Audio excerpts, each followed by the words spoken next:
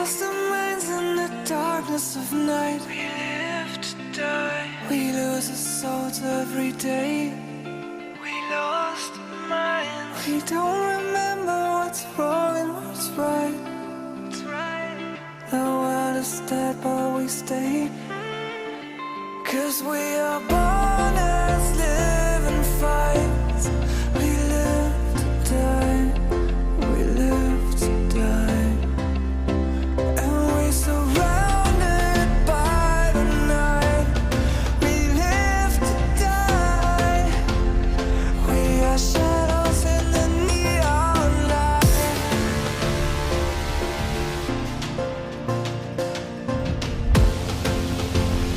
We are shadows in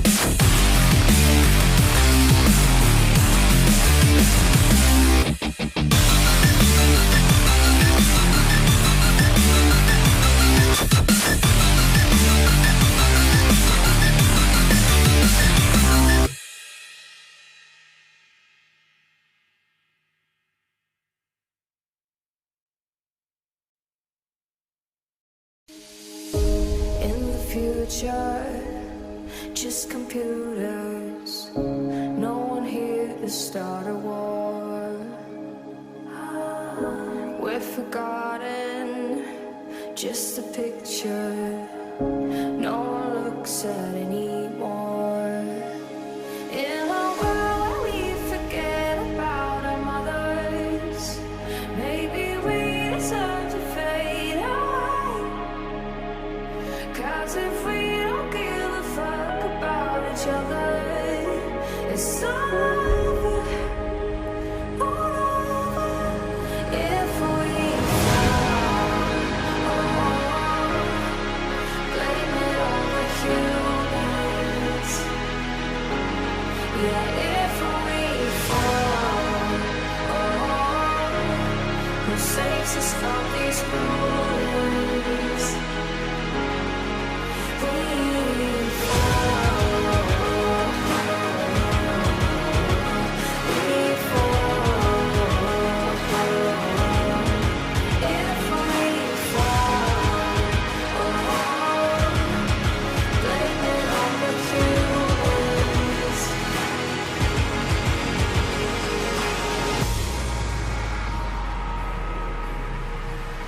Blame it on the humans. Blame it on the humans. Blame it on the humans. Blame it on the humans. Blame it on the humans. Blame it on the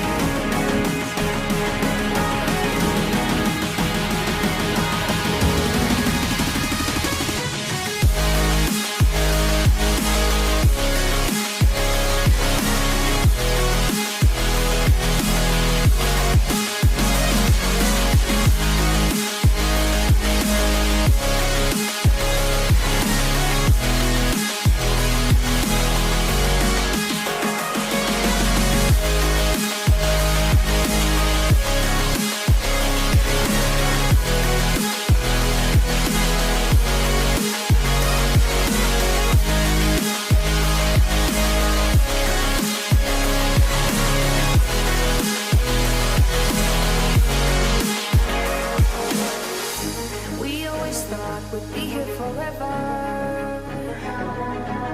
but we placed a bet and we lost it all. We always thought we'd make the world better, but look at us now, we've fallen so far. In a world we forget about our mothers, maybe we deserve to fade out. 'Cause if we don't give a fuck about each other, it's over. If we fall, blame it on the humans.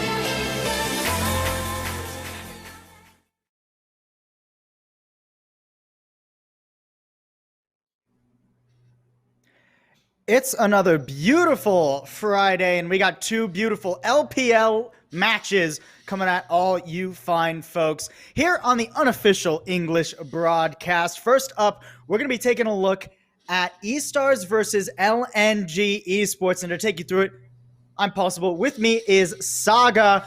I'm very intrigued by this first matchup, but I want to hear your take on it first and foremost here. All right, so we look at eStars. Realistically, in my perspective, they are one of the most fun teams to watch in the LPL because what they like to do and what they do incredibly well is just fight.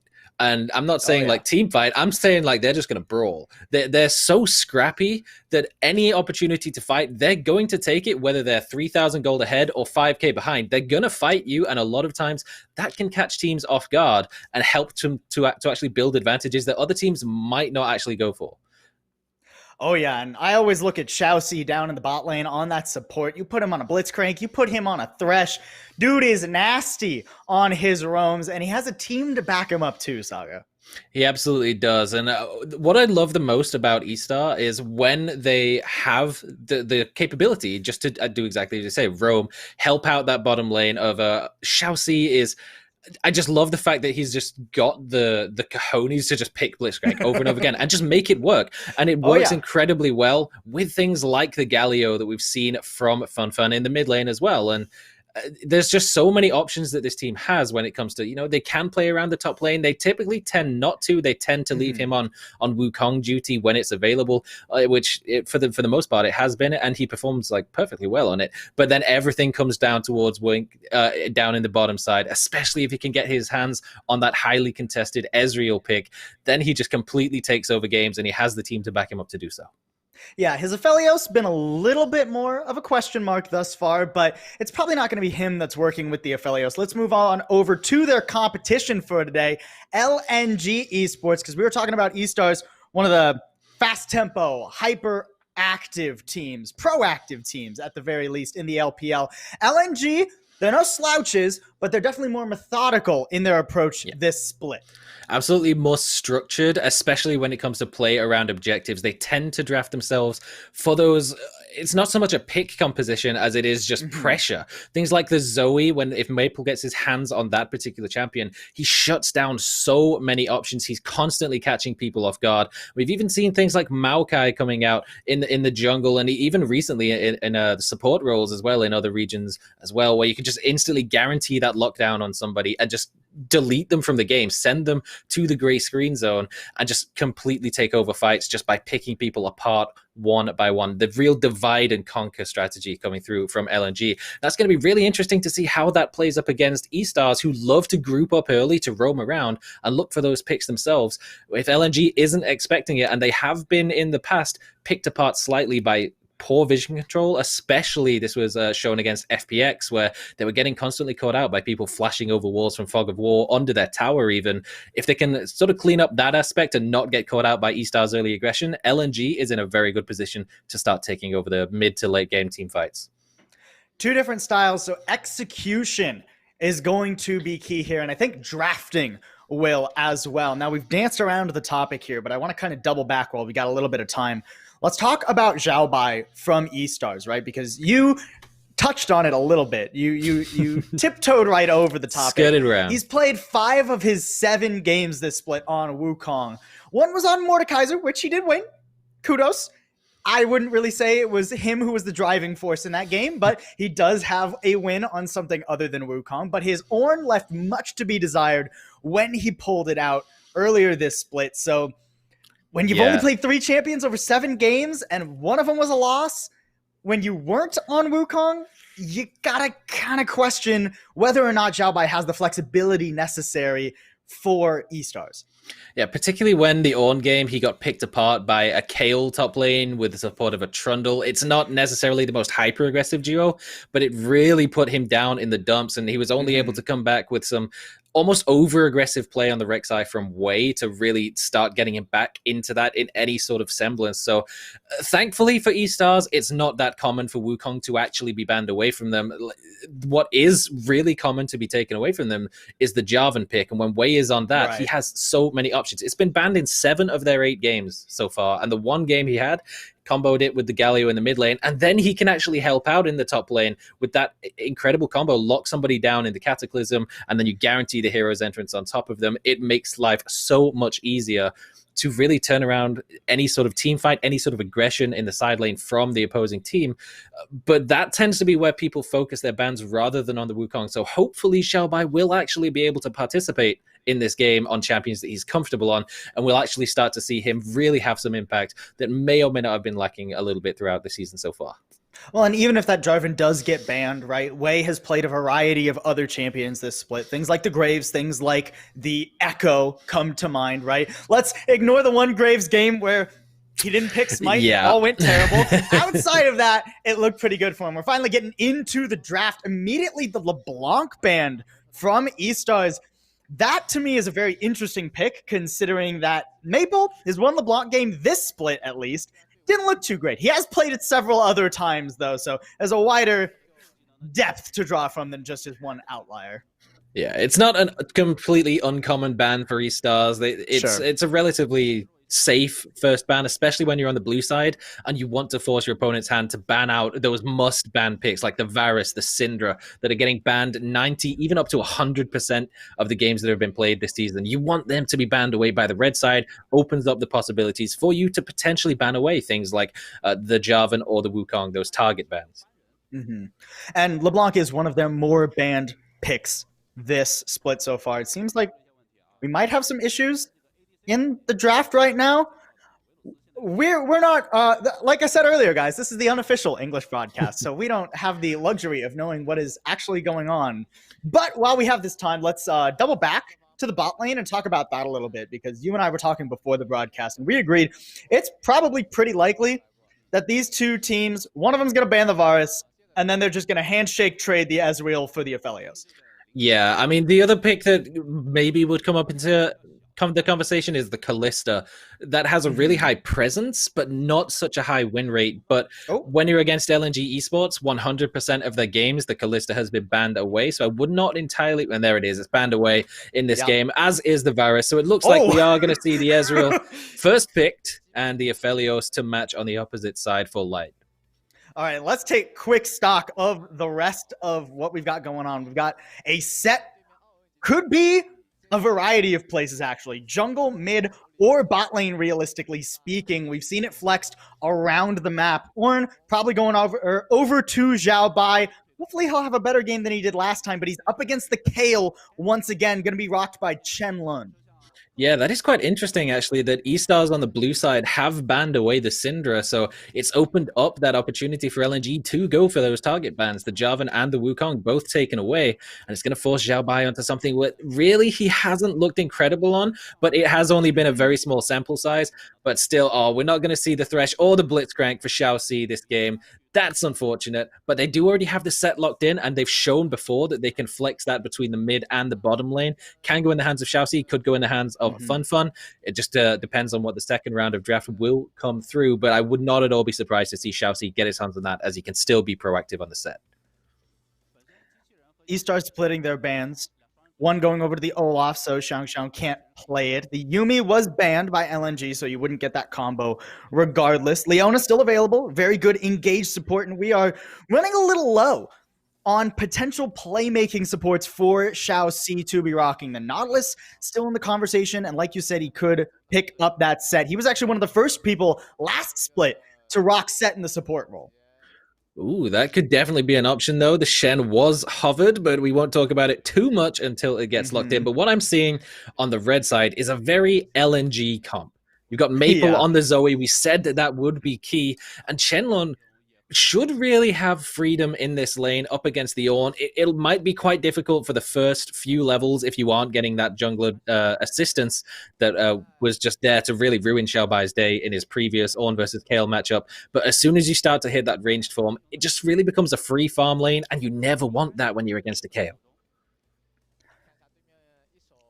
And now we're getting even more troubles for LNG in their very last pick, where they have to pick a jungler, something that will maybe create a little bit of agency across the map. Could just go for a scaling jungler, say, you know what, we'll give you guys the first 15 minutes, we'll get with the last 15. But with the Echo and the set taken away and plenty of bans across the board, Trundle is pretty much the only remaining pick. Still going to be pretty good, though. You're looking at potentially 3 tanks for E-Stars. I'm not complaining if I'm Xiao. Yeah, but the Trundle and the Kayle is the same matchup that really exploited Xiao Bai's Ornn in his previous matchup against, I believe, was it Billy?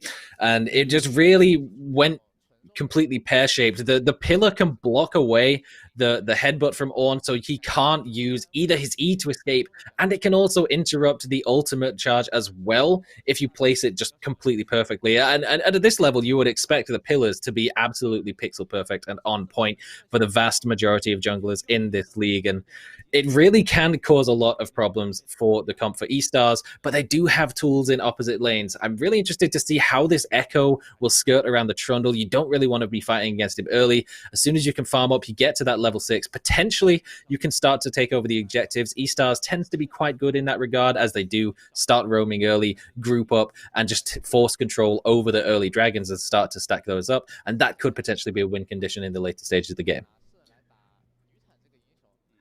And both teams are going to be walking out on pretty much the exact compositions that we expected them to do.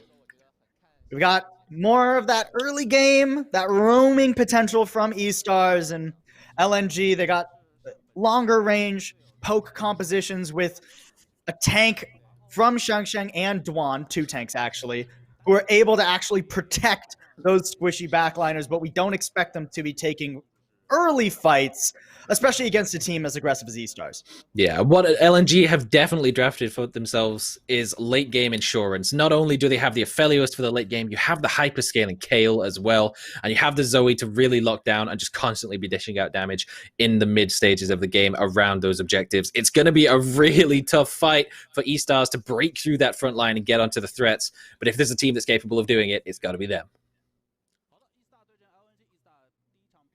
And we are live on the Rift. Both teams playing it pretty dang safe, just going for your standard 5-point, no tricky level 1 shenanigans from either squad.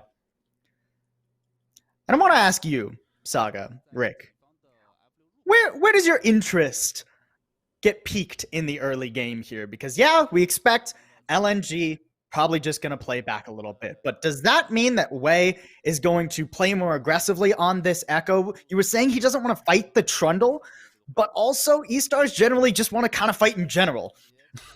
It's true. So I mean, I'm wondering where we might end up on the map.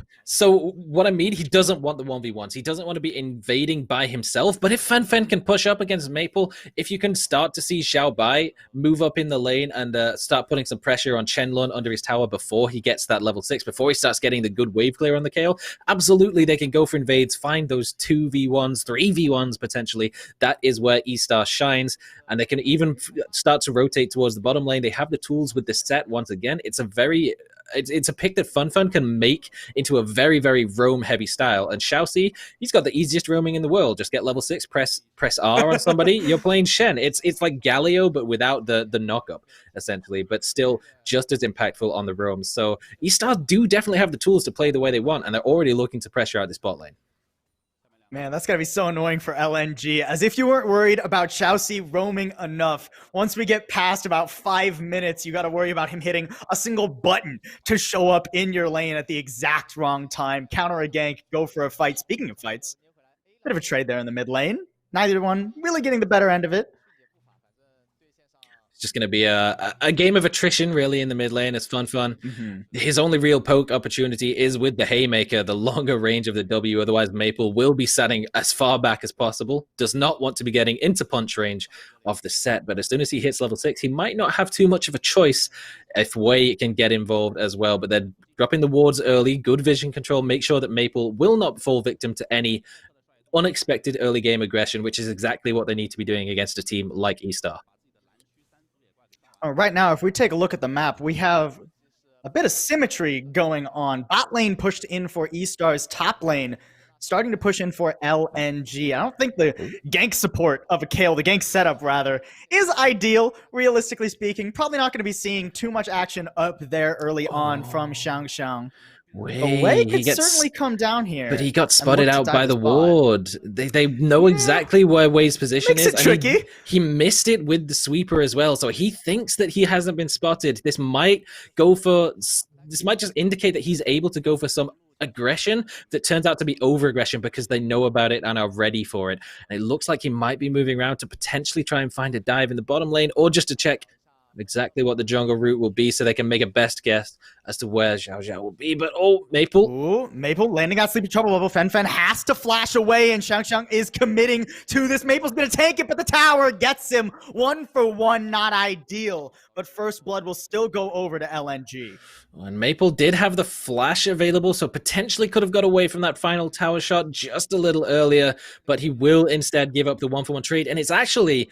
It's the Trundle that picks up the kill, so the actual gold advantage of that play goes over to FunFun. The only real silver lining is Maple still has his flash available. FunFun did burn his and was not able to convert into safety, but Wei is looking for an opportunity in the bottom lane. Already throwing in the parallel convergence. Juan has to flash out of it. Wei, he won't get the spicy, explosive fight he was maybe hoping for, but a flash on the support, you're not going to be too upset walking away for free.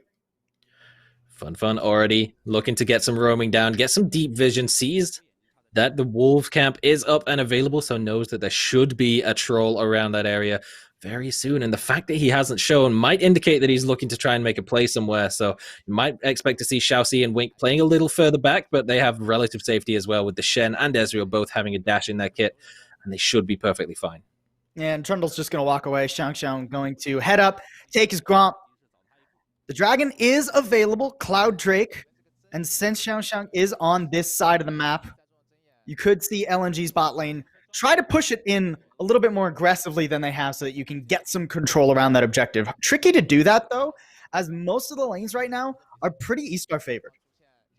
They absolutely are, and especially one that we want to point out is that Xiao Bai is getting the better of the Kayle in this matchup insofar as just pressure. He's shoving it into the tower. It does allow Shenlong to farm relatively freely, but at least he's not being picked apart by pressure.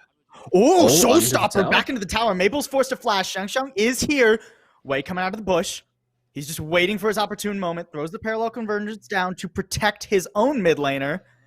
Right now, both teams just sort of staring at each other, seeing if either one will go for an aggressive engage. Fen pretty low, and he already used his ultimate. I don't think this would favor E-Stars. Yeah, and that's the flash from Maple that he saved in the earlier engagement that did cost him his life. This time, uses it to save himself from those tower shots that definitely would have spelled his demise, especially with Wei hanging out on the side. So thankfully he did hold on to that summoner. It did mean giving up a kill in the early stages, but Dwan?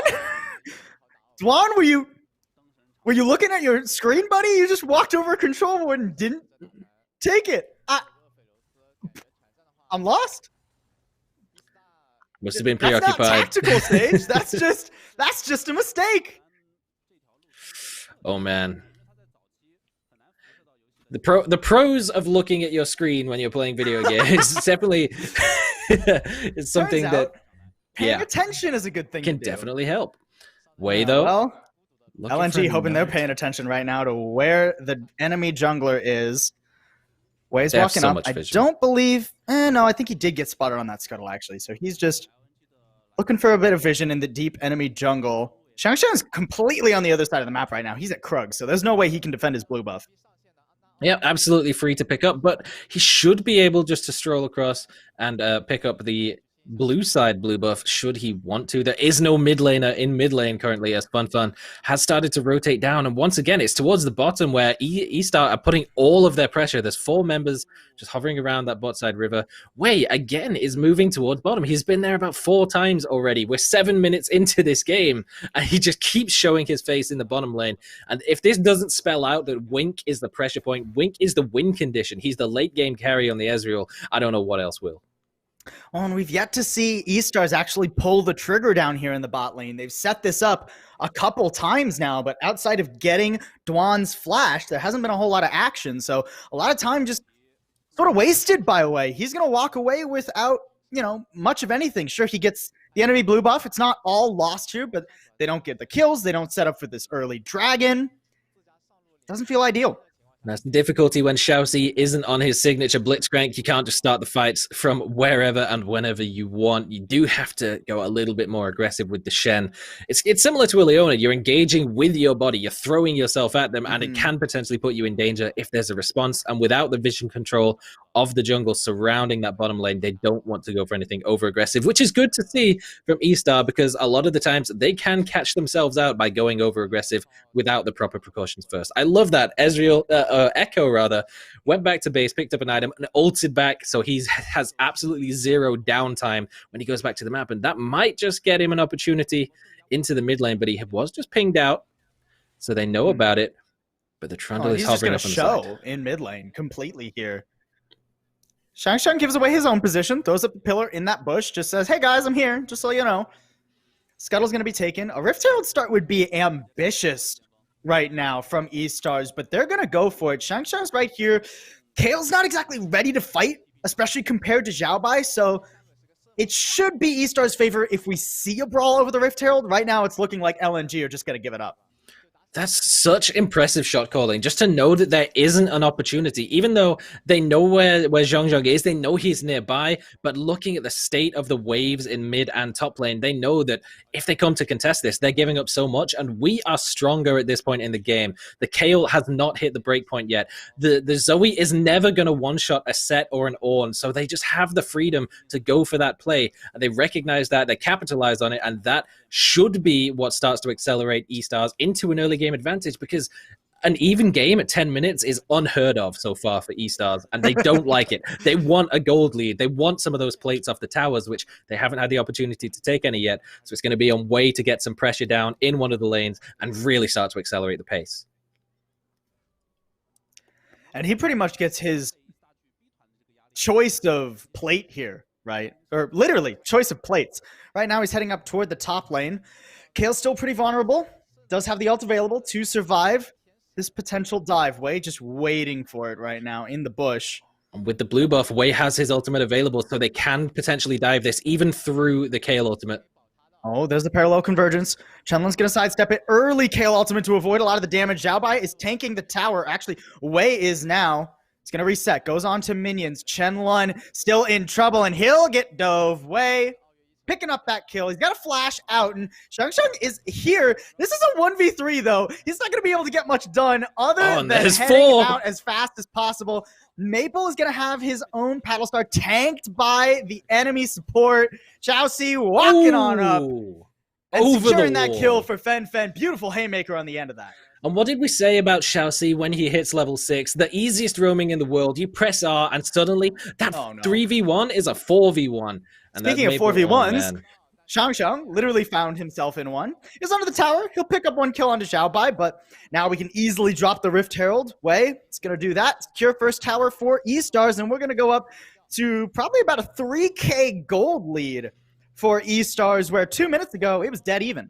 That is exactly the kind of play that E-Stars has all over it. Yeah, they might give up a kill on the Ornn, but it's an Ornn. It's fine. He doesn't necessarily need the gold to give that over to Wei so he can once again get that advantage. And Fun as well, 2-1 for himself. And as this tower dive comes through, we know that Wei has the ultimate available. So him taking the tower shots, not an issue. Just completely resets the tower aggro. And now they just have freedom to pick their moment. And he does have to flash away to get under, unlike Maple did in the earlier stages of the game. But Fun is already here to immediately turn that around. They have the Shen ult on top as well. So as soon as Maple shows, that's a showstopper. That's a taunt. And Maple, really, there's nothing that he can do in that situation. Again, he's not going to one-shot any of the tanky front line on E-Stars, but they can easily take down the Zoe with the numbers advantage.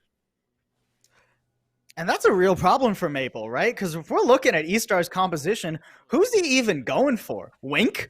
The guy who's just going to arcane shift away from all of your abilities? That's really the only option. You got to thread the needle in a lot of these team fights, Maple. If you want to start having value, at least he'll pick up the blue buff. Shang will give him that, but not a great start for LNG. I can expect this to be a lot of magic penetration on the Zoe and just look to chip away at some of the front line. And then it's essentially on the Kayle and the Aphelios to shred through those lower HP targets in the shorter range engagements. Because Zoe, like we said, there's no chance that she's going to one-shot the Ezreal. Never in my life have I seen a Chinese player on Zoe just one-shot an Ezreal and completely delete him. Never before, never happened. And it's unlikely to happen in this game. The Ezreal, he's just going to be so safe. He has 3 huge meat shields, and there's going to be an Echo around, constantly pressuring and looking potentially for a flank as well. It's just going to be so difficult for Maple to really have the impact in those stages of the game. But on the opposite side of that, Fun has already found some impact in the game. He's sat on 2-1 for himself, and I love the itemization of going for the dead man's plate first. This just speaks to exactly how much E-Star as a team loves to roam, loves to play, not so much around the mid lane, but they want to get involved in any and every semblance of fight that happens anywhere on the map. And he's just going to have that little extra boost to get there quicker just because of that item he's picked up.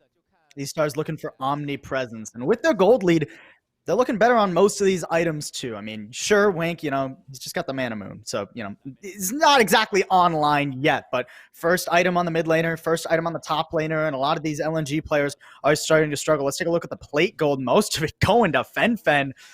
Secure the dead man's plate. That's what's most important, apparently, for E-Stars. Yep, roam around the map even quicker so your set can just demolish any attempt at aggression from LNG. And it looks like Xiaobai might have learned his lesson from his last Ornn versus Kayle matchup. He sniffs out the possibility that there's a Trundle nearby, and he backs away into the bush, does not want to give away any of that hard-earned advantage. Picks himself up an Iceborne Gauntlet as well, so he has a little bit of extra trading power in the lane, but that's all. He's 1 versus 2 at this point if they opt to go for the dive, which they don't, and he's actually going to start turning it around to Kayle.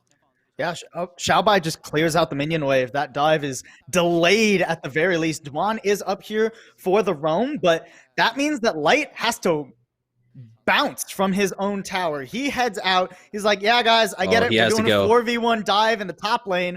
He's not going to get any CS while all this is happening, and the dragon is going over to E-Stars. Teleport coming up from Fen. E-Stars not letting their top laner just die, not leaving him out to dry, and they're going to get the dragon anyways. Beautiful play there from E-Stars to counteract. And Xiaoxi was already on his way up as well. He had the ultimate available. There was just so much presence. Like you said, omnipresent, the perfect word. It doesn't matter where they are on the map. You're going for a 4 versus 1 dive, and suddenly there's 3 members there. It does not matter what they were doing before, but what matters is that the play is called off. It's aborted for LNG, and the dragon is picked up for absolutely free, uncontested, as well as the tower in the bottom lane. That opens the lead up to 2-0. And now we're sat at almost a 5,000 gold lead at 15 minutes. It's perfectly on par for E-Stars. It did take them a little bit longer than usual to start accelerating the pace of the game, but now they're definitely sat in a comfortable position. They have a lot of vision control, so it's very, very unlikely that if they are pushing up, particularly on the bottom side, that they're going to get caught out by a solar flare from Fog of War.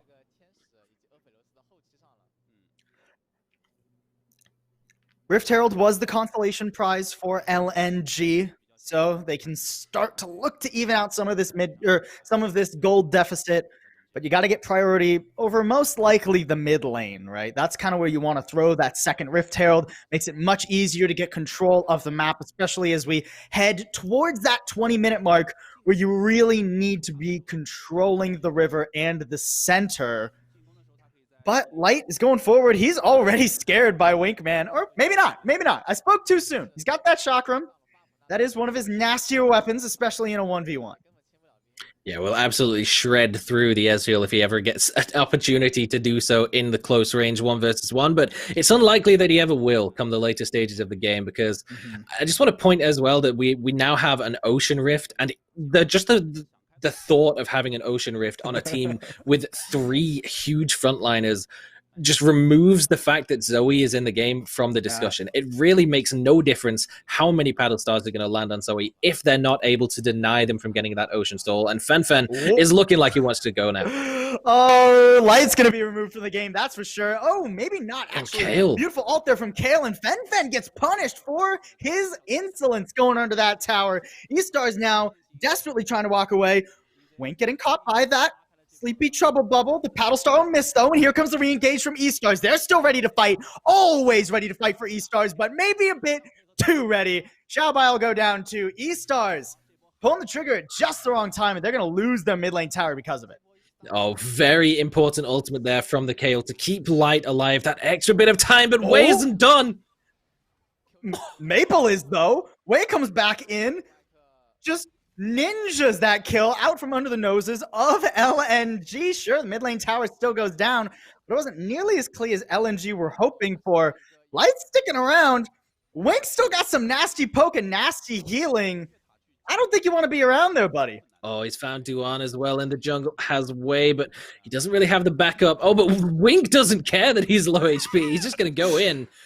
Just hops over the wall, just forces Zhong away from that engagement, and that will be it. Finally, after a solid 2 minutes, that fight will be over and done with. And this is how it all started off, with Fun going around the back, trying to get the ultimate to bring Light back from the behind into his own team, but was not able to do so just because the Kale ultimate is such a powerful defensive tool. And even with the 3-man knockup, the re-engage was not quite enough to really turn this fight back around. And it does end up with Xiaobai going down on some of that gold lead that they've spent such a long time working towards building up has shifted back in favor of LNG, but they do still have the opportunity to push back up in mid lane and even it back out once again by taking the mid lane tower. Whether or not Juan will be enough to defend this, it looks as though he will with the backup of Light, but especially with that Inferno, I'm clearing out all the minions. Yeah, but the way that fight plays out is exactly what we were talking about in the pregame, where LNG, they have this more structure, and when it comes to the actual team fights, it's much less chaotic. It's more systematic. They know that the Kale is going to need to use her ultimate to defend one of the key carries. That is exactly what happens. Keeps Light alive, dishing out the damage on Aphelios, and despite the fact he doesn't pick up any kills, he's still there dealing the DPS the entire time, and that is the important part of your AD carry. Can't get caught, though. Dwan already popped, completely deleted. The rest of his team not able to rotate in time. And E-Stars, despite their one flub in the mid lane, make no mistake, they are still in control of the game. They still want control of the map. And with that kill, they're going to get vision control of the top side jungle, secure that for a while, and grab this mid lane tower. As we hit 20 minutes, it's still a 3K gold lead. Yep. LNG, they're not back in it yet. Moving down towards the first of potentially 3 Ocean Drakes for E-Star.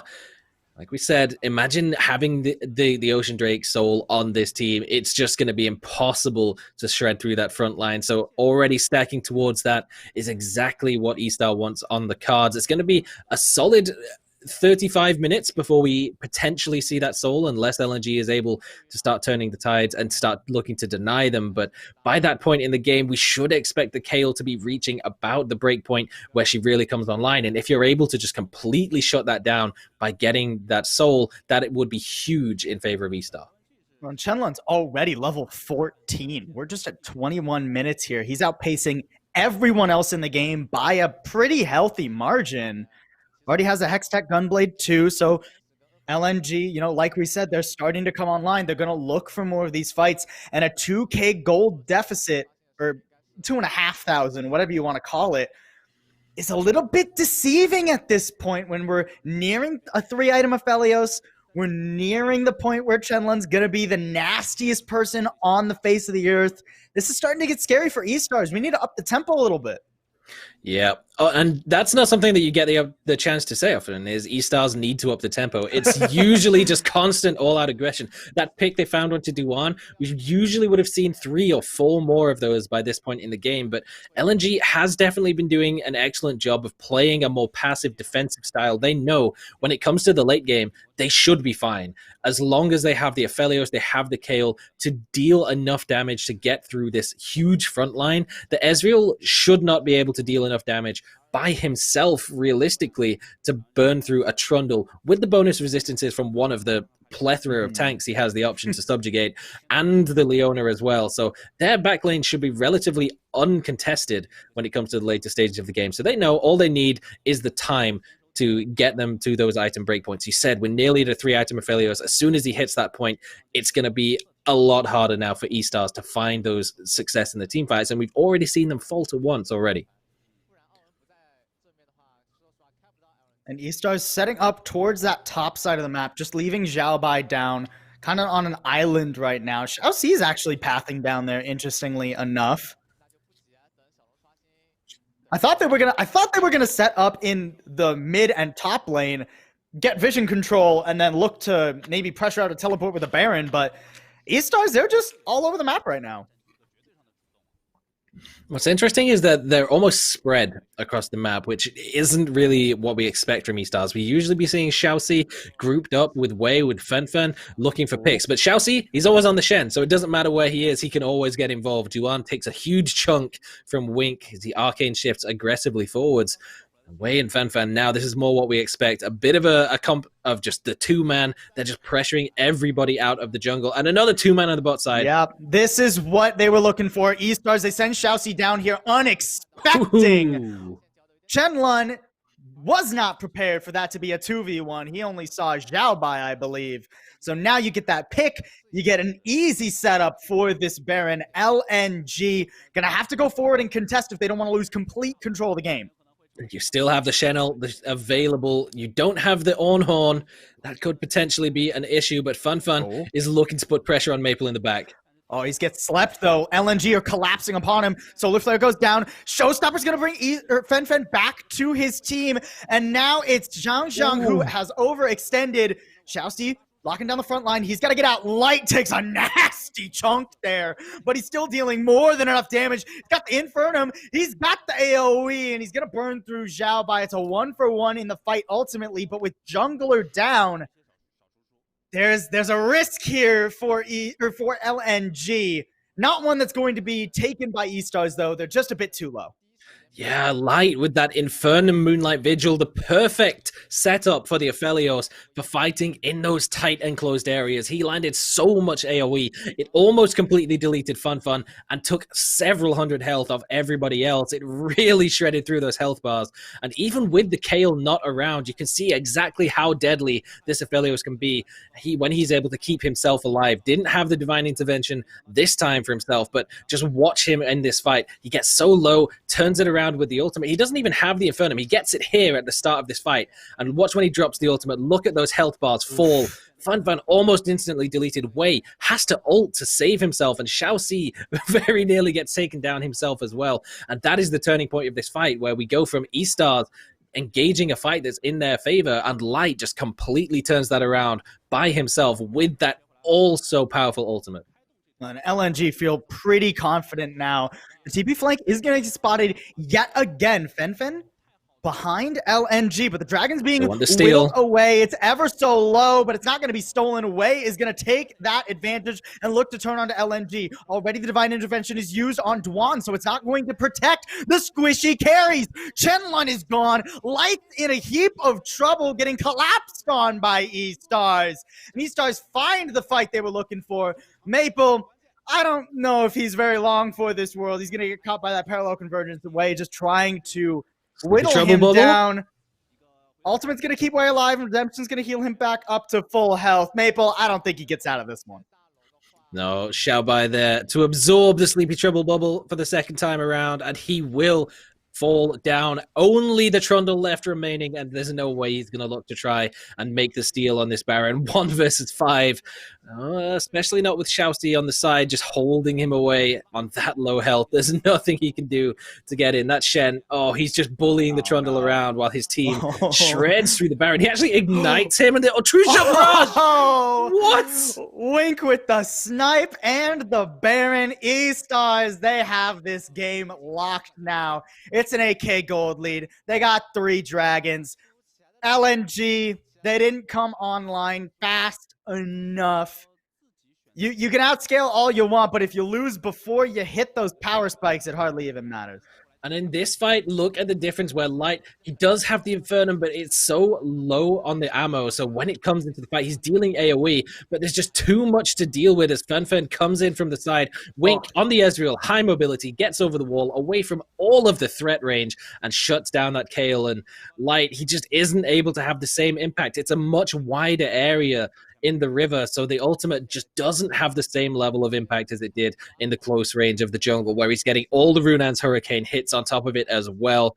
This time, the fight does go in favor of E-Stars. It was looking that way from the start, and now they are a single Drake away from getting that soul that we said should be the nail in the coffin for LNG for this game. They're already down 8k gold at 28 minutes. It looked like there was a chance they were going to bring it back, but the acceleration from E-Stars, as soon as they start hitting those item breakpoints, the on items online, and I love how Wink has gone for the Triforce and not the Iceborne Gauntlet, because he knows that he's going to be the only damage threat, so he has to be able to deal the damage. And with the on upgrade on top of it, it's just nasty. That. Oh man, he's actually going to be dishing so much damage. And Wei, being as far ahead as he is, can contribute in that regard as well.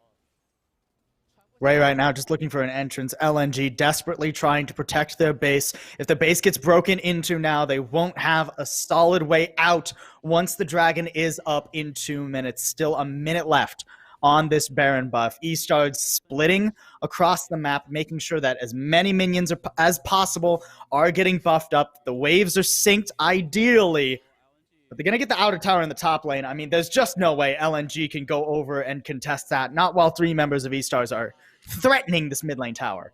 Yeah, it's the last remaining tower that stands outside of the LNG base, and it is not going to be standing for long as Fun puts an end to that, just punches it down like the absolute man that he is. He just has freedom now to roam anywhere across the map and just shut down any of the vision control. If you're LNG, you want to come out of your base. It is so sketchy, so dangerous. You have to ward every single step of the way. And Duan is looking to potentially get some of that vision down, and there's already pings on top of him saying, hey, we should kill this guy. Xiaoxi is going to be looking to put some pressure down. Wei is starting to move over as well, just in case things do get a little bit hairy. Looks like it will just be Xiaoxi able to force LNG back into their own base by himself. And he rewards too all the work Duan just did with that sweeping lens for pretty much nothing. Now the Baron buff is wearing off, sure. You didn't get an inhibitor, E-Stars, but you got all the vision you could ever want in that topside jungle. You got a minute to reset, grab all the items from the tons of gold you got from the Baron, and look for what is probably going to be your last fight to close this to close this map. Let's not get ahead of ourselves. It's not the series yet. We're looking at this as the Wei just 4.4k gold up ahead of Xiao Xiao. It was relatively even up until about that 10-minute mark, and that is where things started to accelerate in favor of E-Stars, where they got the Rift Herald in the top lane, and now he's just so far ahead in this jungle matchup. And just to really reiterate the point of the vision control, but we might have to hold off of that as potentially there's an engage, but it looks like LNG will force their way in front of the Dragon Pit for now, but just look at the difference in vision score between junglers. 38 on the Trundle to 87 on Wei on Echo. He's just constantly deleting all vision. It's so dangerous for LNG to do anything.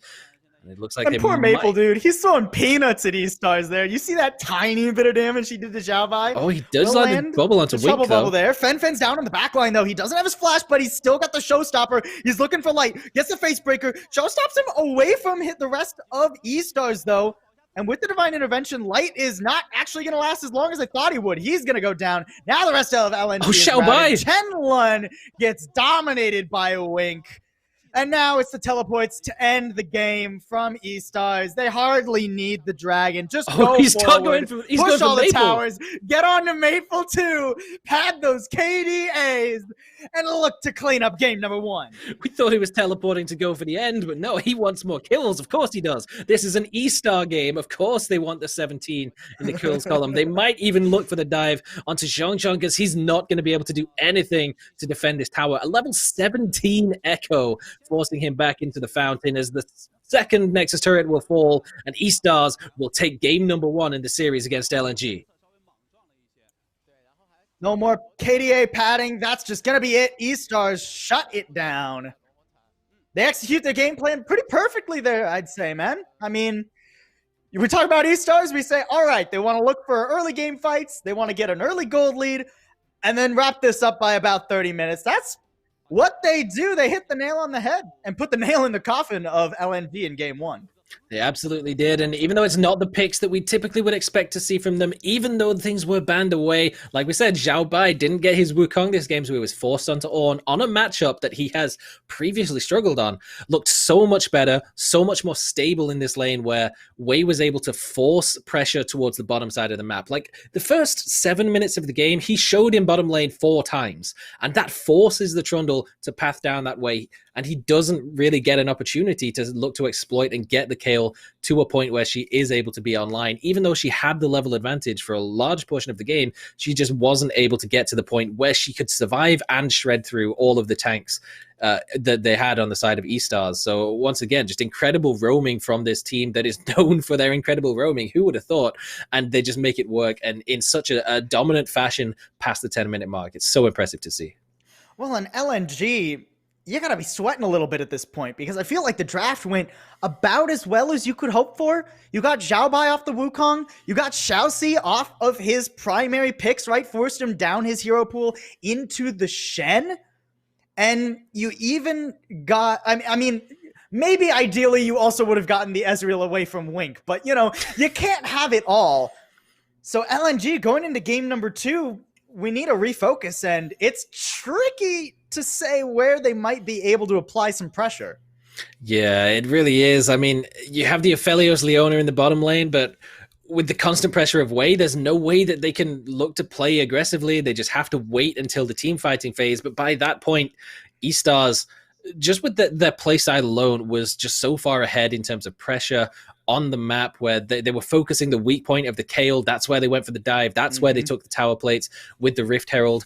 And again, it was an incredible call to actually go for the Rift Herald in the first place, because they knew that the jungle was nearby. They knew that both waves were in a position where they can't really do anything about it, though. And this tower dive was really well executed as well. Wei resetting the tower aggro, just guaranteeing that the Kayle has no defense whatsoever. And even when the support comes up from the Trundle, the entire team shows up, barring Wink. But literally everybody else gets involved in this fight, and they get another one for free as well.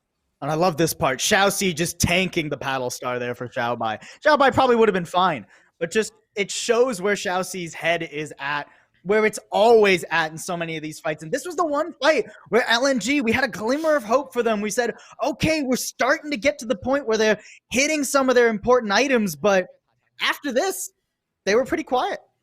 Yeah, it was just really good defensive use of the tools. And I was expecting for a lot of this game that Wei would be the one looking for flanks. But realistically, it's fun. Every time that a fight was engaged, it's always him getting through some of that incredible vision control, coming in from the side, coming in from the back, and using that showstopper to put people in positions they do not want to be. The Kayle brought closer to Wink, who hops over the wall, keeps himself in. Look how safe he is. He's so far away from everybody. Whereas Light on the opposite side, in the middle of 4 meaty tanks, there's nothing whatsoever that he can do. and once again, the same place. Even it's fun on the flank again, taking people away from the team, but Light, there's just nothing you can do. Wei gets through the team, deletes him, and Kale was just not in a position to actually use the ultimate or had already used it in the fights on another target, and just the prioritizing just couldn't really be at that same level as where it was under the tower. And I like the idea from LNG, right? Like, oh, we're going to draft the Kale so that Light is going to be protected from hard engage. But when there's so much engage and there's so much damage coming out from Wink and your front line is losing because you don't have your damage because Light is just stunned by Fen over and over and over again. It doesn't matter if Light's alive because he can't do anything in the team fights. He's just getting stun locked. Even though he's still, invulnerable, he's just not allowed to play the game. Yeah, there was the one fight as well around their red buff that wasn't actually shown on the replays where if Light had a little bit more gold, if he'd had one more completed item, that ultimate alone probably gets him 2 kills, and then he's going to be able to start looking to turn that fight around and potentially get LNG back into the game. But it's just incredible play by eStars to really, really shut down everything that LNG wanted to do with their scaling composition and just take it to them constantly over and over again. It's the eStars way, it's aggression, it's what they're known for, and they've just executed it incredibly well. eStars say, if you don't want to play early game, we'll play it for you and lock up game number 1. It's going to be Wei as the MVP. We're going to throw it out. Game number 2 comes back in just a minute. It does. Just after us.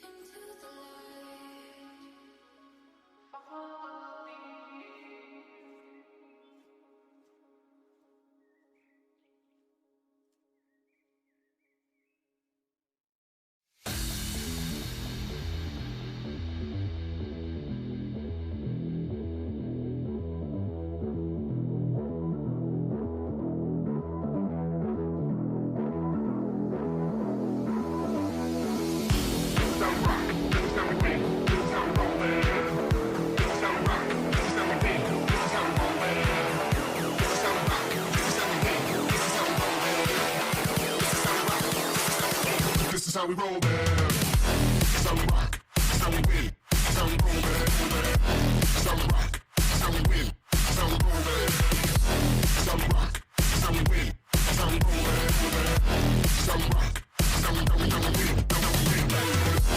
Some rock, some win, some roll, man. Some rock, some win, some roll. Some rock, some win, some roll, man. Some rock, some win, some win. Some rock, some win, some roll,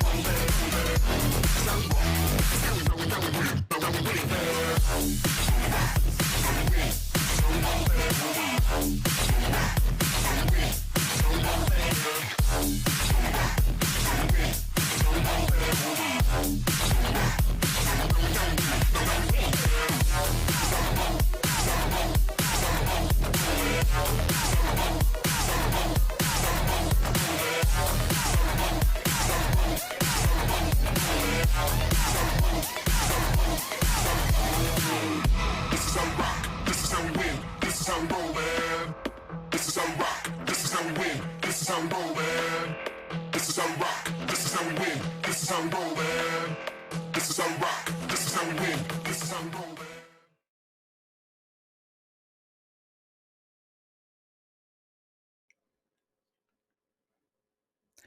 eStars in game one against LNG Esports showed us why they love to play the early game. Now, if LNG want a chance to run it back, they're going to have to show why their own style works in game number two. Welcome back, everybody, to the unofficial English broadcast of the LPL. I'm Pulsable. With me is Saga. And Saga, I'm very intrigued by what adaptations we might see from LNG in game two here. Because in game one, they banned out Xiaoxi, they banned out Zhao Bai. I mean, there's only one ban, the Wukong. And it still didn't go too well for them.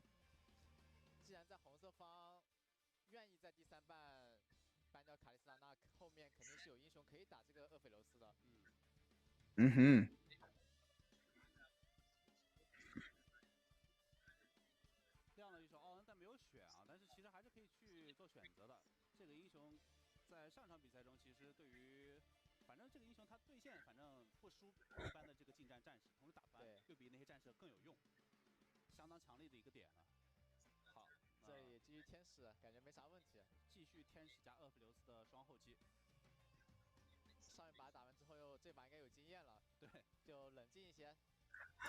And interestingly, I don't think they heard you there, Saga. Okay. But essentially, sum it up real quick, and we'll move on to the next point. We'll touch on it again later.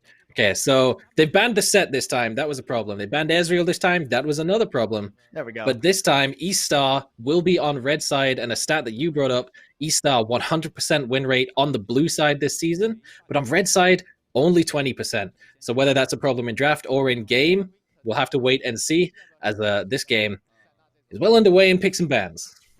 Yeah, and it seemed, interestingly enough, LNG, we mentioned the things they're doing differently in bans, but they're actually running back that same top lane. Shenlong's going to run the Kayle yet again into the Ornn from Xiaobai. And the Wukong was left up from Xiaobai, but he doesn't go for it.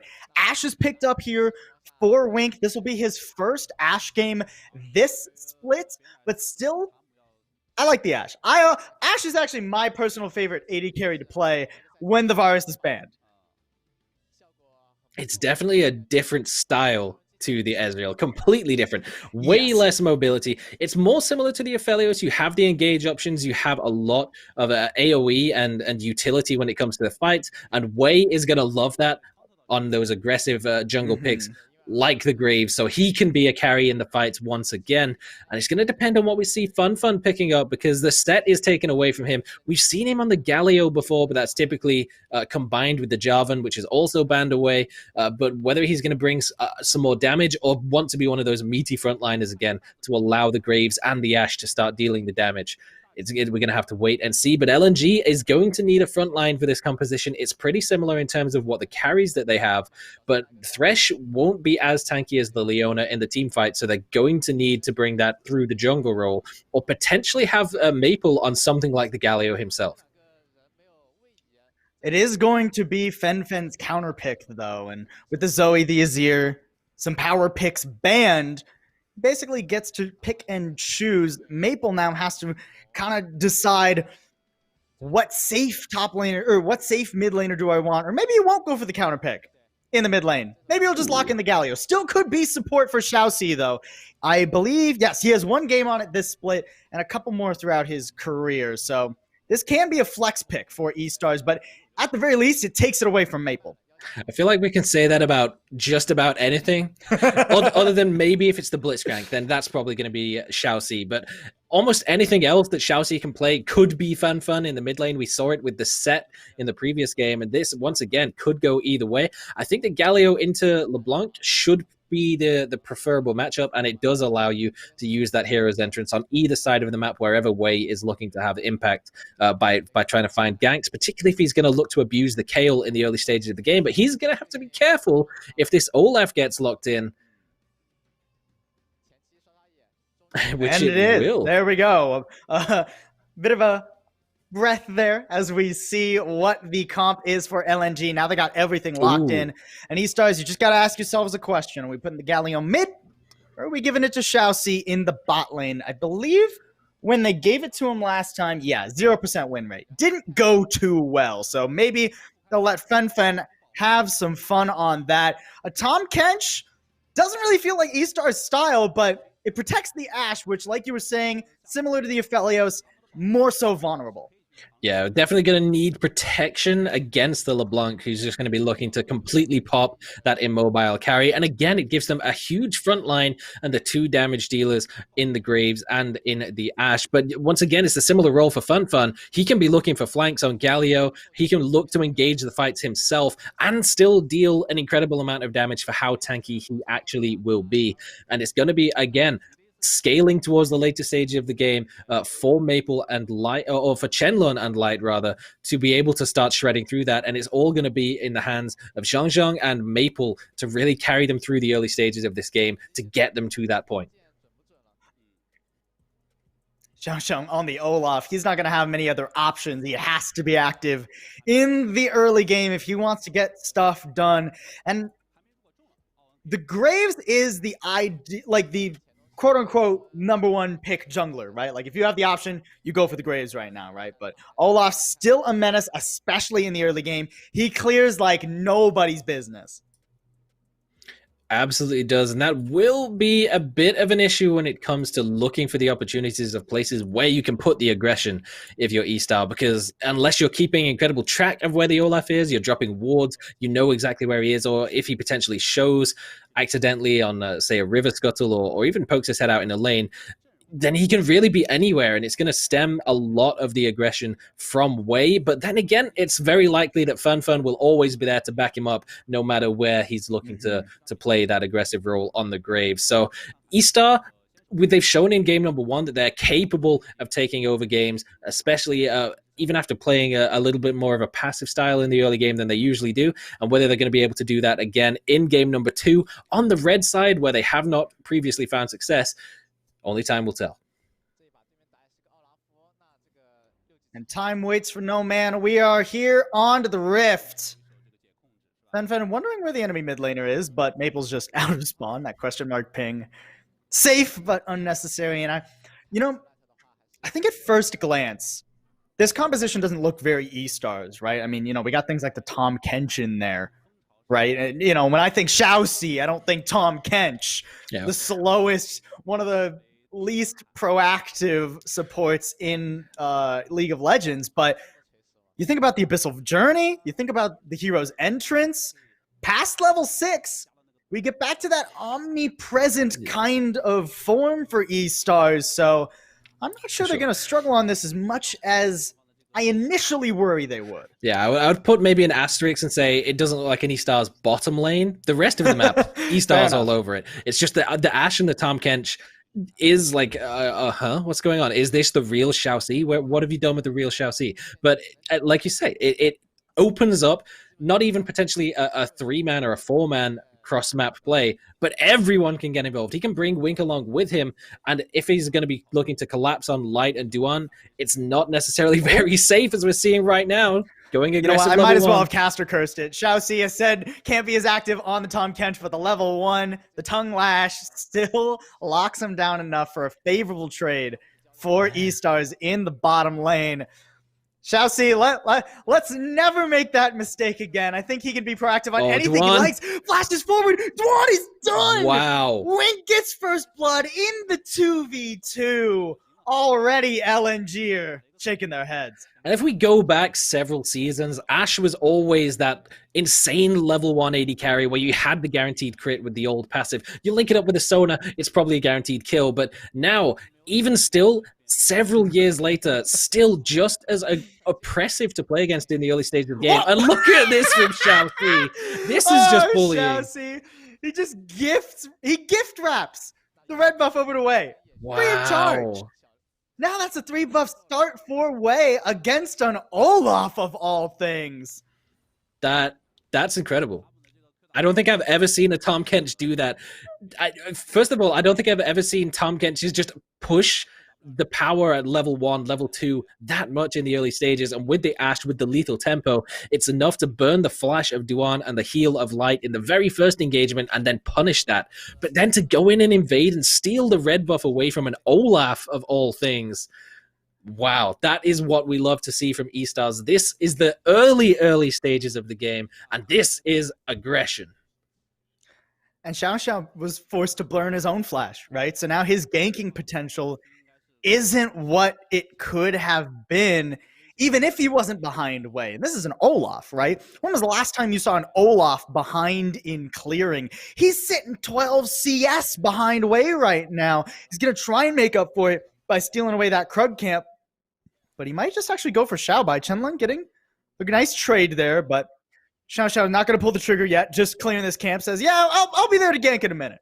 Yeah, Chenlun does have a nice freeze on that wave, though, so Xiao Bai really didn't have much that he could do other than stand around and watch, and that's a huge wave that's being built up on the top side, but bot line doesn't have flash. He goes for the death sentence, locks himself down, gives easy pickings over to E-stars.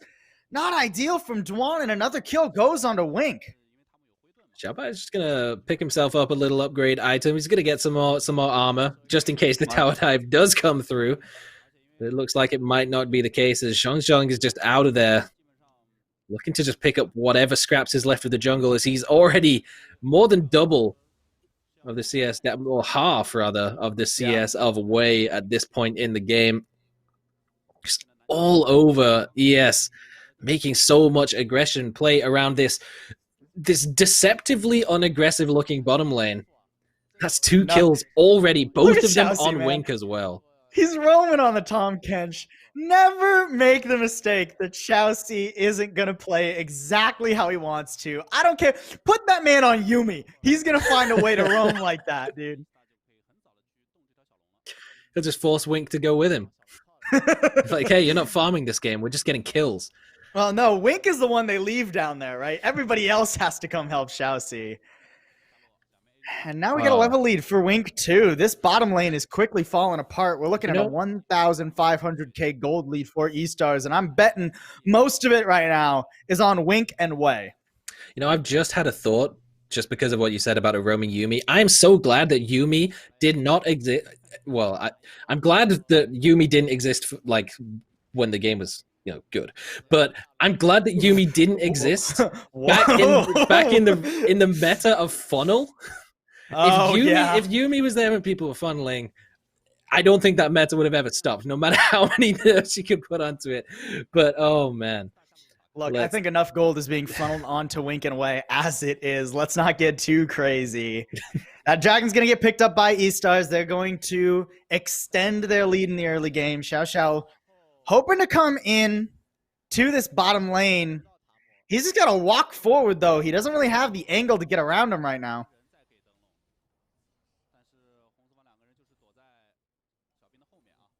This is just slow going. Yeah, finally Xiao Xiao will start up his Krugs, but it's a lot of time wasted. He's falling further and further and further behind of Wei, despite being one of the most aggressive early game junglers in League of Legends when it comes to the champion he's playing.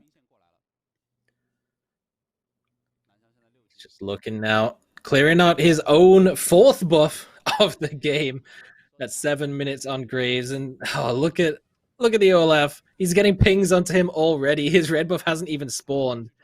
And they already know exactly where he is. 25 CS down still at this point in the game.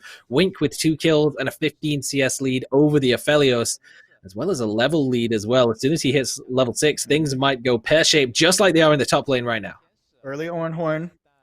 Wei trying to go on in. They can't even force the flash out of Chen Lun, though. Good discipline there to back off early in that engagement. Fen's up for the roam too.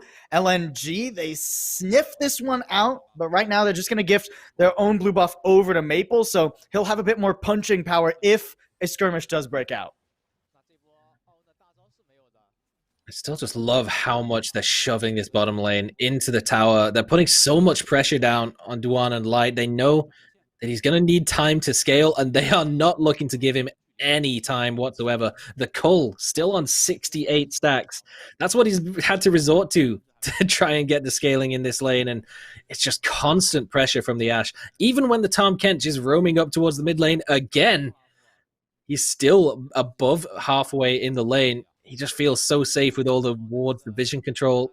He's going to back in what would usually be called a suicidal position, but he just feels totally fine to do so, as the rest of his team is on the opposite side of the map, grouped up once again in E-Stars fashion, taking away that Rift Herald, and that is what started to really accelerate the game in game 1 of the series. Game number 2, they've already made a start, and this is just going to exacerbate that lead. And Xiaoxi getting out of lane, the lead that was created already is going to unlock him so much when it comes to getting around the map, right? Because if they even want to leave Wink down here to farm plates like he is right now, the Abyssal Voyage could potentially take him and Wei to another lane, right? Yeah, and then Fen can ult on top. And then Fen can ult in, exactly, right? So once again, I used it in game 1. We've got that omnipresence coming out of E-Stars right now. And if LNG don't find a way to punish Wink in the bot lane, ideally speaking, we're going to have an even quicker game number 2. Yeah, and if Fen's ultimate wasn't enough for him to get into lanes, he's still got the unsealed spellbook, so he could switch around and use a ghost to get down there quicker. He can even take exhaust or ignite for the 1v1s. They just have so many tools, and Maple just hasn't been able to be that aggressive LeBlanc that we tend to see, always going for trades in the lane, looking for potential chances to roam, because how do you roam when there's potential that any bush you go into has 3 members of the enemy team into it? There's just no possible way to do so. And Zhongzhong was kept so far down by that incredible red buff steal from Xiaoxi and Wei in the early stages of the game, that he hasn't been able to have that early game impact of the Olaf that we really needed to see from him coming into this game. As we said, they were the early game insurance to allow the Aphelios and the Kayle to scale up into the later stages of the game, and they just have not been able to have enough of an impact that Maple is going to be that much of a threat towards Wink when there's so much of a front line in front. And Wei is just posturing up towards this mid lane, wants to drop the Rift Herald, secure some plates onto Fen. First tower, possibly two. There's still quite a few plates on that mid lane turret, so not convinced this Rift Herald is going to be enough to take the tower, but that's some nice petty change going into the pockets of Wei and Fen. And Xiao even gets pulled up from the bot lane. He was sitting there for so long looking for a potential gank, but now we finally are going to have action. Teleport coming in behind, but E-Stars are going to answer back. They teleport Fen in. It's a double TP. Xiaobai's here to play. Now Chenlong is on the wrong side of this fight, and even the Divine Intervention is not going to be enough of a godsend to save his life. He's going to get taken down. A third kill in the books. They will lose Wink. E-Stars, they don't get out of it flawless, but now they have all of LNG pinned under this bot lane tower. Wei's here to pressure. Abyssal Voyage going forward. This is the aggression we want to see from E-Stars, but we don't want to see too much. They might actually overcommit here, and they don't want to juggle between two towers like this. They could get pinned down, withered away rather quickly. We need to see them just go in and pop somebody. Oh, Zhong has been separated from the team. There's no way that he's going to be able to get back to them. He will be the sacrificial lamb. And the lantern, that's the word, is not enough to get him out to safety. And Maple, he gets almost exploded. But nearly takes his head off. Even daring to get close to Wei, he almost gets exploded. But this will be the first tower going down for E-Stars, and that mid lane tower is not looking healthy, and there's no one there to defend it. Wink should be able to pick that one up as well, just shove in this wave, unless Duan can get there quickly enough. It looks like he will be able to just barely keep that alive. Second Dragon goes over 2 for E-Stars. Now they're just about 10 minutes away from a potential Mountain Soul as we figure out what rift we will be dealing with. And honestly, I think any soul at 22 minutes is pretty much a death sentence for the enemy team, right? LNG right now, they're sitting 4,500 gold down. We haven't even hit 13 minutes yet. I just want to make a point that before the start of this series, LNG's stats around the objectives, they were 3.6 average dragons per game, which means that just about every game that they've played this season, they have been the team that ends up with the Dragon Soul. And they've just had nothing when it comes to objective control in this series, because E-Stars has always been there first, and they've just been there in numbers and in force, and have forced LNG away from them. And it looks like we're going to get an exact repeat of that when it comes to game 2 of the series, already looking to stack up that soul for themselves. And even though they've switched their bottom lane to the top side for now, they've got 3.5 minutes before that next Drake spawns, so they're looking to pressure down the alternative objectives, which is those towers. Tower plates will fall soon, though, so they won't be able to farm any gold unless they can take them down. But this mid lane tower will not be long for this world. Yep, no, goodbye mid lane turret. That is 2 towers before 14 minutes. That is just nasty. Maple's getting dove now, too. Call the Forge God going forward, but LeBlanc is pretty hard to pin down in general. E-Stars are going to have to back off of that one. Rift Herald's coming up in just under a minute, though. So E-Stars, they could still snowball this lead even further as they pass 5,000 gold in their advantage. And yeah, Xiao, he's on to Fen here. He will have help from Maple. This might be the pick they were looking for, but no. There's the ultimate out. Fen gets away scot-free.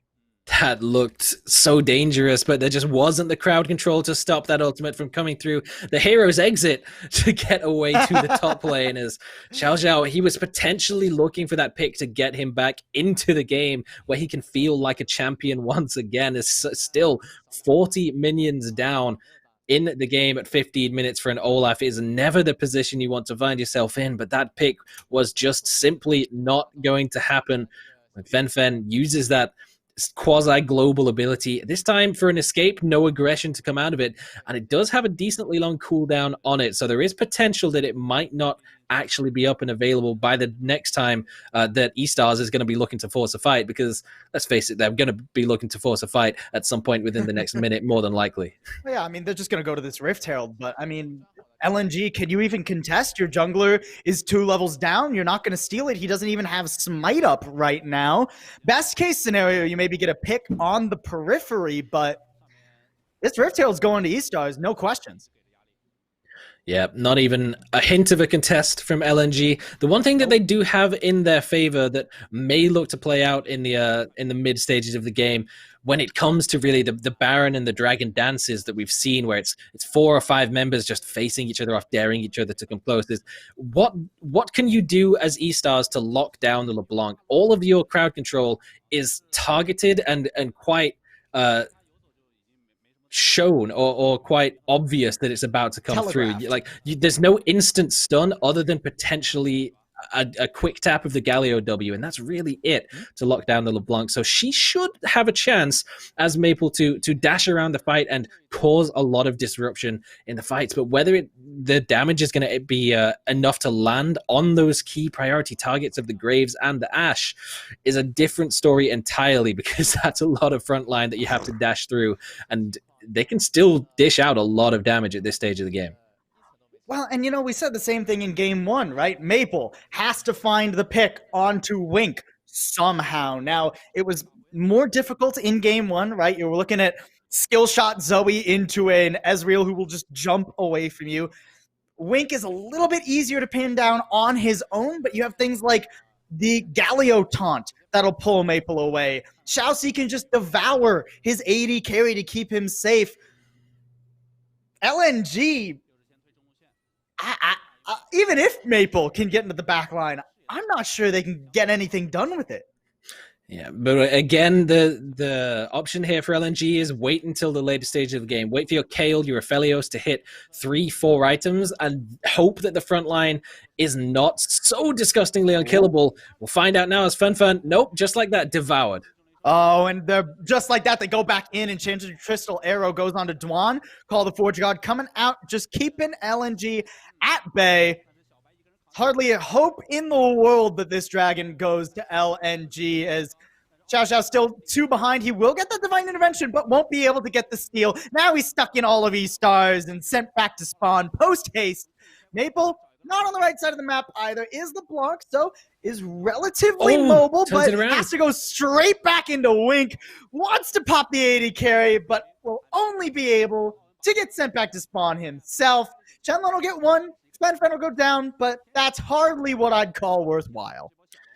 Ooh, that was on a knife's edge for a decent part of that. As soon as I saw Maple popping back in and potentially looking to find Wink separated from the devour of Xiaoxi, there was a chance that Ashe was going to go down, and not quite to be the case. It will, in fact, be Maple who gets dropped, just not quite enough burst damage to split across the 2 targets and actually come out ahead in that fight. But again, it's just more and more advantage being built up for eStar. There was potential that Changchong was able to try and steal that dragon, but he's been held so far down in this game. He's 2 levels behind.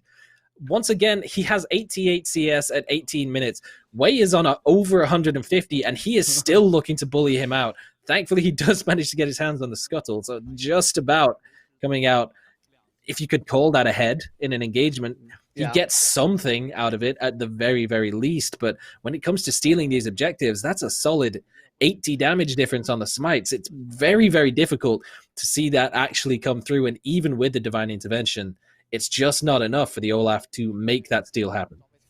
Well, and we're running on a clock right now. LNG, they're up against the wire. Oh, Wei, adding insult to injury there. Collateral damage for the red buff. He knows he won't need that. No, why bother? eStars, you're up 6k gold at 20 minutes. Who needs your ultimate when you can just run down mid lane with the Rift Herald, pick up the inner tower? LNG are just forced to sit there and watch. Yeah, and the issue that LNG has as well now, well, one of the many, Light just I hasn't was had gonna an say. opportunity to pick up those items. In the fights that went their way, it was those tight enclosed spaces where Light can stay alive, use the Infernum with the Runan's Hurricane to get AoE damage down. He hasn't even started building the Runan's Hurricane at this point, and there's just nothing that they can do to defend against this onslaught from E-Star. Juan trying to land that death sentence. It's a desperation in this 2v2, but nothing's going to happen except for the mid lane tower going down to the 3, pushing it. E-Stars are unrelenting. They do not give LNG time to breathe. Chelsea will take some damage, but that's a Tom Kench. He's fine, and Wei is just farming this top lane. I mean, as if he needs any more farm. He has more than his top laner has at this point in the game. Double of Xiao Xiao's right now. Oh my god. That hurts. As an Olaf, where like your one thing is, I clear pretty much the best out of everyone. Being that far down in CS, that stings. That hurts your pride. Particularly when, again, the Olaf and the LeBlanc was what was needed to carry through this early stages of the game, just completely getting shut out like that, just off the unexpected aggression from Wink and Xiaoxi on what doesn't look like an aggressive bottom lane, completely caught LNG's bottom side off guard in the very early stages of the game and just really put the tools of the Tahm Kench to great use, stealing away the red buff and accelerating Wei to the position where he gets to control the pace of the game.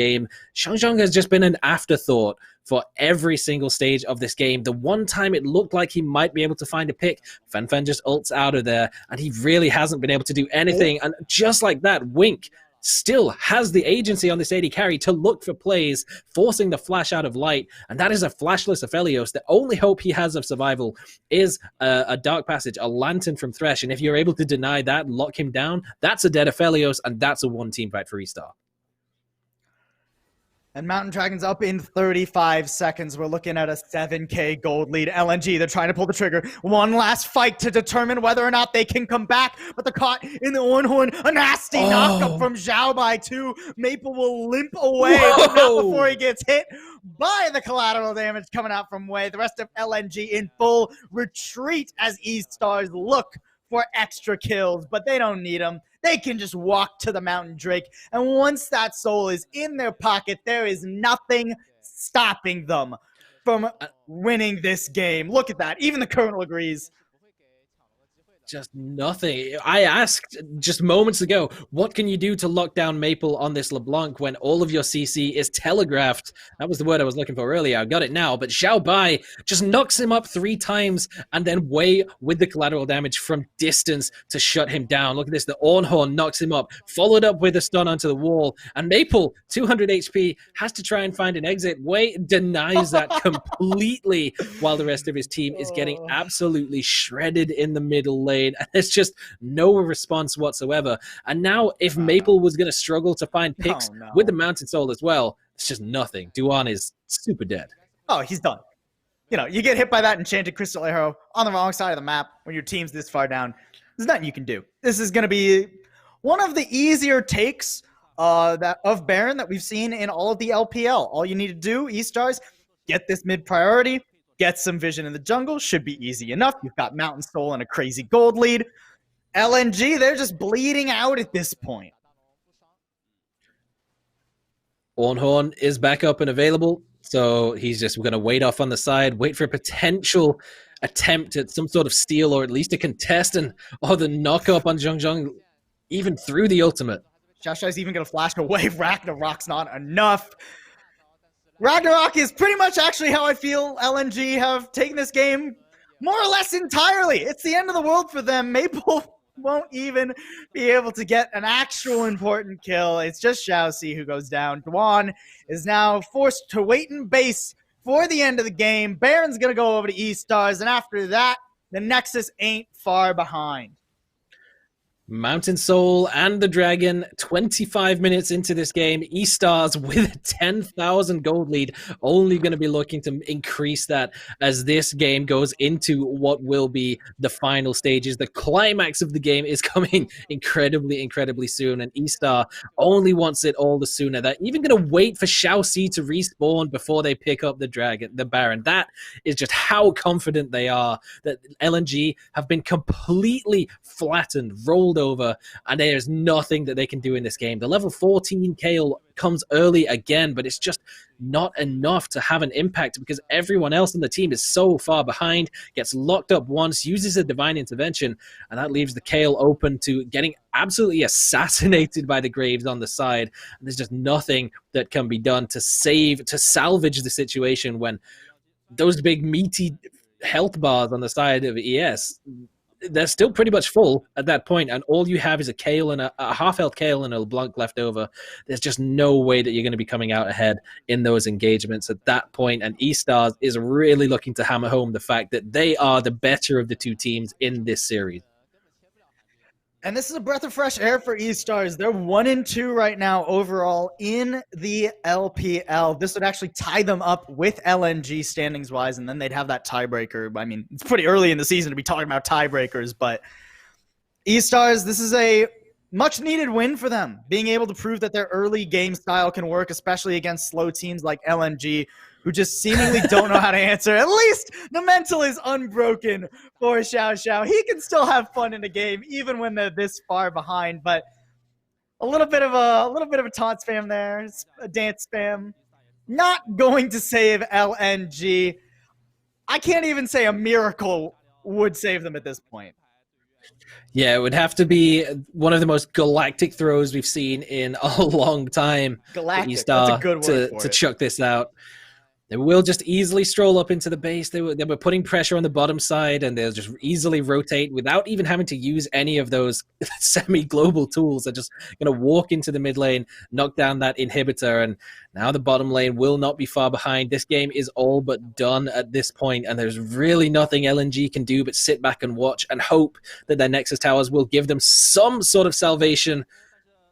Looks unlikely. Yeah, doesn't feel like that's going to be the case. The Onhorn whiffs, but E-Stars hardly need it. They can just walk forward, take what's theirs at this point. They've earned it. They're 12K gold ahead. Maple, kudos to him, man. He's trying to get something done. Enchanted Crystal Arrow going to stun out Dwan as he was attempting to help secure the kill onto Xiaoxi, but that is one tanky catfish. A teleport into the top lane. E-Stars, come on, just end it. Put them out of their misery at this point. And it's going to be fun. He goes for it. So, unsealed spellbook, it's totally fine. Commit the teleport, get all 3 inhibitors. And even in doing so, Light is half HP, and so is Olev Duan with no flash. Almost getting taken down. Wink is just running a train on the front line right now, dealing so much damage on this Ashe, and there's just nothing LNG can do to stop this. Look how much little damage E-Stars has taken this entire time they've been sieging the base.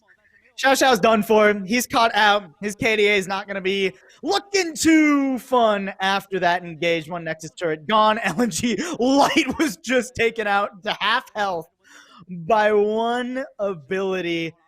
E-Stars, that being said, they've run out of Baron buff. I think they actually have to back up. I can respect it. They don't want to go over aggressive. Like we said, it would be an entirely unheard of level of throw. So they don't want to go for that. They're just going to sit back. They're going to wait for that Elder Drake to spawn up, because getting an Elder Drake at 30 minutes is like, it's not a nail in a coffin. It's like a bulldozer across the coffin. This is absolute overkill for E-Star, but they want it. They want the stats, and they're going to get it because there's just, again, nothing LNG can do. They have a single ward on that side of the river, and it's not even theirs. If they're actually going to look to potentially walk up and get some vision control, but that's so dangerous, and Olaf will find out exactly why as 3 members of E-Star is looking to collapse. This was the whole reason. Elder, whatever. Later More game time, we kills. don't care about that. Pad the KDA. You get all these kills if you draw them to the Elder. They don't even go for the Elder Dragon. They're just Abyssal going to end the Voyage. game now. Finally, they will put it on the board. Light's going to dodge that taunt just barely, but the knock-up, he will not get away from, and collateral damage will finish him off. E-Stars, they played with their food a little bit here toward the very end, and they're looking to get some extra kills on the back. But the Nexus turrets are now gone. Hero's entrance near the base. I was kind of hoping he would go into the space laser with that one. He walks into it. Divine Intervention going on. It'll prevent Sherlock from dying, but it won't keep LNG in the game or in the series. It's a 2-0 for E-Stars and a confident win at that. Have you ever seen much more of a consolation prize than Duan flaying the Ornn back into the fountain and picking up their third kill of the game as their Nexus falls before their very eyes? E-Star, they've done such an incredible job of developing this style of hyper aggression, and when they're able to make it work in the early stages of the game, this is what the games look like. And even if they're forced to play a little bit more defensively, a little more passively in the early stages, like in game one, they find the ways to get that aggression rolling and just can absolutely dominate some teams.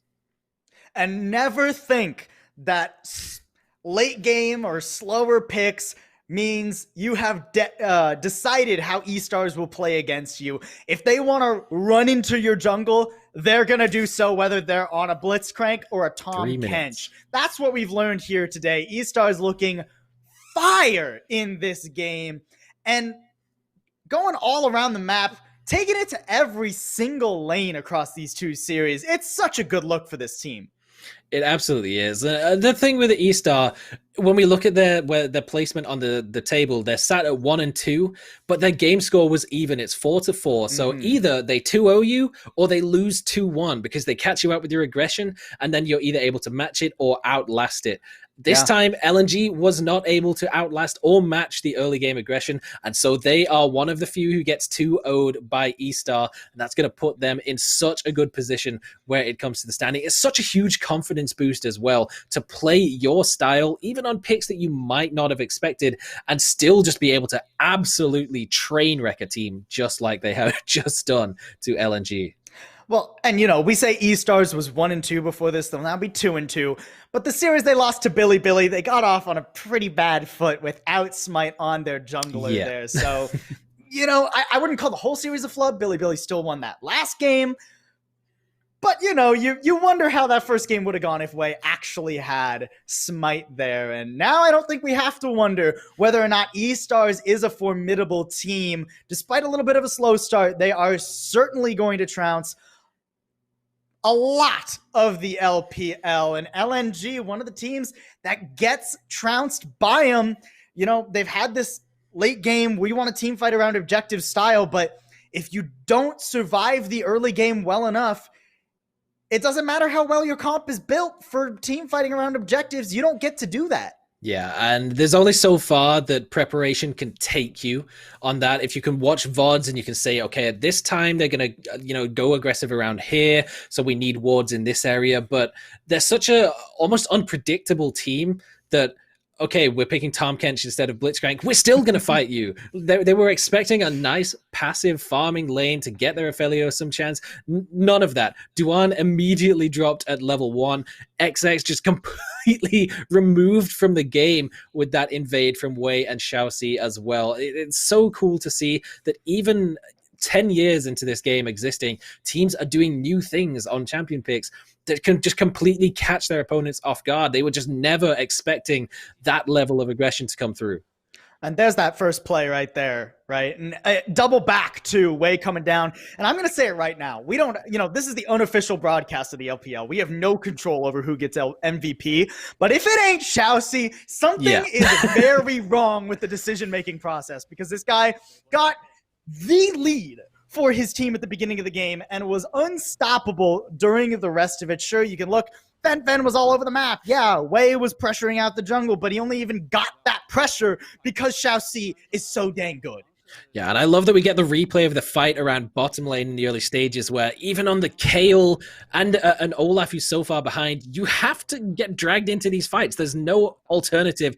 This is the one point where I thought Maple might be able to turn something around, but just was not able to do so. Maybe if he was able to get that pick, he could have had more of an impact and started to look to carry. But this is the ending story for Maple. He just gets absolutely blasted by tanks, and then there's a Graves on the side to put the final nail in that coffin, and then it's just pick after pick after pick for E-Star. They're just constantly finding things all across the map, and as soon as one member spots an opposition within potential killing range, everyone's going to collapse on it, and it's near instant with the way that they draft that's so unique to them, that has so many global abilities. It's so cool and so refreshing to see a team playing that. It's the fundamental aggression of Chinese teams that we've come to expect, but we don't always see. This is what we love to see from teams like this. And man, Wink just constantly landing those arrows really does not want Thresh to be in the game for any longer than he absolutely needs to be.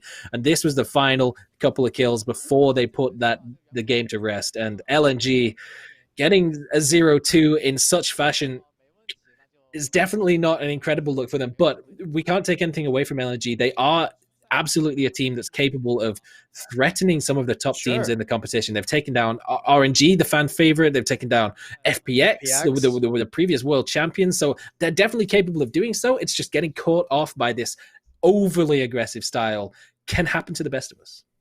I think LNG esports maybe need a few more tools in their tool belt, right? You know, they come in with a rather predictable style. It was very clear that E-Stars were prepared to play their game around the enemy team's game. And when you can do both, it is deadly and nothing less than deadly. E-Stars, man. And, you know, I got to say, you know, they impressed so much today because we were worried about this team a little bit, right? We were worried about their flexibility in compositions. Xiao Bai really only shown consistent success on the Wukong. Now he comes in, he plays Ornn. Great 2 Ornn games against the champion that took him down when he played Ornn last. So Kale, definitely not the answer that LNG thought it was in that top lane, and the rest of the map is going so well for E-Stars too. Yeah, I'm glad that we brought up the Ornn game, that we put question marks on the pick. We did say it's a small sample size. Things can go terribly in a single game, so it might not speak exactly to his capabilities on the champion. And it turns out he can play it pretty well against the same matchup. And it was just that one game that he had in a previous series. But this time, he's just enabling his team to be that much more aggressive on the Ornn, picking up those Ornn upgraded items as well, just so when they get those leads, it's not only just in the gold value, but the Ornn value additionally as well. So when we say it's a 5k gold lead, realistically, in terms of stats, we're looking more at 6.5 to 7, depending on the item choices. So it's again just accelerating the pace of the game. They want to get ahead in the early stages. They were able to do so. Look at this. It's Wink. All right, it's Wink. I'll take that. I'll take it. It's a bot laner. I would have preferred Xiaoxi personally, but Wink also did have a phenomenal game. And, you know, this was another question mark we had. What do we do when Wink isn't on the Ezreal as E-Stars? Well, they figured it out. If you can't play Ezreal, Aphelios gets taken away. You ban Kalista yourselves, just throw him on the Ashe. He gets excellent agency with those enchanted crystal arrows. Yeah, seems great to me. Man, there's just so much that teams can actually do to still play to that same level of aggression. It's so cool to see, and I can't wait to see more of it. E-Stars is definitely one of my favorite teams to actually watch when they play, because they are one of the few who plays in this extremely aggressive style, and like we say, can catch people completely off guard and really shut down junglers, like unfortunately happened to Shang this game. As it's something that we saw in previous seasons when counter jungling first became a thing. You know, Nunu was the huge pick where the famous quote, "You make the enemy jungler as useless as you are." You have a team like E-Stars, they make you useless, but they're not useless themselves. They're killing the rest of your team while you're bumbling around trying to kill some chickens. Like, you can't do anything but sit back and watch. And that was really the role that LNG had to play in this game. So commiserations to them as they will fall 0-2, but E-Stars, an incredibly dominant win. Yeah, and thank you all for sitting around and watching game number 1. But make sure you don't go anywhere, because after this, me and Saga are going to be heading on out, but you're going to have two beautiful new faces taking you through Team WE versus Fun Plus Phoenix. So make sure you stick around. We'll be back after a quick break. Wow, what do you say after that one? Brutal, savage, wrecked, absolutely taken down. Everything they make, we're a part of in some way. Myth and legend both collide as I turn old and gray on the outside. And the planet goes offline. This is where space and time open up to create a new divide. Right before the but your vision starts to fail you, blurring the line between fact and fiction and your dreams. Now we'll never know if all is as it seems. So come and take a leap of faith and get lost with me. It won't matter if we sail out tomorrow, swallowed up by the great abyss. Fact is, this fantasy is the realest thing I'll miss. Run away with me to a place beyond eternity. We'll be with them waiting to finally say. Myth and legend both collide as I turn old and gray on the outside. And the planet goes offline. This is where space and time open up to create a new divide.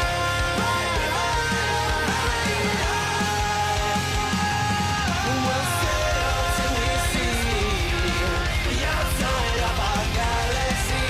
It looks so serene. That's where I need to be. We'll sail till we see the outside of our galaxy. It looks so serene. That's where I need to be. I just wanna close my eyes and fall asleep again. I just wanna close my eyes and fall asleep again.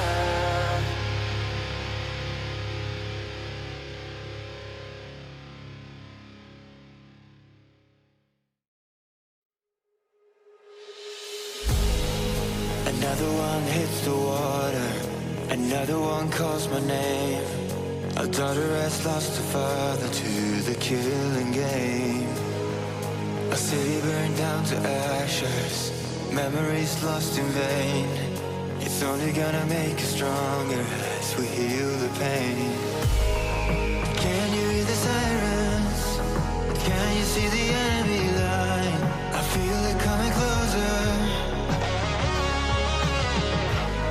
We're braver than a lion. We're steady in our state of mind, keeping our composure. Battle cry. Can you feel it taking over? Can you feel it taking over? Battle cry. Can you feel it taking over? Can you feel it taking over?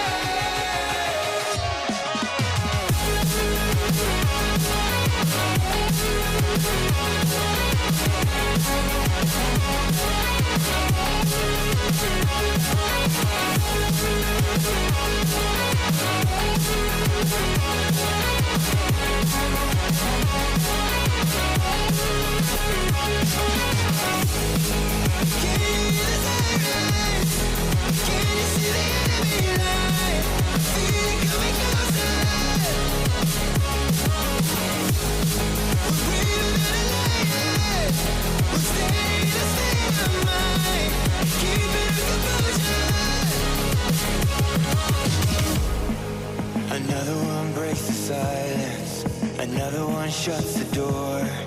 We're never gonna be the same as we have been before. A city burned down to ashes, memories lost in vain. It's only only gonna make us stronger as we heal the pain. Can you hear the sirens? Can you see the enemy line? I feel it coming closer. We're braver than a lion. We're steady in our state of mind, keeping our composure. Battle cry. Can you feel it taking over? Can you feel it taking over? Battle cry.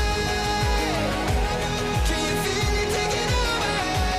Can you feel it taking over?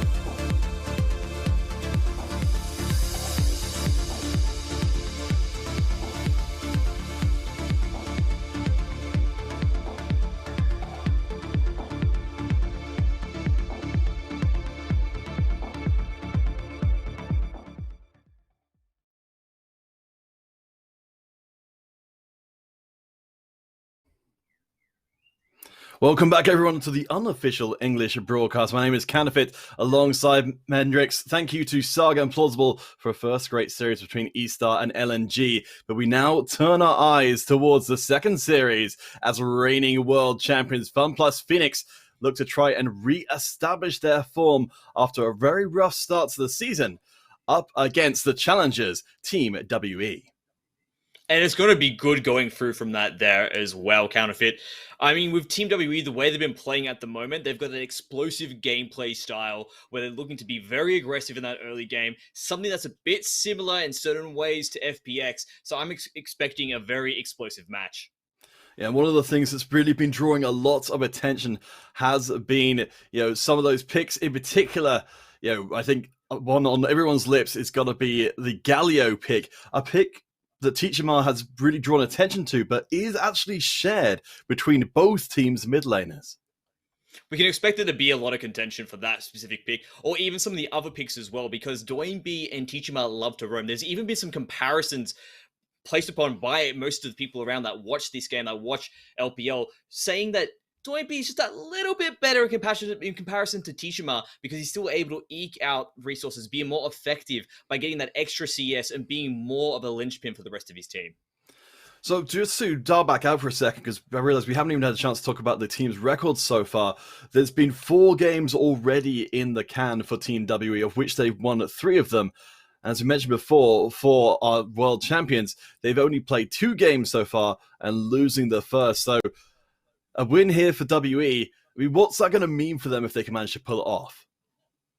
It's sort of the beginning of their new dynasty. It's something that we knew in the past. They were very dominant back in 2017, particularly around that point in time. They were really showing us turning heads, but they seem to have fallen back. That lackluster is becoming a bit more lackluster in comparison. But now they're turning heads once again. They're up there with the likes, or they're actually in the front runners in that top 3 at the moment. So this is actually a big news story for them. If they can continue to do this, beat FPX, they're real contenders to show that they are back and in form. FPX, on the other hand, these guys want to show that they're worthy of that title as the reigning champions. Yes, they set a very high bar for themselves. In fact, the highest to even prove against themselves now that they're still managing to keep up to the same kind of level. But let's dive back in a little bit to the individual team members. We've mentioned Teachamar in the mid lane for Team WE going up against Doinby. Down in the bottom lane, we've got a lot more similarities there as well. Yeah, both supports do really love to go for those engaged style champions. We're talking Leona, we're talking Nautilus. Even the likes of Set has been thrown in there. Basically players that love to get into the middle of the mix, start that team fight, and basically say to their teams, this is the go time button, we fight now. And we know exactly what Team we likes to do, or what Elite likes to do. We fight now every moment they possibly can. I suppose one of the places where the two teams really feel like they do differ, at least in some, in perhaps our expected matchup, is up in that top lane. Khan against Morgan. Khan, while they share some aspects of style, in other ways, they're very, very different. Well, what I like about the two of them, specifically speaking, is that they both can be rocks for their team on the top side, but the real rock is Morgan. I mean, this guy, he played 4 games of Ornn so far this series, and he's only died twice. This was something you were showing me or explaining to me before we started the cast, and I found that to be absolutely astronomical. This is a champion that loves to get into the fray of things, loves to take and absorb damage, and he's still walking away with amazing KDA ratios and only dying twice. That's unheard of. Yes. Khan, on the other hand, this guy, he has the ability to play carry laners. And one of the things I'd like to discuss is that idea if you put that on him, put him onto a carry laner, I think that unlocks his potential fully. So I really want FPX to actually jump in there and abuse that fact. Get this guy on a carry top laner if possible. Yeah, I'd be fascinated to see as well how things work out with our 2 junglers, Tian for FunPlus and Beishang for Team WE. Beishang in particular with a super strong Graves recently. Now, this is something that is pretty interesting for them. Beishang really does like to have those aggressive junglers, either invading or ganking style. He doesn't really have a farm heavy. He doesn't really go for that support tank type. Everything it seems to be, or the way that Team W has been drafting, seems to be facilitating him being able to be aggressive, run around the map, basically cause havoc for the opposing jungler in any way, basically making the team members start to scream, where are you? Why does the other team have a jungler and we don't? And that is something that's really illustrated in that lane priority style that we've been seeing from Team WE throughout the summer split. I mean, though, if we look across at Tian in comparison, their high points so far have definitely been on the Olaf pick. That they've had they've had strong general performances, but it can also show they can carry. As we are going to be getting into our first of a potential 3 games today. FPX over on the left, WE on the right. We've already got our bans with the Set, Kalista, and Ezreal sent away. It looks like it's very heavy AD carry focus, as the first pick will be the Wukong for FPX. Very expected to actually see that virus banned on the red side first. He's just too strong of a pick at the moment. I believe he almost has or does have a 100% ban rate at the moment in the LPL, which is absolutely insane. So that's something that I'm going to be watching closely as we continue with the rest of these games. But Khan immediately being picked up with the Wukong, not giving too much away with that pick, purely because it is still going to have an effective amount. It's actually been very dominant in the top lane since he's reworked, and basically he's going to be a fantastic team fighter. So playing to some of the ideas of FPX strengths right there. And of course, the Galio, how could that slip through unnoticed, has been put into the hands of Teachamar, being called the Galio God by some. That's just been absolutely obscene on the pick. A pick we mentioned before that Doinby is very adept on themselves. So this is the thing that makes me a bit curious. The fact that they did let that go through, they knew that Tishima was going to go for it. It means that FPX probably have something prepared in the interim to go for it as well. I'm not too sure what they're going to have right now, whether Doinby is going to continue that style. We have seen him play the Jace in the previous games beforehand, but now he's allowed to actually sit back and go for those counter picks instead. But we do know that Galio should be going towards Teachama, has the possibility to go to missing as well. So we're not too sure what's going to be happening with that one at the moment, but I do expect it to be probably going towards Teachama. So Senna and Graves locked in. So Tian taking a leaf out of Beishang's book, and it looks like they'll be doing the same in return for Team WE. That, as you mentioned, the Olaf pick has been very strong for FPX so far, and it will be their lock-in. A strong answer from WE. Now, I do like the actual choice to go for the Graves here as well. He does have the ability to kill Graves if he does find him. Both of this goes the other way as well. If Graves is the first person to start it, basically it is the Wild West between these two junglers. It's not a matter of them actually just seeing each other, slapping hands, and then going back into their relative camps. No. If either one manages to see an opportunity to jump on them, they will do so because they do have the ability to win. But I would expect Beijing to be the person using that lane priority provided to him by WE if they continue to draft that way. All right, so let's see what the bans are going to be. From FPX, we've got the Karma, which Doinby did break out before as a mid lane choice and did pretty well. Whereas for WE, they're focusing a little bit more attention towards the Maokai being stripped away. One more ban to go from them, and it's the Silas as well.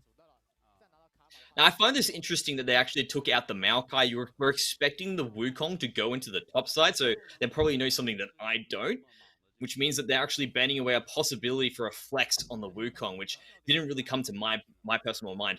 As well, with FPX banning away both double supports, they're looking to really target that bot side and actually set up LWX and Crisp for some success. Yeah, missing has been fantastic on the Thresh so far. Those death sentences follow up engage to what Teacher Mar is able to put out with the Gallo, but instead will be a much more conservative pick, that Tam Kench, to come in to provide the safety for Jumong. Tom Kench is someone that's actually fallen out of favor. He's been the victim of a number of nerfs after nerf after nerf, but they still has that ability to protect, as you mentioned, to make sure he's protecting Jumong at every moment in time. So expect Missing to be basically sitting there with or against him.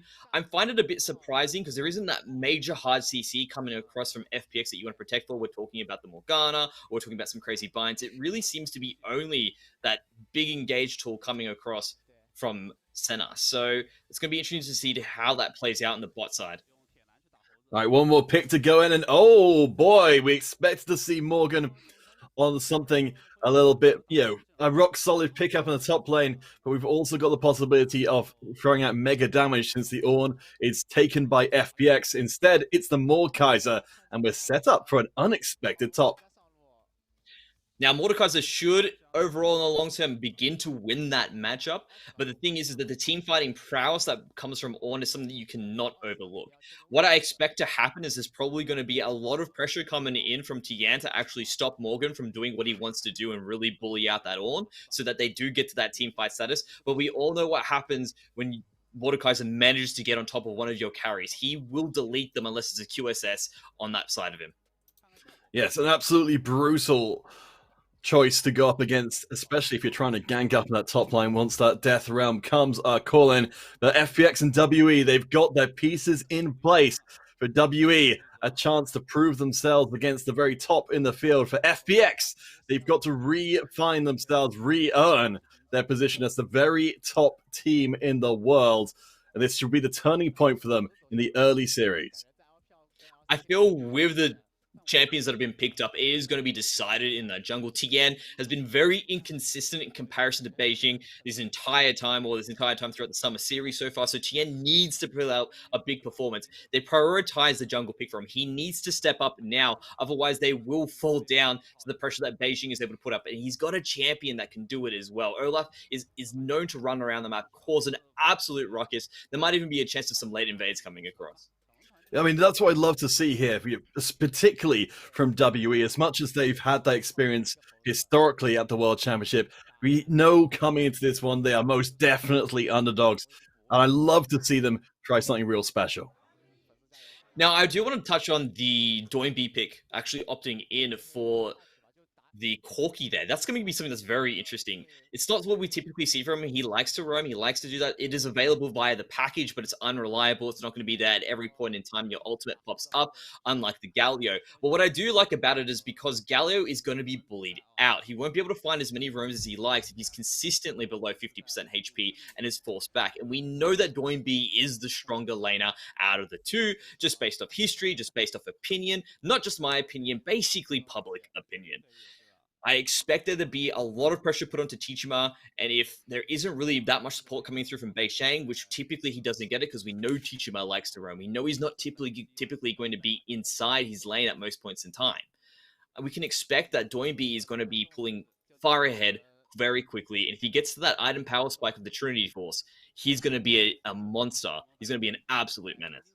And we know that Tichima has not been a strong CS, but keep your eyes on WE as they're making a move in to the red buff, looking to make that early aggressive play as Tian is still trying to keep that buff going.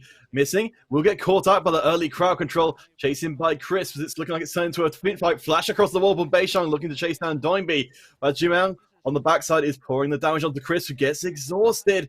This is looking a little bit dicey here. Missing, flashing away. So it's been expensive in some of the spells. Jumong has still held on to theirs, but now it's blown. Tian's in hot pursuit, and the heal goes as well. But they're turning back onto Missing. It's 2 versus 3, and they've run out of resources. First blood is only moments away, and Missing pays the price with WE's early aggression. We talked about an early invade coming through. WE did go for it. They do have the advantages in slows. We're looking at the Olaf axe. We're looking at the slow from Ashe. But the big thing that happened there was LWX was actually very intelligently sitting towards that bot side. And it was actually just waiting for his moment to land the binding. That threw a giant wrench in WE's game plan. And that allowed FPX to come out with the smite first. That meant that Tien had free reign to just run them straight down. Yeah, absolutely beautiful turnaround there from FPX. The kill going across onto Tian. You mentioned how they've not been the most consistent before. An early kill certainly gives them the opportunity to really step up for Phoenix. And I like how immediately he's decided to jump in and begin bullying out the Olaf. He says, you know what, I'm going to run towards this top side and continue to take that out. It's very intelligently from Beisheng. He goes, you know what, screw that boss side of the map. I'm going straight to the top side. And I'm just going to counter and jungle from there and look to win at other points in other skirmishes. So something we haven't addressed as of yet is that we did get a little bamboozled by the Fun Plus draft. They sent the Wukong down the bottom lane and Khan on the more traditional Ornn up in the top. So we have got ourselves a very similar... I'm just being a little bit thrown off by the horseman in the base. I wasn't quite sure that was going from. That's completely fine on that one. Everyone has their moments in time where they get thrown off, but Tien's in. Missing getting caught once more. The summoners are not up again. And Missing falls down for the second time, and it's a second kill to Tian. And again, he's just using that pressure. They know that they managed to get the flash out of Missing that time. Might as well go for the return kill. I'm spending the majority of my time in the bottom side of the map. Why not just keep on going where they're weak, continuing to push LWX and Crisp ahead? That's going to be a real big moment for them as well, because we know how much they are rocks, and we've seen LWX absolutely pop off, not just on Senna, but on the Aphelios as well. Yes, being denied that in this game, the heavy focus on banning out the AD carry pool is really pushed down into the non-traditional bottom lane. Success so far for FunPlus. We're not even 5 minutes in, and already we've got multiple long swords set up for Tien, who I have to think, you mentioned before, the hunting season out in the jungle. I think Beishong is going to be have to be playing this one out extremely carefully. Oh, right now it's hunting season. It's open fire on Beijing. He's going to be running around in the bushes, making sure that he's not looked out. It's going to be very much to do with warding as well. And I think the big thing that's going to shine for Beisheng at the moment is he knows, or he has been on the other end of the spectrum, where he knows where he's been hunting before. He knows exactly what Tien's going to do. And as you can tell, he's just opting in to go the opposite sides of the map. But because he's behind, Tien's allowed to just gank over and over again. And you can see he's already beginning to stalk Morgan at this moment in time. Yes, the Predator approaching the prey. Morgan is down to half health, has managed to hold on to their flash, unlike most of the rest of WE. And this time, Tien won't find their mark. Yeah, the execution from Khan there, just missing out on getting the knock up. And unfortunately, that's not going to be a found kill for them there. But immediately, you do see World Elite spring into action and opt in for a trade on the top side. What's that, Graves? You're up in the top end. We're going to go for the Dragon in the bot end. And this is just a very intelligent play from WE. You need to pick up what objectives you can, especially when behind. And even with the control ward there for Phoenix, they don't decide to try and intervene. So Mountain Drake, it's the consolation prize for WE as they try and stabilize the game. So far, CS-wise, it's looking like it's more or less even across the lanes, though Teachamar, far from falling behind in CS, is actually ahead right now on that Galio pick. I'd have to take into account the fact that Doinby opted in for a Carl, so he's probably still evening out, especially when that finishes up, and he doesn't have the same lane presence as he normally would if he was actually opting in for the more aggressive, the more standard picks. Carl basically is disrespecting Teachamar, but Teachamar really needs to push further ahead, but as you can see, as the wave began to push in closer, that evened up very quickly, and I'd still say that Doinby is going to be pushing ahead relatively around that 10-minute mark. That's when he's going to really start to show his prowess. Now, I do actually want to touch on the fact that you mentioned Crisp being on the monkey at the moment. He's bamboozled us at this point in time. And I did talk about before the ban from Maokai. WE knew that this was going to happen. They were actually expecting it to be the case. That's why they banned away the Maokai and actually forced Khan onto the Yawn.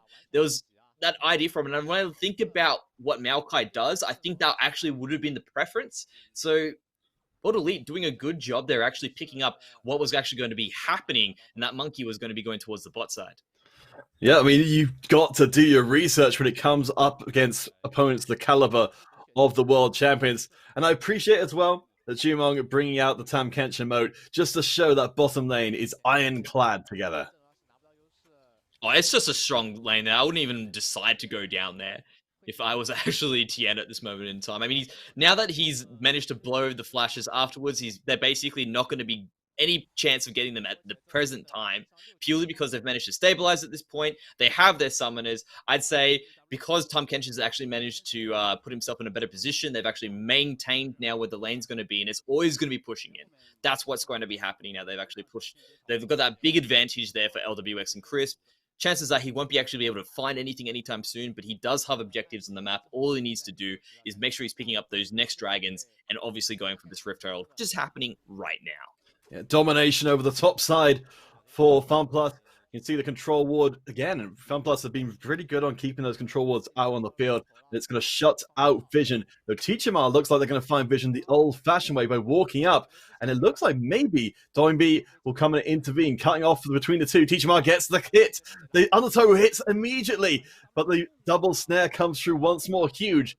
There's nothing else coming from Team W for now. Their bot lane are coming for reinforcements, but they'll be too late to the fight to stop the Herald. Morgan coming in, forces the double flash across, looking for the catch for Teacher, but they'll find nothing. Or will they? Khan able to run away. The Forge God is summoned, and we'll get a double knockup. But where's the assist coming from? Tien is on the far side of the pit, and it looks like going to be chased away once more.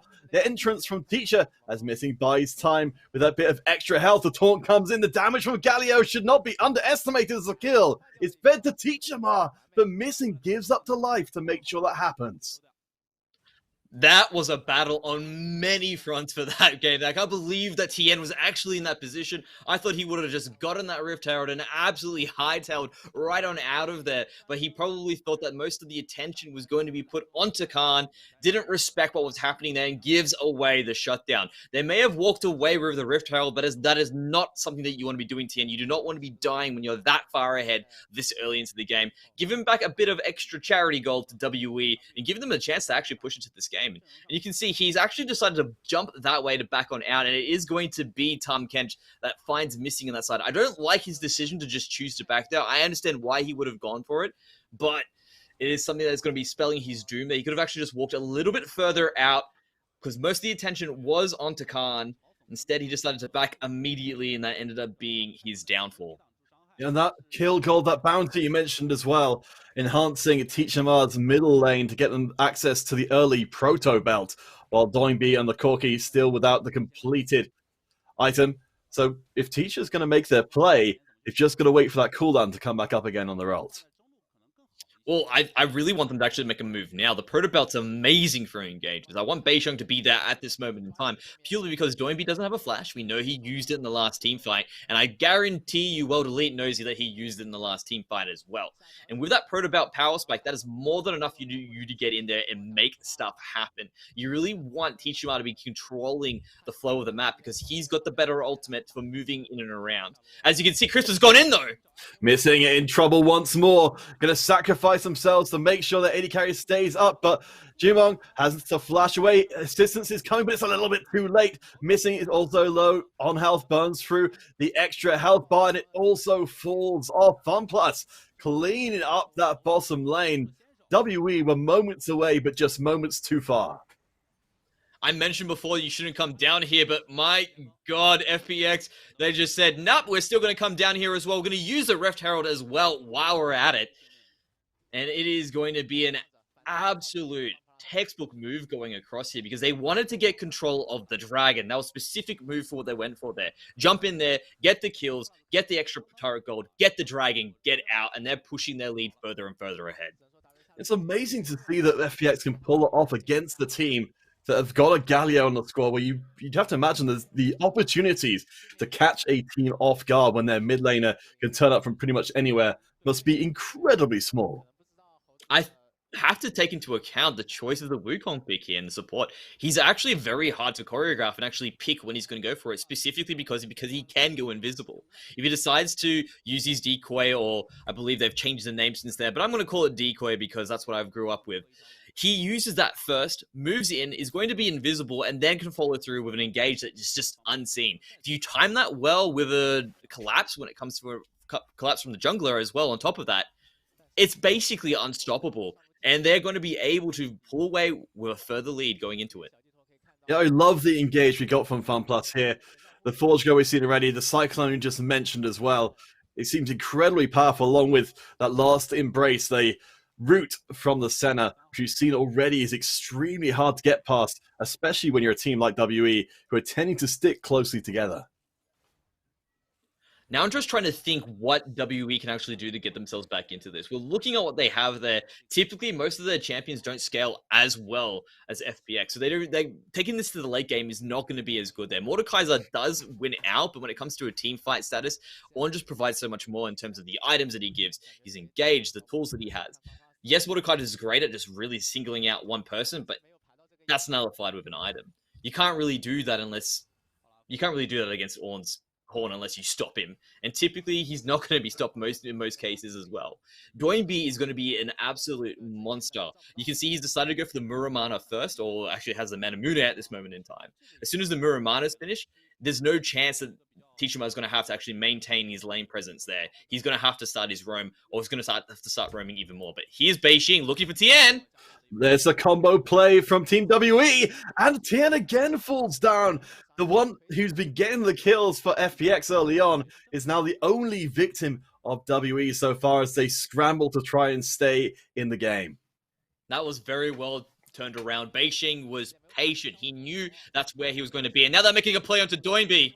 This is the catch style of Team WE. 2 catches, 2 picks almost simultaneously. Really nice stuff. Ball is still behind. More of that, please. And WE could make up a big shocker. And they get the flash out of Doinby as well. They just seem to be getting more and more. And those are just quick, snap plays, decisive. Exactly that we want to see coming through across from this standard of play. So FPX now might be sitting back going, wait a second. This game isn't supposed to be going like this. We've been in control the entire time. WE really do know how to find pressure in weird spots and weird places and make it work for them. And I can expect for them to continue doing this as they're beginning to now get some extra vision down that bot side of the map. There won't be anything spawning there just yet, but Bei Sheng, as you can see, is continuing to power on through.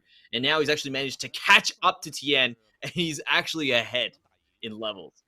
Vision is extremely good for WE to make those kind of plays down the bottom side, but up on the top, a different story as it looks to be like we're going to get a second Herald locked down for FunPlus, who already stripped all of the plating off the bottom tower of WE. But there is no longer any plating in the game for them to really take advantage of this. I would like for them to actually drop that Rift Herald in the bot lane again just to secure it, because as you can see in the bot lane at the moment, Missing and Jumang are holding onto that tower for dear life. They do not want to give away any form of lane pressure or map control at this moment in the game. Probably something they'd be willing to give away around that 25-minute mark or closer towards that 20-minute mark when there is no Baron on the map, or when there is a Baron on the map. Well, you're making a point about the bottom tower not actually being fully taken. Jumang are missing with Bei Sheng in the area, and an Ocean Dragon coming up, of course, which will be the case for the rest of the game. There's a lot to be rewarded there. First tower still up for grabs to close the gap between the two teams. I think they will be placing down the Herald here. That is tricky. You manage to get control of this map. That opens up a lot of different opportunities for FPX to really take control. They are choosing to just chew it down right now. Here's the arrow. It's only going to land onto the Wukong, though.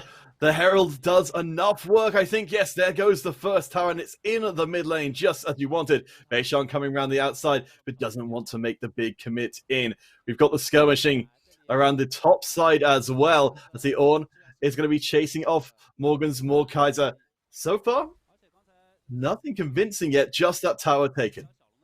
I was really hoping something was going to happen with that arrow there. I was so excited for you to just jump in it and roll with it, but as you can tell, the pressure coming across from the Rift Herald was more than enough to dissuade WE from going in for it. But it might be a different story here as the Dragon has started up. As you can see, Crisp taking a bit of damage. He's going to use his clone to deal with the majority of it as well. They've caught up what seems to be the time Kench at the moment. No major team fights just breaking through just yet.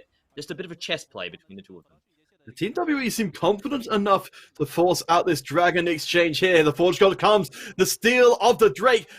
We do have this Cyclone working its way for the team as Teachmar is down extremely low and is going to get eaten up as Crisp falls down. It's a well-earned Dragon, but it's going to be expensive as well. Bei Sheng picks up the kill there.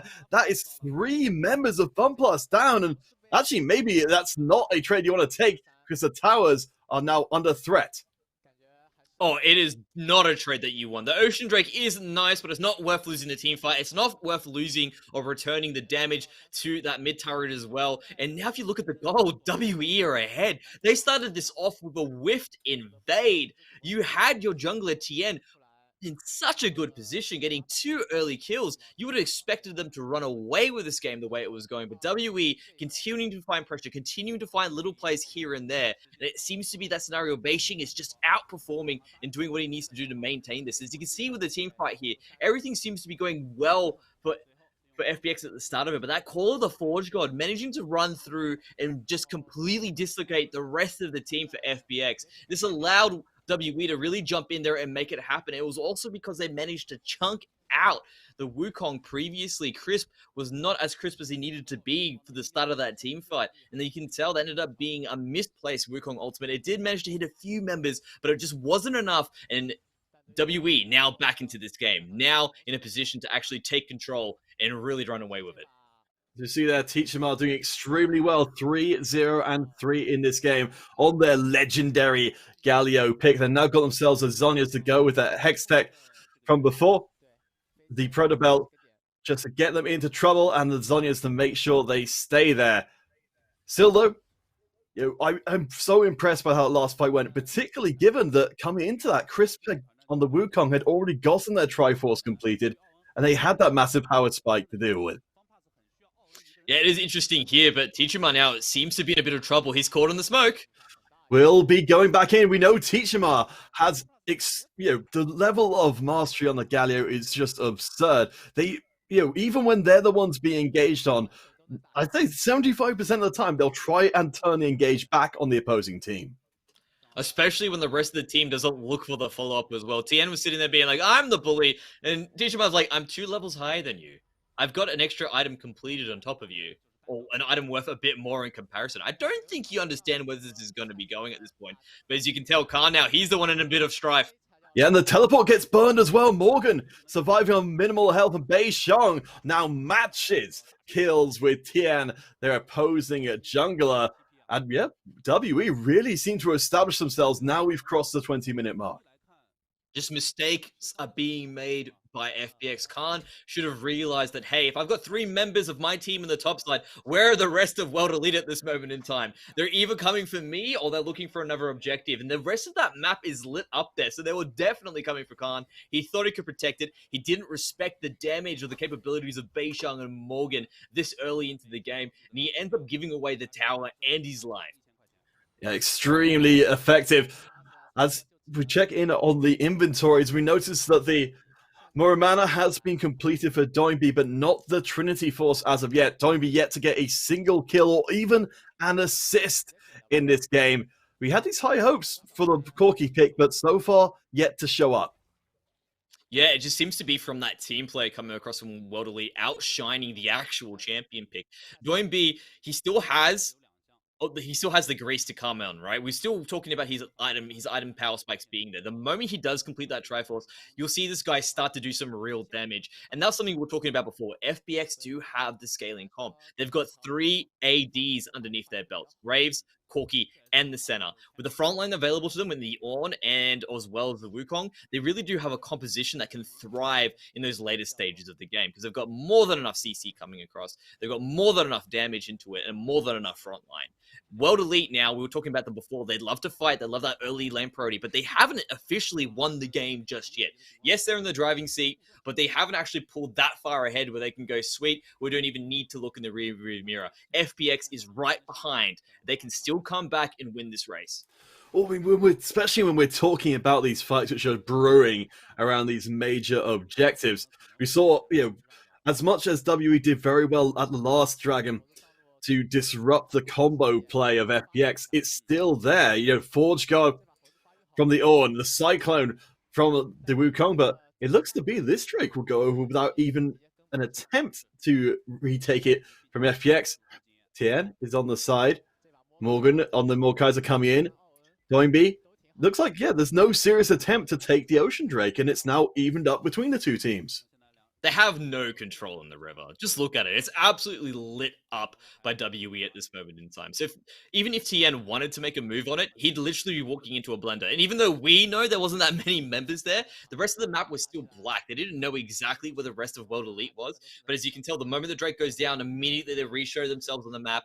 FPX are like, damn, you know what? We probably could have gone for the fight there, but it was just not worth the risk. You don't know what you're going to do. It's that idea or that meme that we talk about where you do have Mufasa talking to Simba saying, hey, where's the rest of the map? And you have a look there and everything's lit up with wards and you say, you can go wherever the wards are lit. It's like, what's that dark place? Simba, you must never go there. That's exactly what FPX were doing. And that's probably good advice considering. And you need to continue playing that through, even if the gamble or the bluff would have worked in their favor at that moment in time. Yeah, I think you're right. And it feels like that's been one of the big strengths you mentioned before for WE.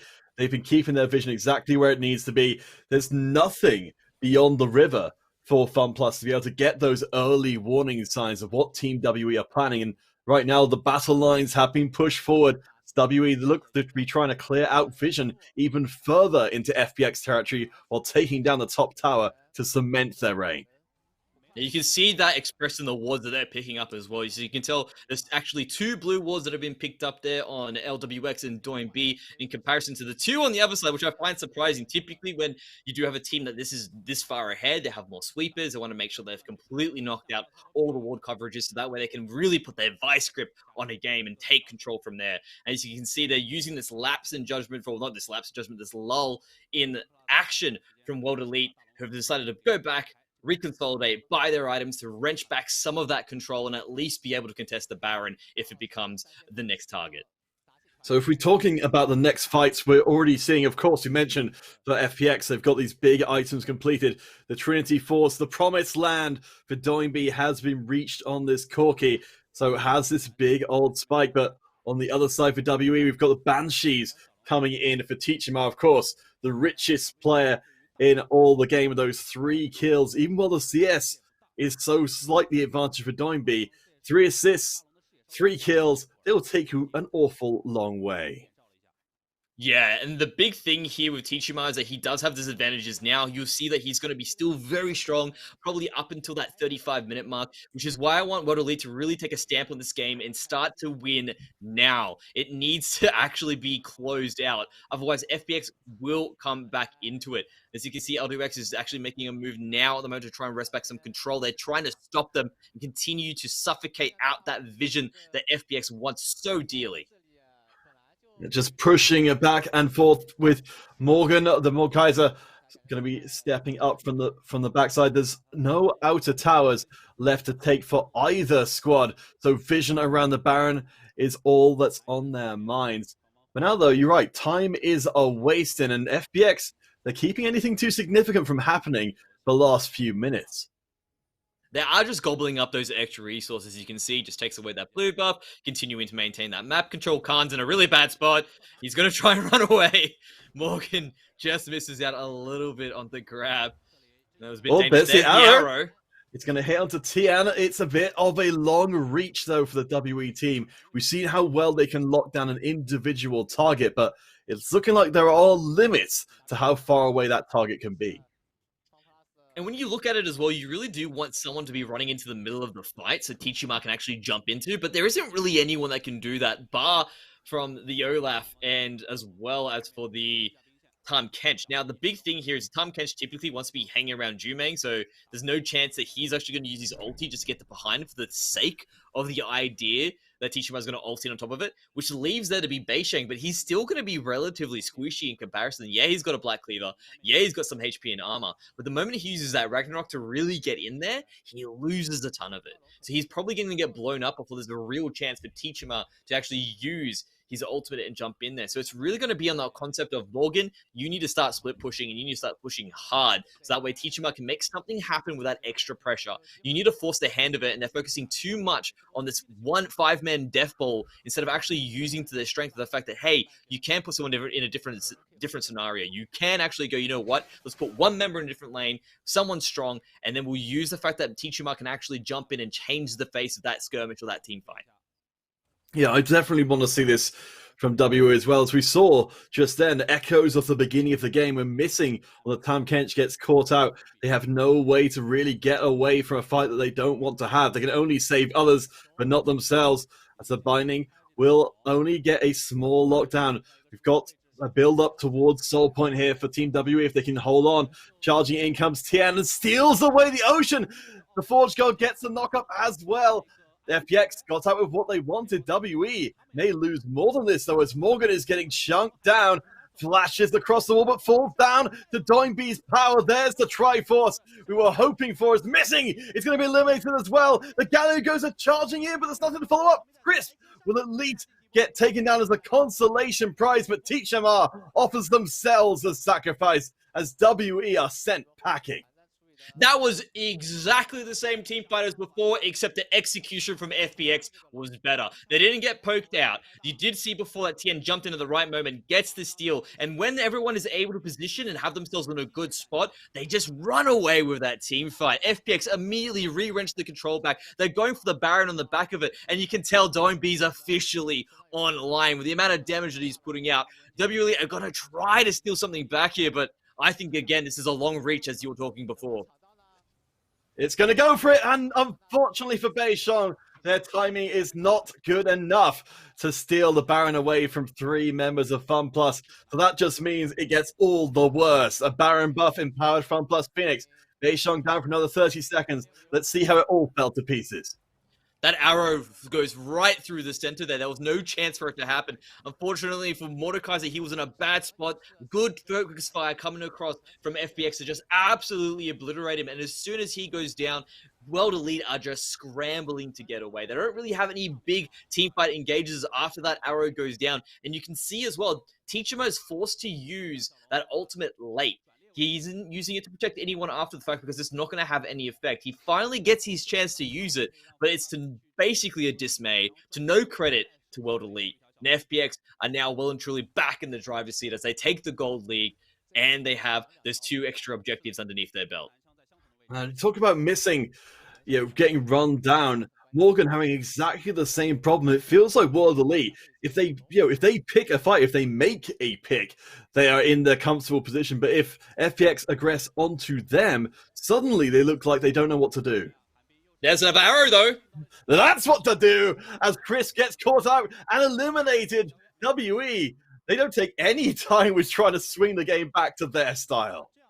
That's what they've been trying to do for the past 10 minutes. Find the pick of the arrow, kill the person, then look for an objective. The problem is, though, now is that they don't have any objectives to actually take. And they have no chance of really pushing anything down at the moment while that Baron is up because those empowered minions will be stopping them from doing it. So it's nice that they got the pick, but really, it's not going to be the biggest deal at the end of the day. Crisp, he'll be back, and he'll still be able to use his ultimate in the next team fight when that comes across. They need to do more of that when the objectives are available to him. And Doin B's jumping in saying, I can do what you can do better, but they do have a time catch. Yeah, TM may end up regretting this as they may well be caught. Morgan on the front line trying to soak the damage as the TP comes back in. The Forge God only catches one, but Morgan's so very low and ripped up and torn aside. FPX, they're going to get 2 for nothing, and they've still got that Baron buff. They're still charging down the mid lane, smashing down the tier 2, looking for the inhibitor as well. Yeah, you can tell it really did look like FPX had bitten off a bit more than they can chew. But the flash coming across from Tien as he managed to get out, baited Tichima and Morgan into that team fight. And now they're really pushing forward. They have the opportunity to actually nail the coffin of this game at the moment is with that Baron buff. And they're continuing to push right on through.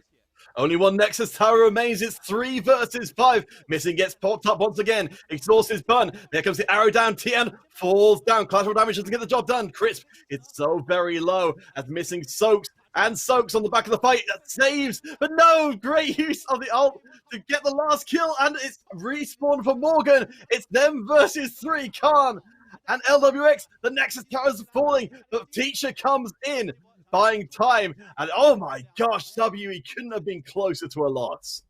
Oh, they managed to get away with the skin of their teeth on the side of that. And it seems to be FPX well and truly in control of this game. And we mentioned that they were in the rearview mirror in the previously. Now they're well and truly pushing far ahead with this race. They don't want them. That backing's a little bit worrying there, but it's going to be all good because you do have Khan just protecting on the side there and says, you know what, I'll let you back. I'll come up a little bit after this. And that really is just FPX beginning to outscale WE, not finding the engages that they needed to. It needs to be off the back of an arrow, not off the back of an FPX engage. You could tell they thought they had the turn back onto him, but unfortunately, it wasn't enough. FPX is now well and truly beginning to push ahead. Look at Doin B. He's just a monster. He's actually managed to complete himself that rapid fire cannon as well as the Phantom Dancer. Morgan wants none of that. No, I can't think that WE want to take this fight here. Morgan getting chunked down instantly. They cannot stand against the power of the Corki. And the Forge God comes a call in for WE, scrambling away from the fight once more. They've been doing this all game long. FPX aggression just doesn't get answered by anything but flight. The only saving grace now for WE or World Elite is the fact that there is no major objective up. There is no dragon.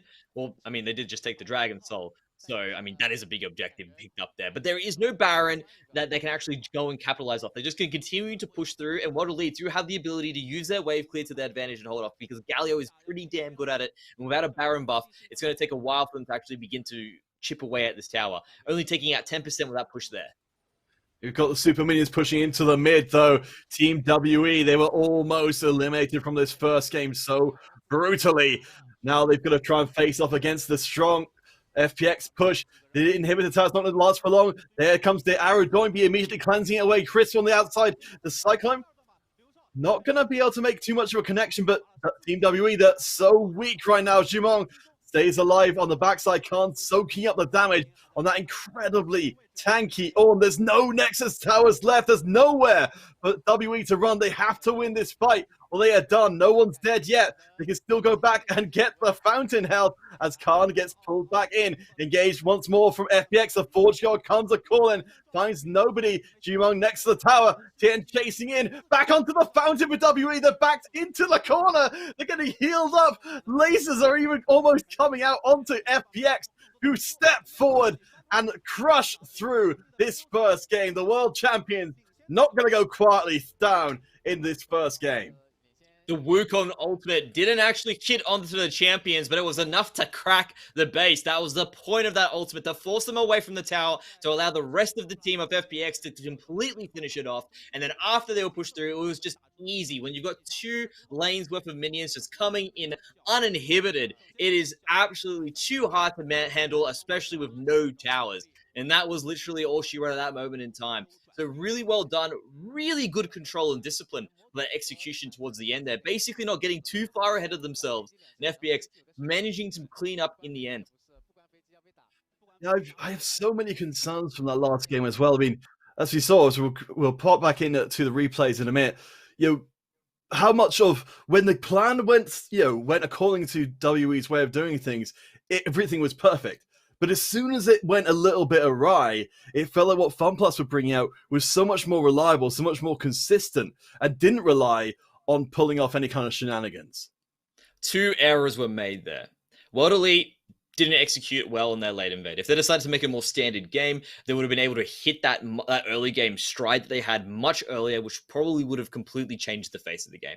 The other big mistake that they ended up making in the end there was wasting time when they finally managed to get that control back, because it was just a ticking time bomb on the side of FPX. They were going to be scaling up regardless. We knew Doinb was going to become a monster, and he did. And that damage he was putting out was disgusting. When you put that all together, FPX were going to be coming away with that victory. And it all comes down to the fact that FPX were able to make sure that that late invade didn't go through. And you can just tell, well done by FPX there to actually hold on. What I want to talk about is another concern that you actually put out there. It wasn't as clean from FPX as we would have wanted. Tien was ahead, and they gave it back. There was a clear moment in time there where World Elite actually had the driver's seat, and they could have made something happen. But and that just shouldn't have happened from the lead. That's not something that we expect to see from a world reigning champions. Like, they got the title at the moment. They're not they didn't win the last LPL, but they're still the world champions at the moment, and we expect a bit more. Oh, for sure. I mean, you're right. If we exist in a different world where that early invade didn't go right, I mean, when you're behind as a team, you're having to work twice as hard to get back in the lead. You have to work to get back to where you should be in the middle, and then to work to get ahead as well. So you put that kind of early pressure on from Team WE without falling behind early on, and maybe you get a lead that snowballs before we get the full coming online as a squad. Yeah, and you can really see here as well with FPX what they were able to do on that bot side and the advantages they had. I mean, Beijing as well, this is what we're talking about before, the fact that we're able to bring the game back. That was the start of it right there, with those nice engages, basically holding patience, making sure they were playing the map intelligently, and that really put them back into the driver's seat. But in the end, they just wasted that time, and this is exactly it. They were winning the team fights. This was everything that they needed. FPX gave it back to them on a silver platter right here in this team fight. This is where actually they ended up pulling ahead in the gold. But pulling ahead in gold by 100 is still not enough. If you're playing this team composition, which is what we're going to expect probably from World Elite coming into the next game and what they've been playing historically, you need to be ahead by at least 2K. At least 2K minimum. Ideally, you want to be sitting around the 5K mark. It's not going to be enough if FPX is chopping at your heels.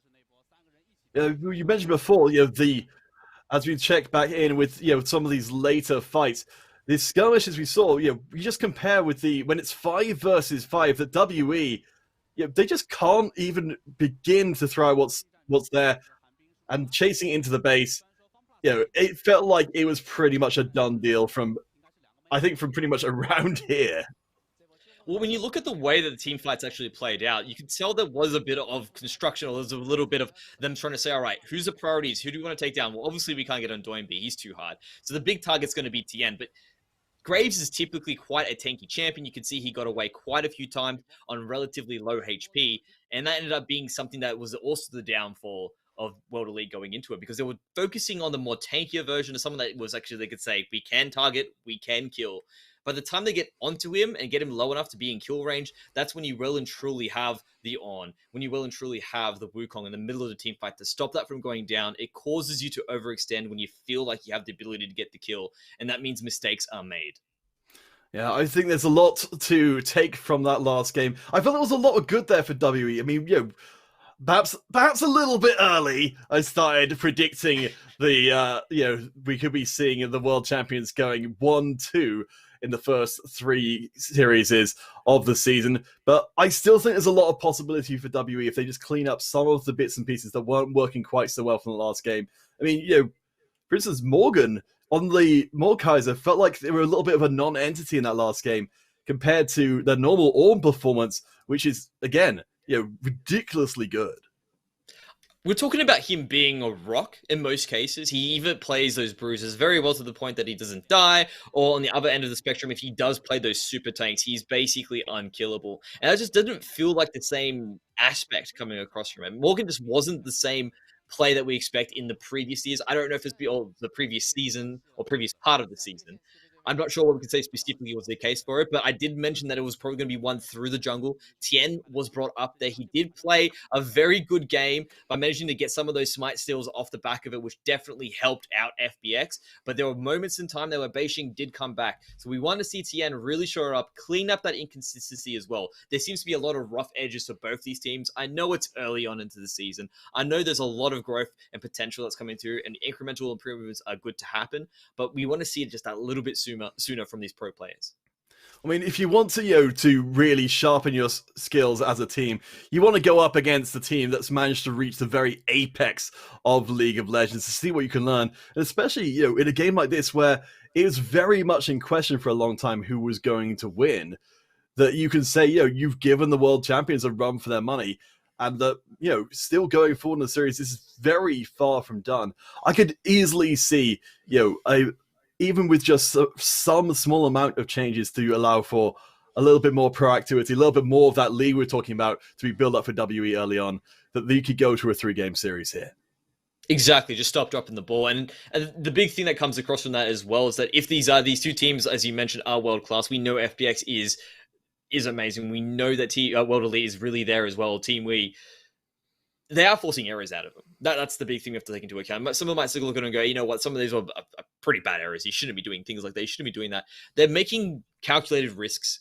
They're trying to push ahead in specific ways. If that initial invade from World Elite worked, again, that would have changed the face of the game. That would have been amazing. Just got to clean up those little bits of execution, and it could be a bit of the nerves coming into it as well. I mean, World Elite are going up against who were the previous world champions or are the reigning world champions at the moment. They obviously want to, again, reestablish that dynasty that they had in the past. This is their big moment to show it. And if they are showing signs of life, that's probably a good sign going into the rest of the season. All right, guys. So we have got a second game to get ready for FPX. They may have found their way through to the late game where Team WE could not deal with them. But game number 2 could be a whole different story. So don't go anywhere. The unofficial English broadcast will return. Game 2, Fun Plus Phoenix against Team WE. Coming up next.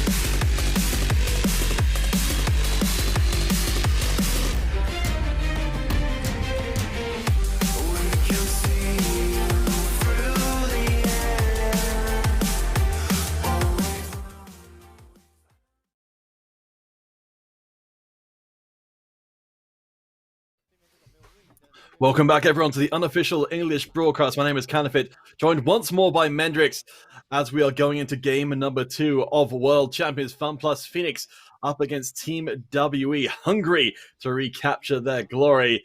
We are already into picks, as we've seen the Ashe making a return, and hopefully Morgan back on that supreme Ornn pick. And that's exactly what we need. A little bit of, what's the word I'm looking for? Comfortability. A little bit of reliance on the fact that you know how good you are on that champion. You want to show that you can shine and that you can do that. Not only that, these are very heavy engaged champions. It feels like there's going to be a complete switch up going across here in terms of what they're going for. Because now they actually have something they can work with in terms of the Ornn being able to jump in there first, allowing Tichima to jump into the team fight. Oh boy, oh boy, oh boy. I hope this gets locked in. It will be the Kale for Khan up in the top side. We talked about the contrast of styles between Morgan and Khan, the two top laners. Kale exemplifying how different they can be. And if Khan can also pull out the performance that he did the last time he got KO, he will be a monster. I believe he was up to 8 kills there, or at an 8-2, and a relatively strong assist ratio on the top of that as well. So he is definitely known for his carry potential, and I really like what they've decided to do here. But they don't really have that much of a beefy front line in comparison to what they had before. So I would like for them to round this up with a tank support if possible. So bans coming through, and it's going to be the Silas again for Team WE for FunPlus. They're going after Bei Shang. They've already got hold of the Graves, and they've also stripped away Missing's Thresh for that follow-up engage.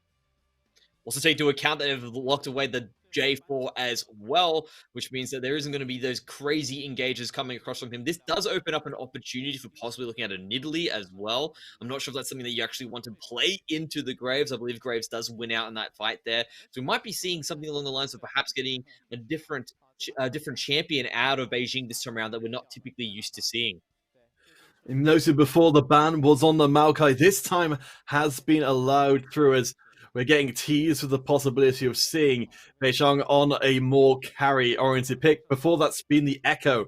Maybe, just maybe, we'll get the Kindred today.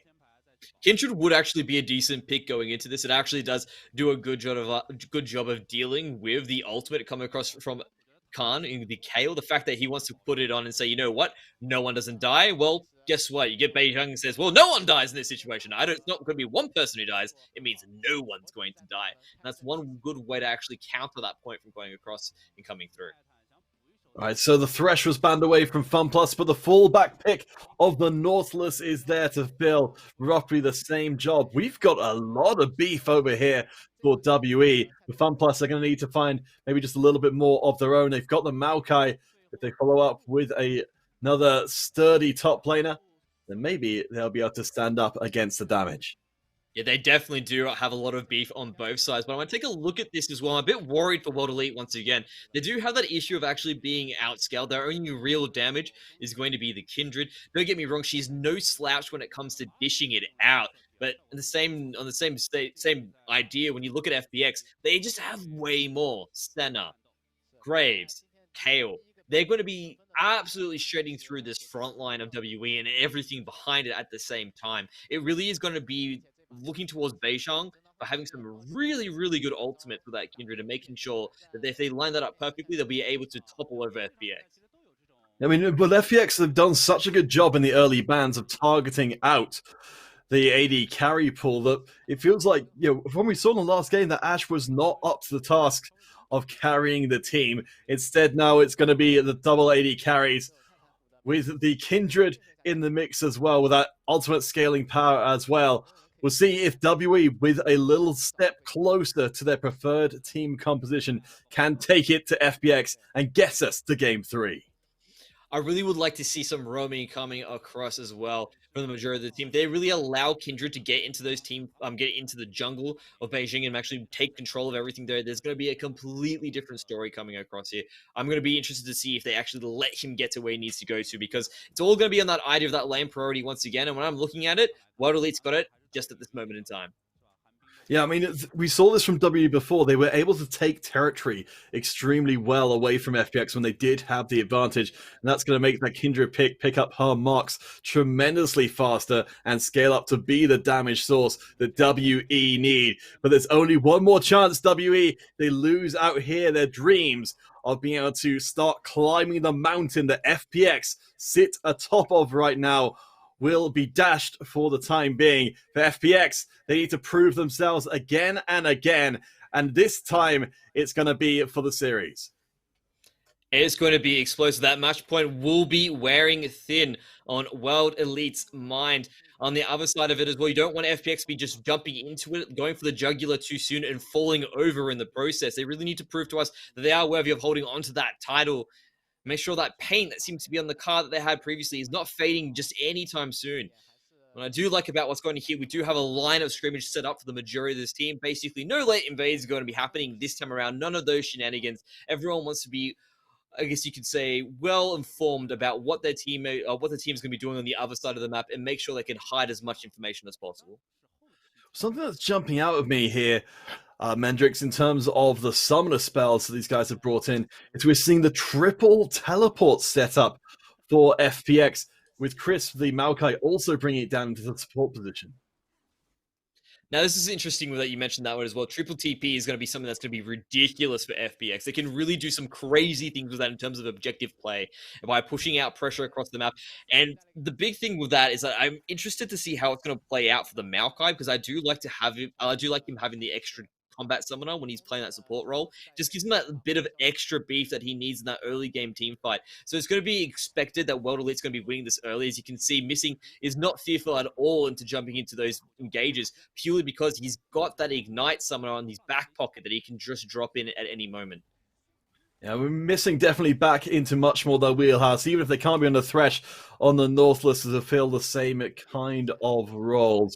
We're keeping our eyes out, of course, when we come to the junglers to see how they do early on. Last game, it's so skewed by that invade gone wrong. We've seen how well Beijing can come back in and start carrying from behind. If they can get ahead, who knows what heights they can reach. Yeah, right now it's going to be a bit different from what we had before. There was a lot of congestion immediately in the jungle that forced them to actually do cross jungling. Now they're actually able just to hang out in their own jungles, chill out, but they have decided to go from one side to the other. But now there might actually be a little bit of congestion here. As you can see, Wei Sheng's doubled back around to look for a gank, but I believe we'll be back with the game as soon as we got the feed. So apologies, guys. We are getting the feed internationally, so it isn't always the most reliable, but of course we'll be back in the game as soon as we can. So I guess while we wait, there we go. We are back in, and look at this. Jubeg survives by a hair's breadth down the bottom side. It's two. Oh my gosh, we missed a lot of good stuff here because it's 2 kills apiece. Both of them down the bottom side for Team WE, but both kills onto Tien, just like last game for FunPlus. that is a good sign for TN. We do want to see him to go for it. As we can see, we've got the replay here available to us. Again, that Ignite just playing so much of a big role in comparison to the TP, purely because it's forced LWX back from being able to remain in this team fight. As you can tell now, Jiming's trying to get away. I love the fancy footwork to actually just push himself back towards the top side of the map instead of running towards his tower and actually tricking out and breaking the hand of Crisp at the moment that time. And that is going to be well played from WE just to sort of bring back those kills. Yeah, very nice trade for them, but I have to wonder what's going to happen now with Tien able to get those 2 kills. It has to be weighing on Tien's mind how they had that early advantage before and threw it all away. They're the ones with the bounty on their head. WE are going to be looking for them. It was a warm-up game for him. He's good now. He's already played. He played it beforehand. He's fine. He's going to go for it. But there's a hook.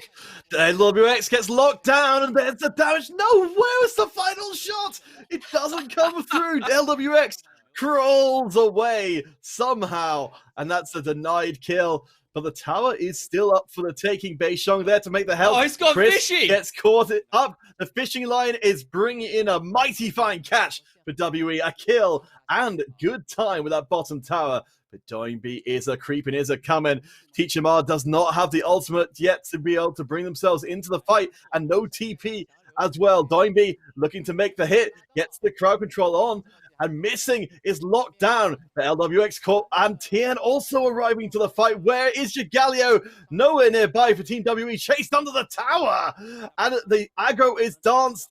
Doinby down low. Teachimar surely, even with these low health bars, can't compete. 2 versus 3. And that was an absolutely explosive team fight. You could tell LWX was the one that got away, but Delta League wanted to keep going, thought they'd pick themselves up quite a hefty prize, but didn't count for the shark that was lurking in the waters and that it was going to be as well the set coming in from behind and just taking control of the team fight. So FPX once again being able to crawl something back from a good WE play. I honestly believe they shouldn't have gone for that extra hook on the back of it. They literally should have just continued to push down that tower, get the free plates, and they would have been able to walk away free with a bit of an advantage. But they pushed a little bit too greedily, really wanted to land that big fish. Unfortunately, ended up landing themselves a shark. Yeah, I really like the reaction from FPX to make sure that these players get turned around as quickly as possible and use this opportunity while Teachmar didn't have the ultimate to be able to actually make a play ahead, as Khan will avoid getting forge gutted as the teams are starting to congregate around this first Drake A Cloud. Teachmar, of course, now does have the ultimate, but TP advantage actually currently not there for FPX. All 3 TPs on cooldown. That's definitely unexpected. You think we'd always have TP advantage if we get 3 TPs, but as you can tell, they definitely don't have that at the moment. All the pressure coming from World Elite, forcing them to use it early. But I think one of the things that has been said about the Air Drake is it is actually the open Drake at this moment in time, and that's why there doesn't seem to be too much pressure going down to it. The junglers might be slapping hands or slapping heads once again as well. As you can see, both of them going for it, and the fight ensues. Yeah, we're looking for that Lamb's Respite. They mentioned the Immortality Circle from before. Nice knock up. There's a damage from the Kindred. And here, finally, comes the Galio Showstopper. Brings Teachmar back in, but of course, they're not afraid to re-engage. The tower aggro drops on the Khan for a second. Doinby is so beefy. Khan goes under the tower. It's going to trade their life for a kill that Morgan sweeps up most gleefully.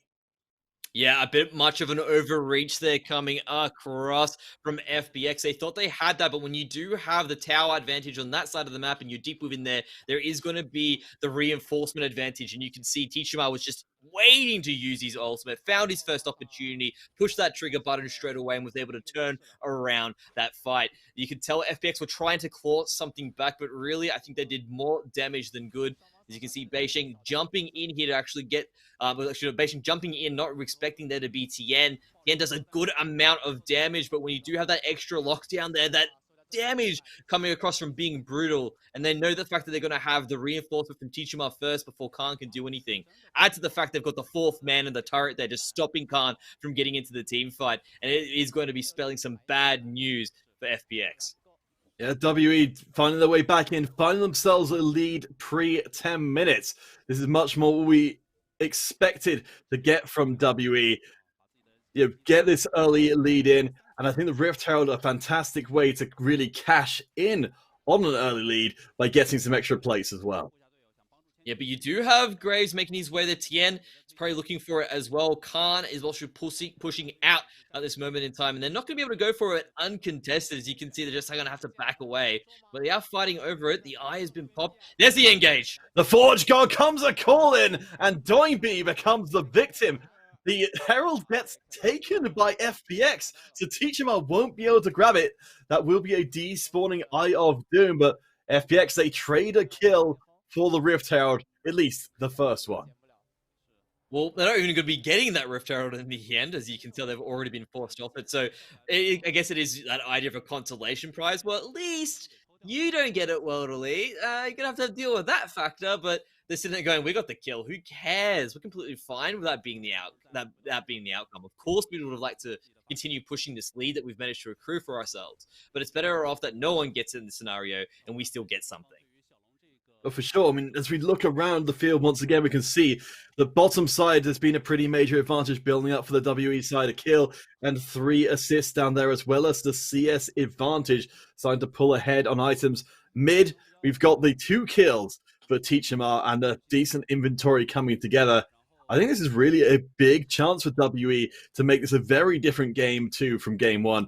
and find some major leads that they can really put the boot in to FPX before they get going. Well, this time they didn't take any risks to try and push an early advantage. Decided to sit back, chill a little bit, along with the likes of FPX as well. That led for them to have that be a bit stronger coming into these early skirmishes. As you can see now, they've managed to accrue that lead. But FPX are still pretty quick to the number when it comes to coming to it. And they're finding a fight now. There's the big engage coming out. The Lambda spike is almost instantaneous. Missing will get healed up as G-Man comes in from the backside. The health bars of FPX are still enormous. They're forced to flee at high speed with one member down. Missing has been eliminated. Teach him out is next on the menu. Beishong will not try and intervene. Under the tower goes, and somehow WE don't lose more. But the tower dive is coming. Fun plus Phoenix, they're not messing around here. They want to get 2 more kills. Under a tower once again. This whole fight spanning across half the map. Beishong still alive somehow as Doinby dances away. The flash forward gets the kill. Jumeng, it's going to be next. Coming from the top is Morgan, but they're too late for the party. Surely, no, WE, they're going in without their damage carries, and they're going to fight Fun Plus. The Forge Gold comes once more. Dime B is down low. They get the body block there by Chris, saves them for a few seconds more. WE, they refuse to give up a lost fight, and now it's been lost a second time. The proactivity from FPX ends up being the bold move, the Trump attack, and they were able to come through, find those early kills. They chased them under 2 turrets and kept on running on through. Who cares about the turrets in this scenario when you've managed to get position, when you managed to force them into a defensive moment, and they were able just to push right on through. That's what happens when you're able to find that consistent or decisive moment in victory. And we're talking about there being a lead accrued for World Elite. What lead? There was no lead there. FPX absolutely monstered right on through, and World Elite are just trying to pick up some scraps. Yeah, that's got to be incredibly disappointing for them. The memos seem to be for WE that we are strong right now. We want to fight. Even if it starts badly, we'll turn it around. Very much not the case as we look back across this amazing engage. As you can see, they said, you know what, we've got everyone in position here. We're able to make these moves first. Let's jump in. Chris was completely fearful, completely there. The entire team of FPX was on the same page. This is what we expect from such a prestigious team. An amazing play by Doinby to continue this chase. He manages to get 2 people there by knocking them back into each other. As you can tell, they're continuing to push across here, but unable to find the big prize here. They're going to say, you know what, we'll get these 2 kills instead. That's what they're going to be going for, because they still have their team as a solid unit moving together as one. As you can tell, that was a fantastic ultimate coming through from Khan onto Doinby to make sure that he can still continue to push forward. And now this is where everything really goes wrong for World Elite. But we're not going to be talking about that now because we're already back into action. Yeah, Khan getting the shield there, but actually getting taken out. That's a huge bounty into the pockets of Beishong. I thought we were seeing a replay there because we've seen almost the same kind of fight there before, but that's a big pickup. That does only leave WE behind by a cool 1,000 and change as they try and recover things coming up to 15 minutes in. It just makes you wonder, what was Khan doing there? He was behind enemy line. He still hasn't scaled up the full shenanigans that we'd like to see Kel get to. He should have just been on the other side of his lane, continuing to absorb those CS, absorb that experience, absorb every minion possible, and he would have been absolutely fine. But he tried to make the play and ended up giving away a $600 or 600 gold coin toss across to WE. And that's something that they definitely needed, but FPX didn't want to do. Yeah, the exchange rate, I think, is still good on that old Summoner's Rift, but WE, they've exchanged a strong early game for one where they are feeling the pressure from FunPlus, who are building themselves up. You mentioned the threat of the KL will only grow as this game goes on. As Beishong, I don't think it's managed to cash in it's got up to 4 marks so far, so that's a big thing for the Kindred. Will get extra range and extra damage as well. Looking to pick up to 8 later on, but right now, WE, they look like they're trying to go back to their wheelhouse of making picks, but they're not finding any. Yeah, it seems to be a bit of a lull in the action for the time being. And I want to touch on that point that you mentioned about Beijing there actually having the ability to scale up. He is going to be the prime damage dealer. I mean, Ash has got a little bit there, but we do tend to see Kindred really putting out just a bit more, especially because he's got the Blood Rays. But he actually hasn't opted in for the Blood Rays, so now that I look at it.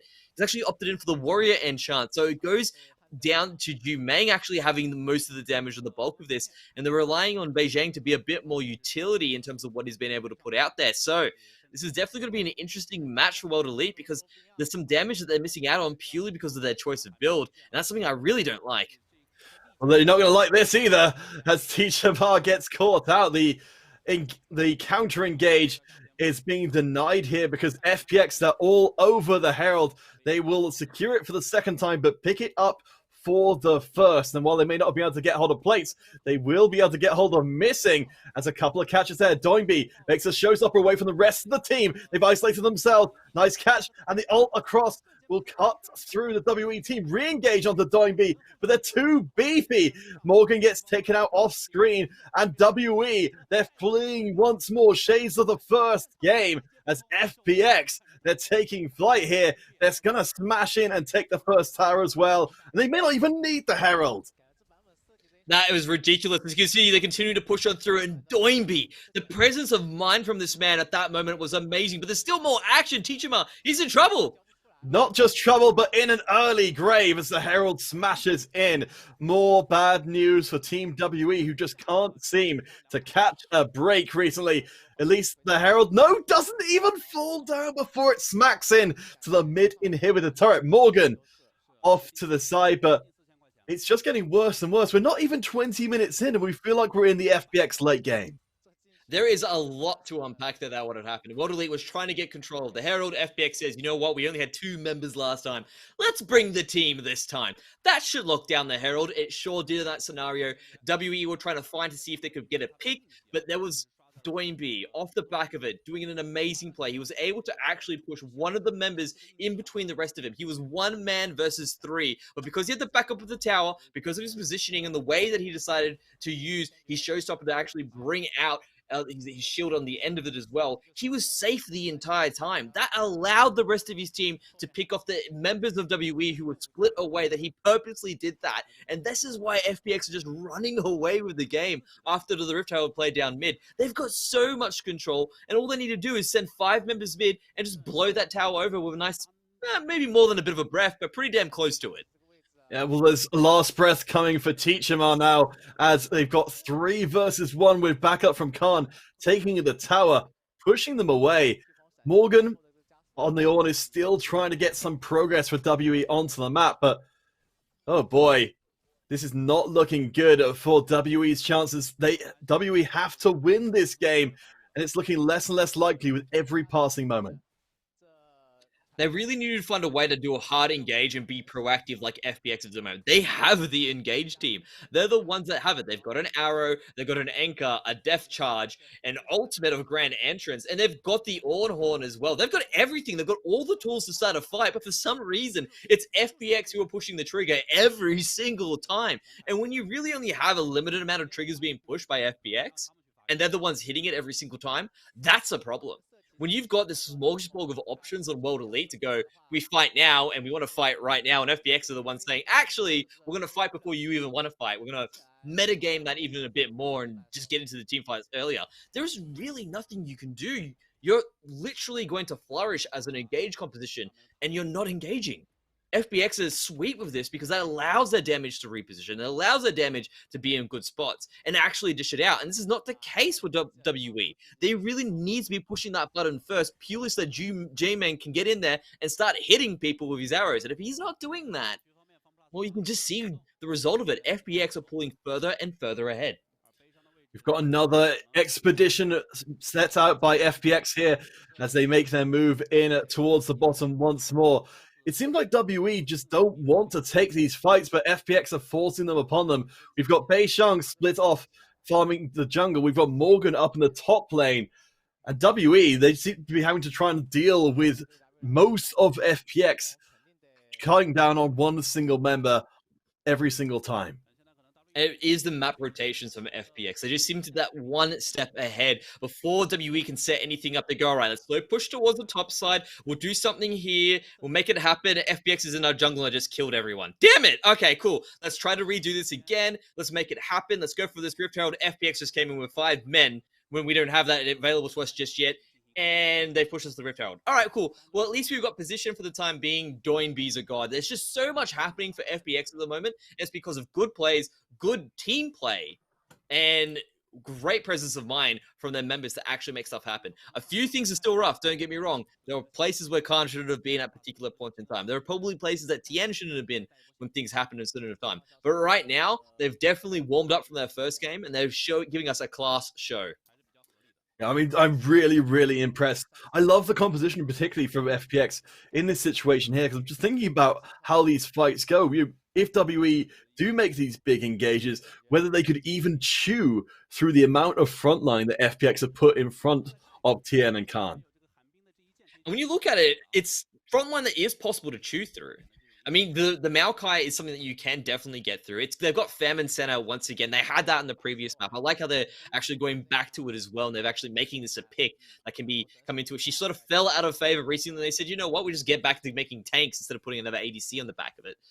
And they're really making this work. They do find an arrow, though. This is the engage we've been looking for. This is the patented WE special. They get the shutdown onto Graves instantly, and Crisp falls as well. Doinby, then, with the numbers disadvantage, tries to soak the damage. The showstopper lands onto Teachama, who buys time with a stasis. Doinby will get redeemed for a second. But of course, the anti-death circle, the Lamb's Respite. Finally, WE pull off the combo, and it's 3-0. And we can see what happens when the trigger is pushed by WE. Everything lands. It was like flicking dominoes after the setup. FPX is still trying to stop this barrier from going through, but immediately the teleport is going to be bringing back a healthy member in Teachama. I think they're not going to be able to get something through here. They're going to have to pull off a miracle. Another TP is coming through. The 3 TPs that we're talking about are coming to play. Chris, he just wants to jump into the middle of it. The Baron goes across to WE, and they now can turn the play back. With no distractions, they dispatch of Khan. Crisp followed across the wall by Beishang, but immediately escaped back out again. And it's satisfying enough for WE to swing the game back. Not in a gold lead, but this Baron buff will let them get one of these missing towers that they've yet to pick up any of so far. And this is going to be a big gold swing as well. Everyone talks about those big Baron power plays when they come across, and it's just amazing. And here we go. Junmeng landing it straight onto Qian, and everything, as I mentioned before, is like a domino falling off. That 600 gold just dropping on through must have been the most satisfying feeling as it came across. And FBX just didn't have any recourse because everything just lined up so well with the engages. And that Lamb's Respite at the end, saving Teachama as well, really helped them to secure that Baron. And now they have all the pressure. They have everything that they need. I really would like to see them do this again soon in the next 2 minutes, because we might see a repeat of the last game if they don't make it happen. And FPX are making the rotation on this Dragon now. TP comes in. The arrow hits onto the backline. Instant gratification from the Galio coming in. And it will be a takedown there as Beishang forces their way in and takes Doinby, who showstoppers themselves away from the rest of the squad. The sacrificial lamb, 2 kills for nothing for WE. They have turned the wheel of this game around 180 degrees. FunPlus are left stunned. And we can see what happens when there is a target for the Galio to also jump onto. You can tell it looked as if WE had been caught out. FPX said, haha, we managed to catch you with your pants down. In reality, as you can see, Teachama was sitting behind them and pulls their pants down in response to that Galio ultimate. And it was just beautiful. And it's because they've got missing this time on a champion that can jump in, use his aftershock to stay alive long enough to allow Teachama to come in with that extra support. And it seems to be just flipping a switch for World Elite at this moment in time. I want them to do it one more time, and that should be enough to really put themselves into the driver's seat to win this game. FPX are still there. They're still back in that rearview mirror. They're chasing from behind, but there seems to be a good amount of exhaust smoke coming through and blocking their vision at this point. Yeah, it feels like it's a real race here for WE to stay ahead of the arms race. FPX keep building armor plates on the front line while reinforcing the nuclear weapon that is Khan on the back will eventually end absolutely everything. It's only 25 minutes in. It feels like 35 already because of how much FPX have accelerated things, but WE bringing that progress to a screeching halt. They're getting some of these Ornn upgrades in as well. Jumeng And we'll be seeing one for Beijing before too much longer as well. The power of WE is growing. This time, will it be enough? You can tell now they are pushing through. I think they might actually have the edge coming into it. Their team comp really is starting to shine. Doinby is in a bit of trouble here as well. Look at Beijing go! The shield is enormous and buys time for the escape for Doinby, but no matter how tanky they be on Nautilus or on set, they have to fall back in the face of that much damage. Now, when we look at what's happening here, this is the big switch that's happened for FPX. Normally, they've been rotating around the map, making quick moves, making quick, proactive engages, stopping WE from playing out their game plan. The moment WE have managed to find some steam, you can see FPX have immediately gone back into a turtle position. And this is actually forces them to lose quicker. I want them to go back to that quick engage, hard rotation style to catch WE out before they have an opportunity to do it. Otherwise, if they keep this up, they're going to be worried. They're going to be losing the game as well. But this is something that's holding out that might be the big advantage. The big shining light is Khan, who's on the screen right now, because he's continuing to push forward ahead. He's finally online. He's about to get his third item, and that will actually be a very big boon to FPX's arsenal. Yes, Khan grossly incandescent down the bottom lane, smashing down the tier 2 to put FunPlus up 5-3, but still behind in gold. I mean, Morgan has been away from the squad for such a long time, trying to fill in that same kind of role for WE, just doing it dramatically less quickly than the Kale is able to. And that's something that comes down to the idea of those roaming team fights, or those team fights being in place now. I think Morgan now needs to be with his team more than ever, and that's actually giving Khan the breathing room to farm up. As you can see, he's slightly ahead on CS, so I'm really liking how Morgan's still managing to maintain what's happening at this moment in time. But it all comes down to that's exactly what Khan wants. He wants to sit back and farm. He wants to be in a position where he'll get to a point and he'll just completely run over Morgan. As you can tell now, here comes an arrow. It's going to be dodged. Khan with a fancy footwork. That was pretty brutal. If that had hit, that would have been it, of course. But it still won't stop Team WE from pressing the advantage they have right now. FPX, they're trying to respond in force, while Crisp holds the mid lane against Teachmar. Of course, only one of those two able to join the fight without burning a TP. But it's still going to be 45 seconds or so before the next Mountain Drake comes up to provide that extra bit of beefiness for whichever team can lay claim to it. That's right. I do like how they got Teachmar there. Correct lane assignments at the moment. They do want to find something onto Khan here as they continue to use that 4-man. They were just hiding out behind the walls there, just trying to say, there's only one of us here. There's none of us here. You don't have to worry about there being too much. But Khan playing it intelligently, saying, you know what? I don't like this WE team. They do like to pull some fast ones on you when they've got the opportunity to. And now I wanted to talk about what could be the next move coming across to. I like how FPX here have gone, you know what, let's actually just make a high tail straight for this Baron. They do have the inside route as well, but it's not going to be enough for them to actually burn it down just yet. But it is going to be forcing a team fight. And Doinby's going for it. Yeah, Doinby still incredibly beefy, but we know where to keep our eyes. It's Khan and Tien, the damage dealers of the squad, but they've been denied this time round. That Baron play, all it did was cost Khan their teleport, and we know on the mind of WE is building up towards that Mountain Soul. If they complete it here, or if they complete the third one here, one more will put them up with a soul and that extra shield across the entire team. And it's going to be huge going on to Teachmar missing, and of course Morgan. I mean, if these guys manage to actually hold on to, or actually manage to pick that up, those two guys will be or three guys will be unkillable going into those team fights. There is definitely a favorable soul for World Elite here. Whereas FPX on the other side of it, they do have some pretty beefy members, but where they won't be benefiting from it as much as possible. So they might be happy to actually let those Drakes go through and just look to contest for that Elder Drake in the end. But that's saying, you know, going towards a 30-minute game, through a 40-minute game. That's something that we could be looking towards here, and might be on the books here with the way FPX have just sort of gone into that turtle mode. Yeah, I mean, FPX, they've done so well before, but it's eye-watering how quickly this game is turning around. I mean, you know, we can see that WE are throwing absolutely everything at FPX. You know, in this game, Morgan has taken as many deaths on the Ornn as they've taken in the 4 previous games they brought out the pick. But they're still fighting. Those upgrades are still coming in. The strength of WE continues to overmatch FPX's.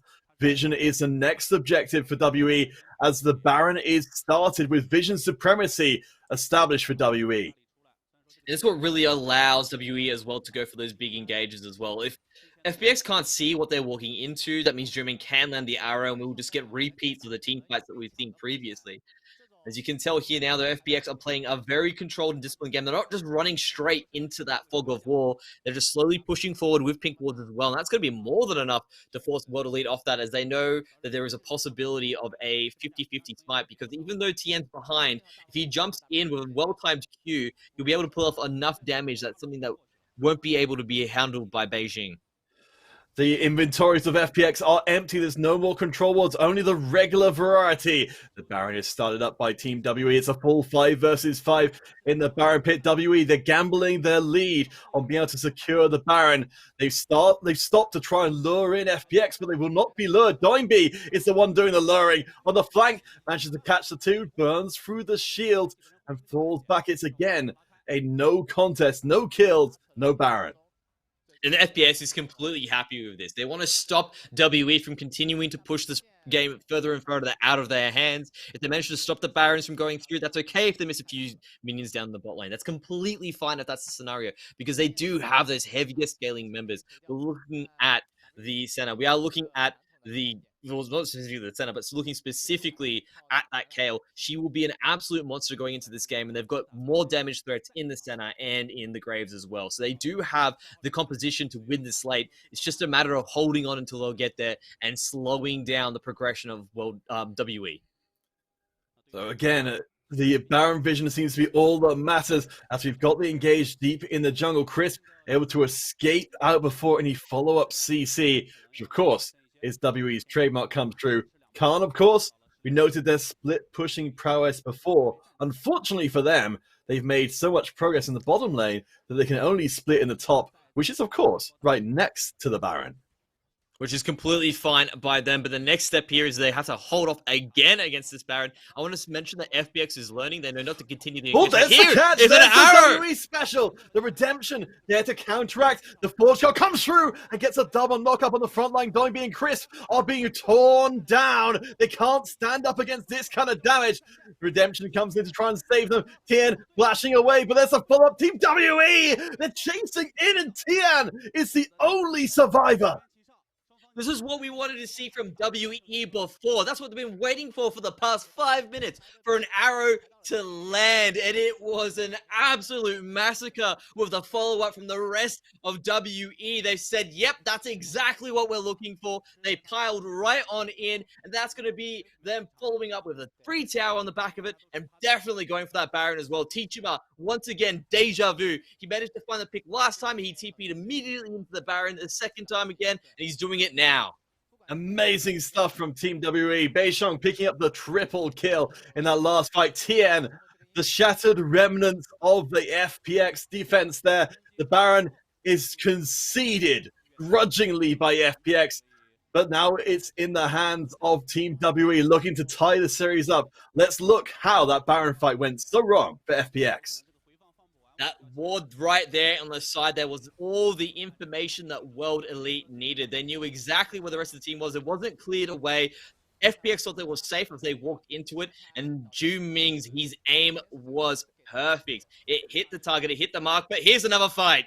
Missing goes down very low already. That Kayle damage cannot be ignored with the Void Staff completed. There is little that can stand against the Avenging Angel. But coming into the soul point here for WE. They get the double knockup. They get the elimination. They get the Drake as well. WE, they're getting everything they want. Crisp is down low. The ultimate provides a shield for just a second, but all the tankiness in the world won't stand up to this damage profile of WE. They are just ripping apart the Phoenix. Khan is stumbling, blinded out of that fight. Falls down, another triple kill for Beishong. Their carry pants are truly enormous. It is it is. Okay, I'm actually speechless right now. They actually managed to stop it. I can't believe how well that team fight went for WE at that moment in time. I thought there was going to be at least a little bit of a fight back coming across from FPX, especially with the fact that finally Khan has hit 3 items. Finally Khan should be able to do anything, and that was just not the case at all. The extra positioning, the fact they had the pressure or the map pressure in place, there was more than enough for World Elite to just completely steamroll through this game. They're taking the Nexus as I'm speaking at this moment in time. A few style points as well as the stasis is used, and WE completely turned that around, and it was all off execution. We mentioned before how execution was their failing in the previous game. They completely said, you know what, let's just refresh. We're not going to worry about the last game that happened. We're going to execute right this time, and especially when they have a little bit extra that was missing. The fact that missing was now on an engaged champion instead of the thumb catch. Yeah, I mean, it was completely night and day. We got to see that patented WE play, which we've seen in nearly every game they've played, and it's worked extremely well. And as well, to be getting the Kindred carry successfully operating out the jungle. In the pick and ban phase for FPX, they were targeting down the AD carry position so hard without even necessarily considering that there were AD carries in other places they needed to worry about.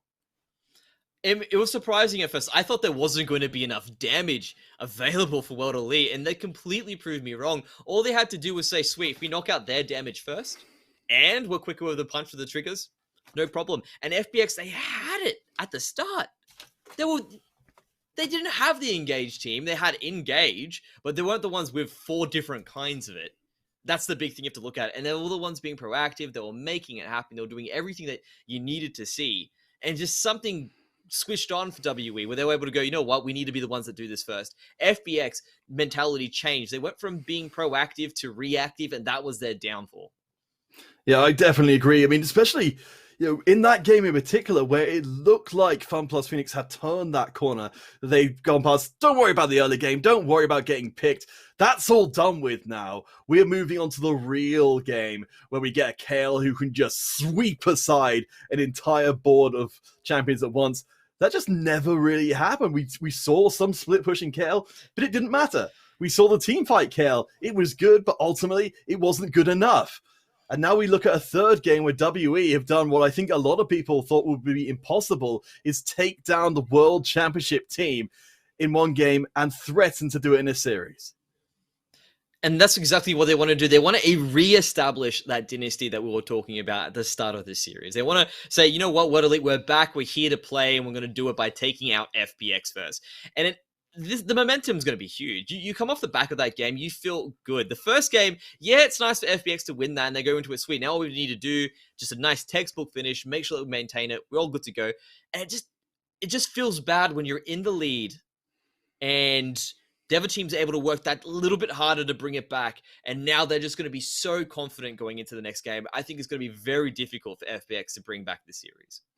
All right, guys, so one more game to see if Team WE can defy the odds, defy the expectations, and carve their own path towards perhaps a future World Championship run of their own. Game 3 on the unofficial English broadcast coming up in just a few minutes' time between Team WE and FunPlus Phoenix. You do not want to miss it. We'll see you in just a few short minutes' time.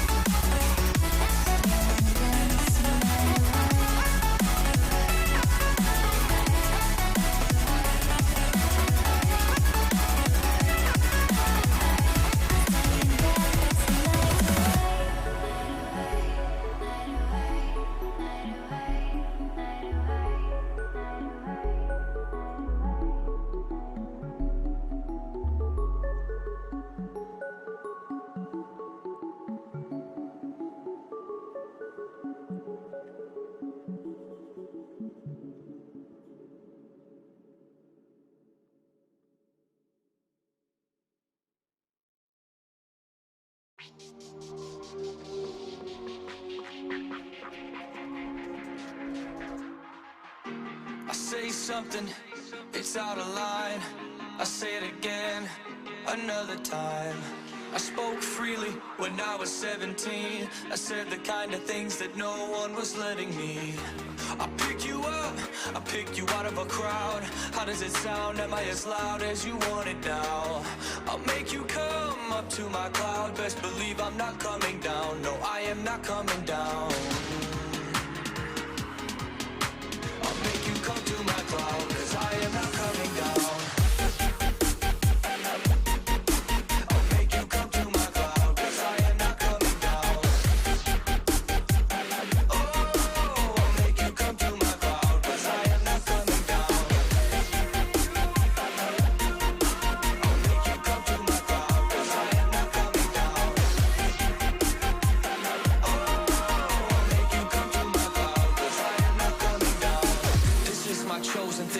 I'd rather smoke something. I could probably blow a ring. I'm opening up as a singer. Nobody wants quality, they only want quantity. They keep ignoring me, it's boring me. I wanna be paid, I want double now, or I will not tell you how to get to my fucking cloud, 'cause I am not coming down.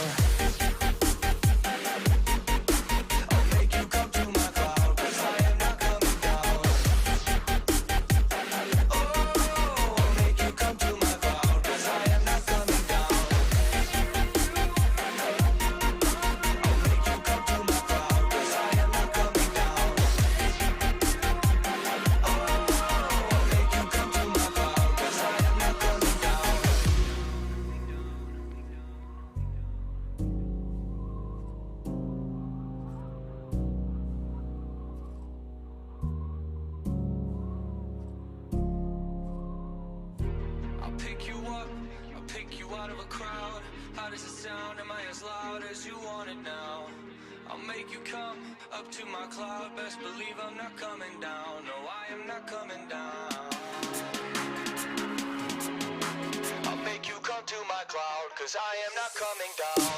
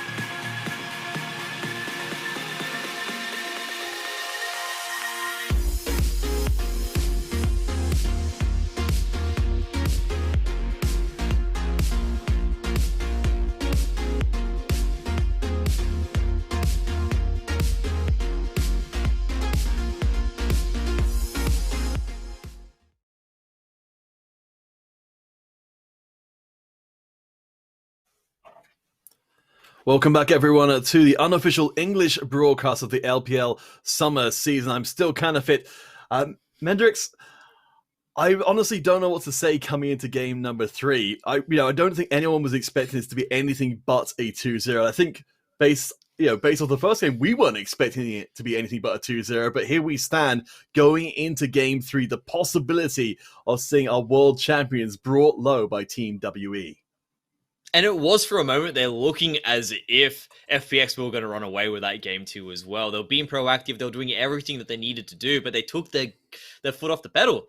The gas just wasn't there anymore. They went from being proactive to reactive. World Elite jumped on that weakness and was just able to hit back twice as hard with a fantastic haymaker. And here we are sitting ready for a Game 3 series. I'm excited to see how this goes. And I feel that FPX will have a slight bit of an edge with the fact that they can actually throw an extra ban underneath their belt. They had to ban away Virus previously because you do your obligatory red side ban first of the Virus. That's why he's got a 100% ban rate at the moment. As you can see, World Elite have already done it, which means that there's a few more options available for FPX to get rid of stuff, and you can already see they've put their bans to good use. Yeah, FPX, they're finally getting the respect for that Galio and Ornn picks that they deserve. The Aphelios is left open, though.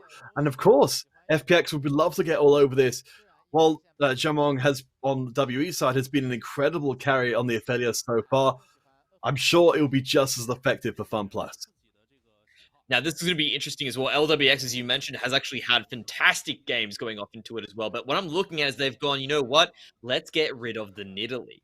They want to remove Tien's ability to actually have aggressiveness and hard farming power, that invasive concept. So Beijing must be looking to pick up the Graves here. So that way there isn't anything that can really match what he's going into as well. As you can see, the Ash pick has been picked up once again. I'm expecting there to be a Graves as the second pick here. So that way Beijing has that big extra power and that, well, basically has an invasiveness that he can do and really show Tien how it's done. Never mind. I don't think that's the case.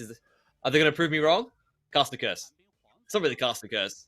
Hey, come on, lock it in. It's not locked in quite yet. Let's not count our Graves before they've cigared. Lock it in. Lock it in. Come on. Make me look like a genius. Make me look like a genius. Come on, baby. Come on. Oh, never mind. Okay, so you have to. Yeah, you hate to see it, like But the Wukong coming up.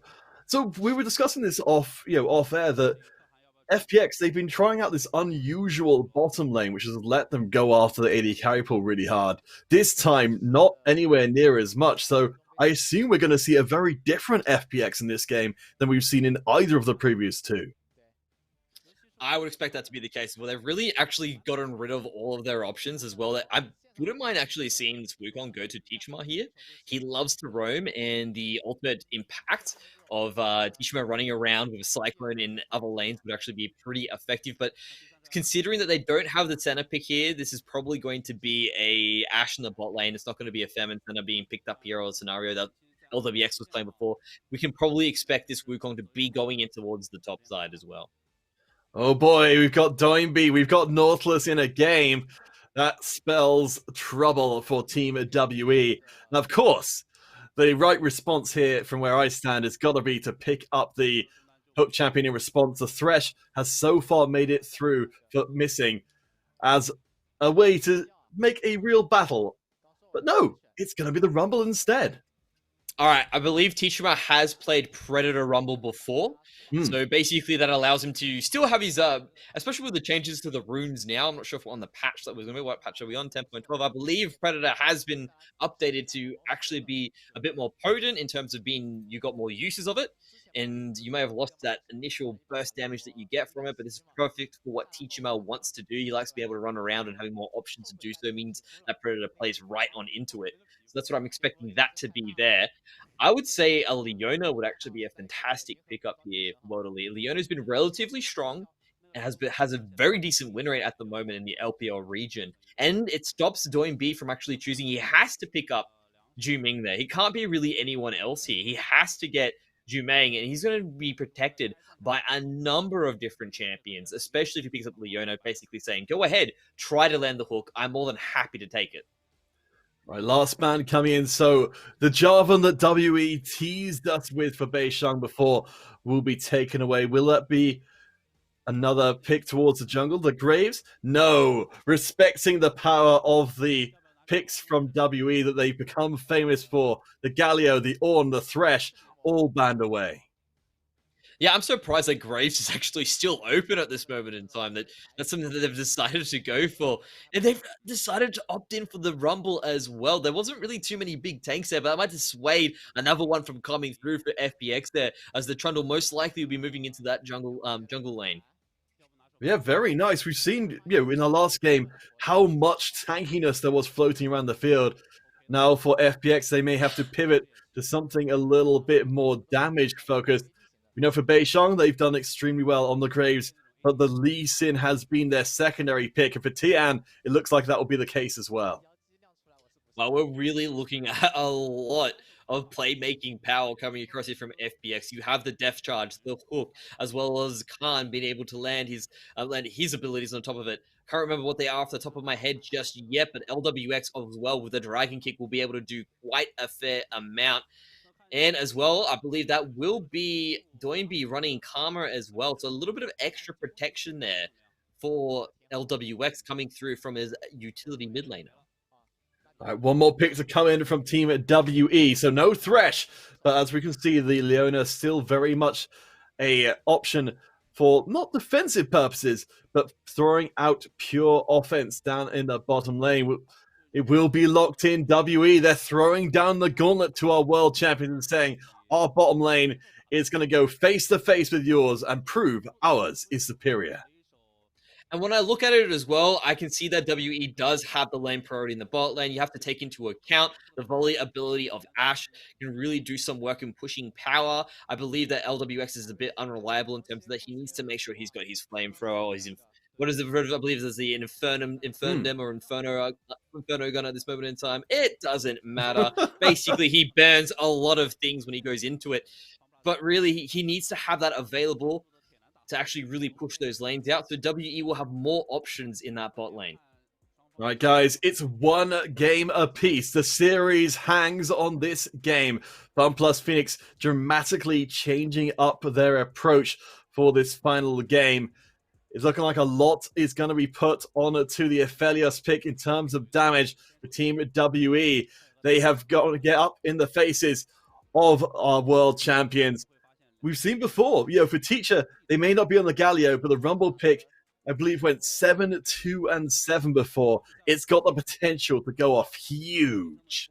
The Equalizer just does so much damage in team fights. It's slow. The fact that it's just able to separate members from what they would like to do, it's either uses a zoning tool or a killing tool. It's really effective, and especially with the way that Tichima plays, the fact that he just runs around, very team reliant, is more than happy to give up a bit of CS to make it work. It's just a really big boon to the rest of the World Elite laners and of course the jungler. So I'm really excited to see how he does it. It's really going to be onto Doinby to actually use that pushing power from the Karma to make sure that he remains in his lane, or he's going to really suffer the consequences, whether it be plates being taken or on the fact that he's going to be forced back instead of being able to roam. Let's take the trip onto the Rift for the last time today on the unofficial English broadcast.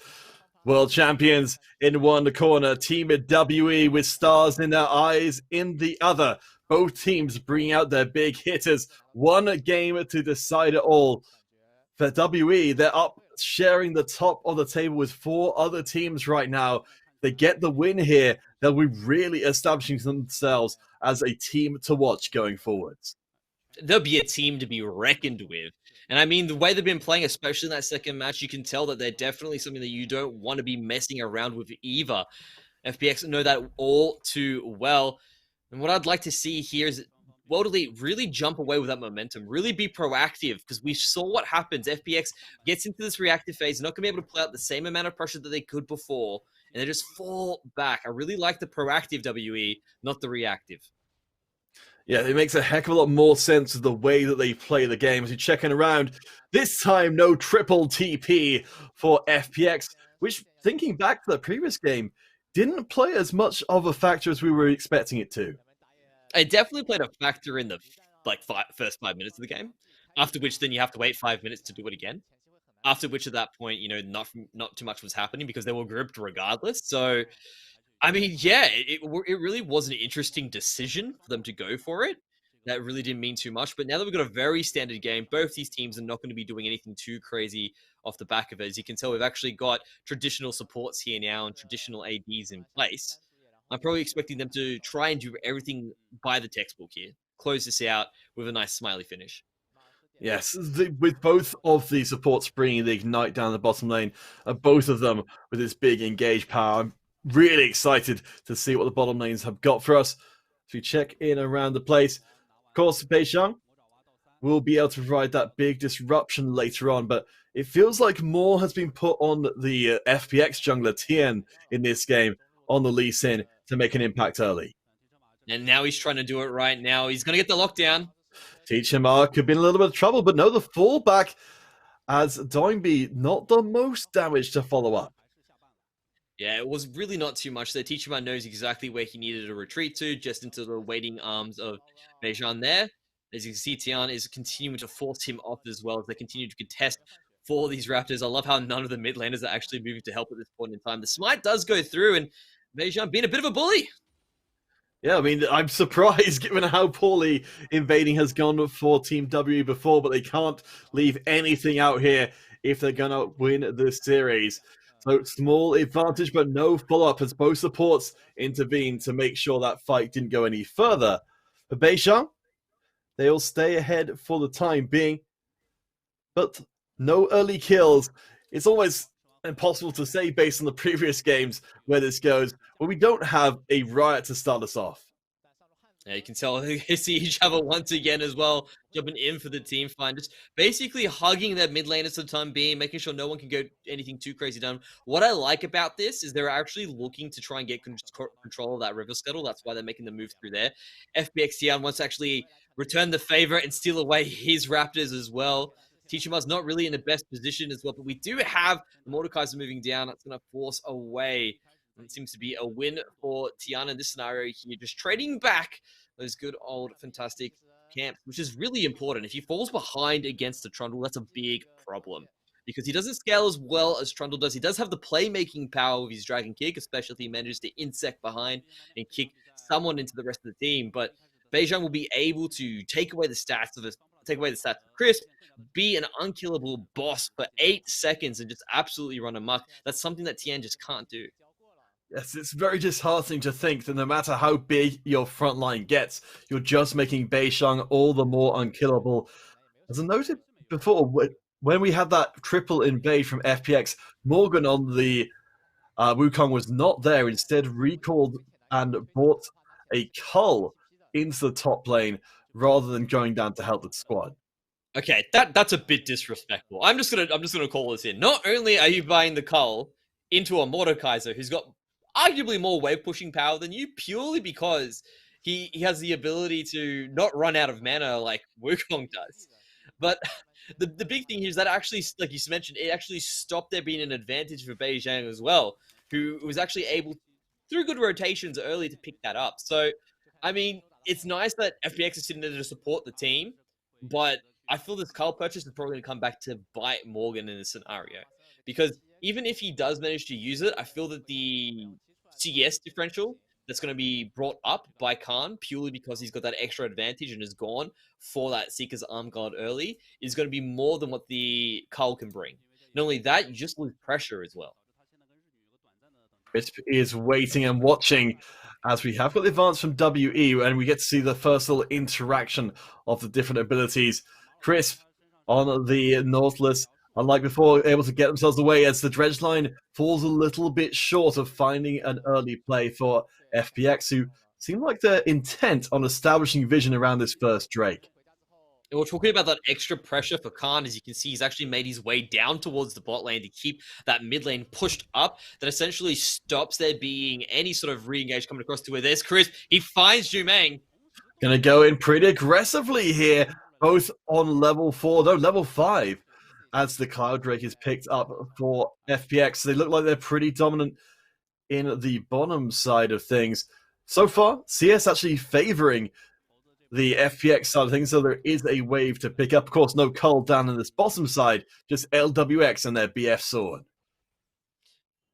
And this is a problem though, because if FPX are also winning out in CS and out rotating WE, that means there is no real effective counterplay or something that WE can actually do to keep themselves ahead or keep themselves on par with them. Yes, they're even on gold right now, but that's because they're basically missing out on objectives around the map. And that's something that you need to be really mindful of. That this extra early game pressure ends up being little bits that just snowball and snowball you ahead further, a little bit more every single time. And you don't see it. That's the worst part about it. It looks like, yeah, well, it's 1 CS. Yeah, well, it's 2 CS or 3 CS. But it's not just the 1 or 2, 3 CS that you're missing out on. It's the fact that they're getting that extra ward down. It's the fact that they're moving themselves closer to getting that Rift Herald before you. And next thing you know, these objectives and those little CSs and those little edges all begin to add up, and FPX really do have a big lead. I mean, we've seen that in the previous games that FPX have been able to lock down the early objectives, get those early leads rolling on by slamming a Herald or two into the opposing towers and pushing themselves for the lead. For now, though, there's a very, very small lead for Team WE. Let's see, so where's that coming from? It's the CS is pretty much even across the board. I'm trying to Could be spot that out. Carl coming across now. Like Carl might be coming in. It could also be plates that have been picked up. I'm trying to look what they've. Nope, no plates. Interesting to say what it might actually be in this situation, but Neil, when plates have been picked up on the bottom side there. Well, this is definitely going to change things around. Nope. Plates for FPX down the bottom side because Team WE, they've made a move in very early on for the Rift Herald. I'd say it's something to do with the extra camps being picked up by TN because they actually moved for that dragon, and now it should start to catch up. As you can see, FPX have moved around with getting those extra plates as well. I'd say that the decision to do that, I really do like the use as well of that, of the equalizer, just to say, nope, get away from my tower, stop getting these plates. That's what that was. It was just get off me, basically. It was a get off me equalizer. It wasn't a big engage, nothing crazy. And it allows them just to maintain control around the map. Yeah, that was a very short-lived lane swap from Team WE. Jimeng and Missing making their way up towards the Herald. Now back down in the bottom lane again. I mentioned before that cull for Morgan, rather than the more traditional items, seems to be costing them as they're being driven away from their own tower. Doingby roaming around, maybe looking to make it a 1v2, but ultimately doesn't pull the trigger. Now, one of the things I want to question is if Morgan knew that he was going to be bullied out regardless, and that's why he opted in for the cull there, just to get that extra 400 gold that it delivers. And that will sort of make up for the CS differential, but I'm still not liking that map pressure that's picked up. In solo queue, yeah, no worries, but LWX... Pillar of Ice. LWX forced the flash away. Missing does take so much damage, though, in the back end of that fight. The punishment from WE is significant. The Teachimar is creeping through. The ward will spot them coming in. So it's ultimately a 4v4. The dredge line is avoided. And still no first blood 10 minutes in. Both of these teams with a more considered approach. Even though they may have had 4 members down there, Missing was essentially a negative member in that scenario. There was no way that he was walking back into that team fight. One well-placed slap to the back of the head would have been more than enough to make Missing disappear for a bit longer than what he's going to be doing in this scenario. So that was definitely intelligent for WE just to completely retreat there, but now they've definitely given up any chance of getting back that gold lead unless they make a big play coming into the next 5 to 10 minutes. The Rift Herald is still live and on Beishong at the moment, so wouldn't mind seeing at all that deploy before those plates fall down to get FWE back into lead. 3 minutes.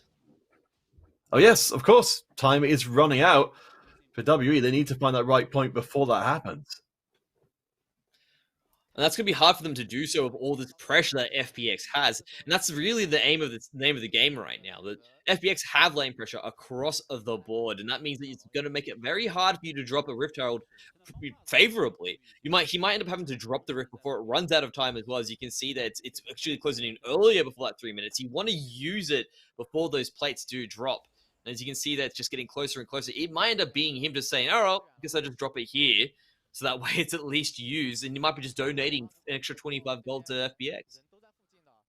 There is a big attention shift, though, for FPX up towards the top, where they've made that lane swap of their own. Equalizer being used again merely to clear the wave up and stop the push from coming in. I mean, that is worth a lot of gold to avoid it happening. The Herald has still not been deployed. Beishang, far away from all these other worldly concerns, is moving in to grab the Infernal for WE. Yeah, I like what they're doing here. They're basically succeeding pressure on the top side, using the equalizer to essentially relieve that pressure and then making a move on another objective. But FPX, their rotations just too clean, just too quick. Doesn't matter if you're using a very quick mechanic and a good strategy. If the opposing team are just operating on a quicker scale, doesn't matter in the end. Your strategy is just being outdone by effectiveness and efficiency. While FPX haven't been able to get that Lee Sin pick to turn into early kills, they have at least been able to secure the early Drakes, if not the Herald, which I think has got to be dropped right now. We're running out of time for plates, we're running out of time for Heralds. Missing and Joai are going to be able to push in against Khan all by themselves. I think looking at for the plates, looking at for the kills. They will get it. There's the big There hit. we go. That's a whole whap of money. That is excellent. That's something they definitely needed, but still there's so much pressure everywhere else from FPX. They may have managed to pick up that extra bit of juicy gold. They're still well and truly ahead, and they also have an extra dragon underneath their belt, and that is one of the scaling dragons as well. When I look at it, that means there's either going to be a 50-50 on the Earth or the Ocean Drake, and I'm pretty sure this team on this side of FPX would love themselves an Ocean Drake. Morgan getting into a little bit of trouble up on the top side. As tough as it was to farm that Carl against one, it's going to be twice as difficult against two. Let's check in on the CS around the place. It's still pretty even, but starting to tip into FPX's favor. Yeah, that call is about to come online, which will definitely twist it a little bit further back. It is going to be 300 gold, so WE still maintaining some form of semblance. And part of the fact that he was able to get some free farm was, again, because Tichima has been running around using his equalizer to relieve pressure. And that opens up a little bit of extra movement for Morgan when he's running around. So really, this Rumble pick is actually doing a lot of work for WE at the moment, but FPX is still getting the better end of those trades. Well, it feels like in this game that WE are putting a lot more of that carry pressure onto Tichima. I mean, Beishang's not on a carry pick. Jumong's not really on a carry pick either. I do have my worries that we don't see that same strength we saw in the late game of WE game number 2. And what's crazy about this game is how careful these teams are. 14 minutes and a half. And there hasn't been any kills. It's 0-0 still at this moment in time, which is really showing right now these guys are in it to win it. They're going to be waiting until they're 100% sure. I don't think there's going to be any 50-50 plays like we've been seeing in the past 2 games. It's really going to be looking for perhaps 80-20 at the most. Chris, he's trying to go for it now, and he lands the hook. Yeah, Missing is caught off guard, flashes away. That's a big engaged tool gone just as we're going into the second Rift Herald. The arrow goes wide. Memories of game number 1 where the Jumong's arrows were not the most reliable, and WE are left without an option to force a fight. Yeah, the arrow or the carrots that Jumang was eating beforehand, improving his vision and making it a bit easier for him to land those shots, seems to have worn off. He had fantastic arrows in that second game. So unfortunate for him there that he's going to be missing out just that little bit, and FPX continue to push that a little bit further ahead. Oh man, Morgan so close to picking up the first tower gold, senses that trouble's coming, and it's going to be a 1v1, Khan against Morgan. You see that their CS has remained pretty similar. We did have that cash in on the Cull, so a Tiamat and a Phage in hand for the Wukong pickers. In the mid, we see Doinby actually taking a pretty fierce fight against Teacher and coming out very firmly ahead. Yeah, the healing that comes across when you are able to land that beam afterwards on Kame is actually insane. You sit there thinking, yeah, I've managed to actually wear her down just a fair bit. Oh, nope, she just gained 30% of her life back. That's exactly what she does every single time. It's very frustrating to deal with. And even though that we do have a Teacher May a little bit further ahead, it is that utility coming from Karma that we look out for. The shielding as well, also very deceptive as it comes across. Yeah, I think that 1v1 is going to be something that Tichima needs to avoid going forward, as we saw. It was not a great situation. We have got the Morellonomicon picked up, which will help with any kind of healing shenanigans from a Doinby's side of things. But from where we are in the game right now, I'm kind of wondering, where we are in each team's game plan overall. Okay, this is an interesting point because there hasn't been any real majors here. As they say that here comes an arrow. They've landed it onto the Mordekaiser. TP coming in as well. This might be the first death. I mean, I forgot, of course, WE's game plan is make a pick and then jump everyone onto them. Of course, Khan, not the easiest to make that happen with. That Death Realm will isolate the fight, but Khan choking up the damage, missing, forced into stasis as well. It's not looking good for WE, as if Belios damage is too much to deny. Chasing in, and the engage is flashed away from WE. Their play turns sideways, and they end up with nothing, losing the Drake as well. WE finally pull the trigger, or they finally pull the trigger and it lands. You can tell they're very decisive. That's something that I've liked from the team. You can see immediately a teleport follow up directly afterwards. But as you mentioned, that Death Realm really does help out the Mordekaiser, buying him that well-deserved, or that well-needed time to actually get the rest of his team there, survive, and for them to win the team fight. Now FPX pick up another dragon. Looks like they didn't flip of it. They picked up the Earth Drake instead. A nice quick stop there from Morgan means he's not going to be in any trouble at all. But I think we want to go back to that question you asked me. What's the game plan? Well, as you mentioned, WE just showed us exactly what they wanted to do. Use an arrow to get a pick. Then everyone just piles right on top of him afterwards to get the kills, and then they can look for objectives. FPX, on the other hand, which I found interesting, have been a little bit more reactive to it instead of proactive. They're just happy to sit back, wait for the mistakes to be made, which I'm not sure is the best mantra to be having most of the time, but seems to be working in this game. But I think they're looking on the fact that they feel that they're going to outscale, and that's because they do have two utilities. And the fact that you've got a support to keep LWX alive. He's doing well. He's up a kill. He's up CS. And to be honest, we've seen him perform amazingly. And when it comes to that raw damage output, he does do more than Jumeng, whose arrow is, although effective and nice to have, if it doesn't land onto LWX, you see that he's really going to be the key coming into this team fights for FPX. He needs to be found, and if he's not, he will massacre World Elite. And LWX, of course, bringing the cleanse rather than the heal to make sure that's just that much less likely that WE will be able to access the heart of the FPX lineup. I mean, FPX, they teased us with a LeBlanc in the mid lane to say we may be thinking about diversifying our damage, but instead it's all LWX's game, the team built to make sure he succeeds. Yeah, it's interesting. Here comes the arrow, another arrow though. Oh, that flash. I don't think he needed to flash there. I'll be honest with you. He was behind a tower. He had Crisp in front of him. Chris could have easily just gone, you know what, mate? Let me just drop a death charge. You keep moving away. You'll be fine. Don't worry. You don't need to. Please hold your flash. So probably not the best response there. Probably just need to have a little bit more faith in his support. But overall, that's a win for WE. Oh, yeah, I mean, that's huge. I think at this point, maybe it's just because W have established themselves as so willing to absolutely murder anyone who does get caught that the only rational response is to flash away as soon as possible, because otherwise you'll just be dead. As we saw, very much not the case this time around, but with the cleanse coming back up for LWX, they're at half defenses right now for WE, maybe looking to pick off that big carry and get their first kill of the game. Oh, it's going to be big in team fights. That's if we get another one. We've only had one death so far this entire game. Both teams very reluctant to actually start a team fight unless there is a very decisive factor into the middle mix of it, aka an arrow hitting. And they've really just been very well playing in the defensiveness. Basically, you can see before the last time there was another big catch, it was missing, who got hooked away. Actually very quick to use his aftershock or throw a stun out to get his aftershock. That bought enough time for him to get to the wall, flash out safely.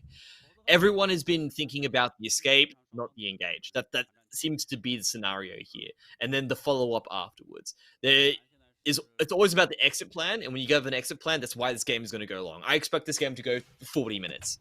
At least. At minimum, this game is going to go 40 minutes, at which point the lead that FPX is racking up for themselves in the gold is not going to matter, but the objectives will. If they've got a Dragon Soul underneath their belt, if they've managed to pick up a bit of extra lane pressure in terms of the towers that they've managed to push out, whether that's through a Baron or just through extra plays as well, just slowly weeding WE's closer and closer towards their Nexus, that's basically going to be the way that FPX come to it. WE, again, need to find that decisive factor, whether it's going to be an arrow landing, whether it's going to be Morgan jumping in to start a team team fight, or even missing initiating, because we've seen what happens when a solar flare manages to land onto at least 3 people. It really is going to be a big party, and What Elite will probably be the guys throwing all the furniture around.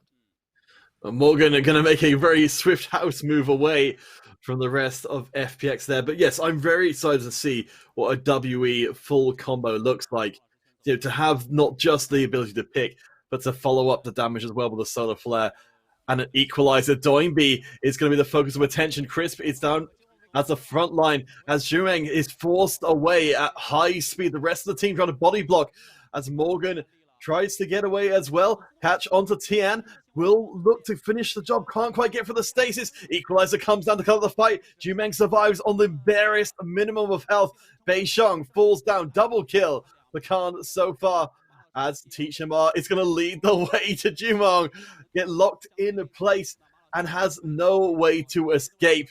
Jumong stumbling out the fight. No health, no resources.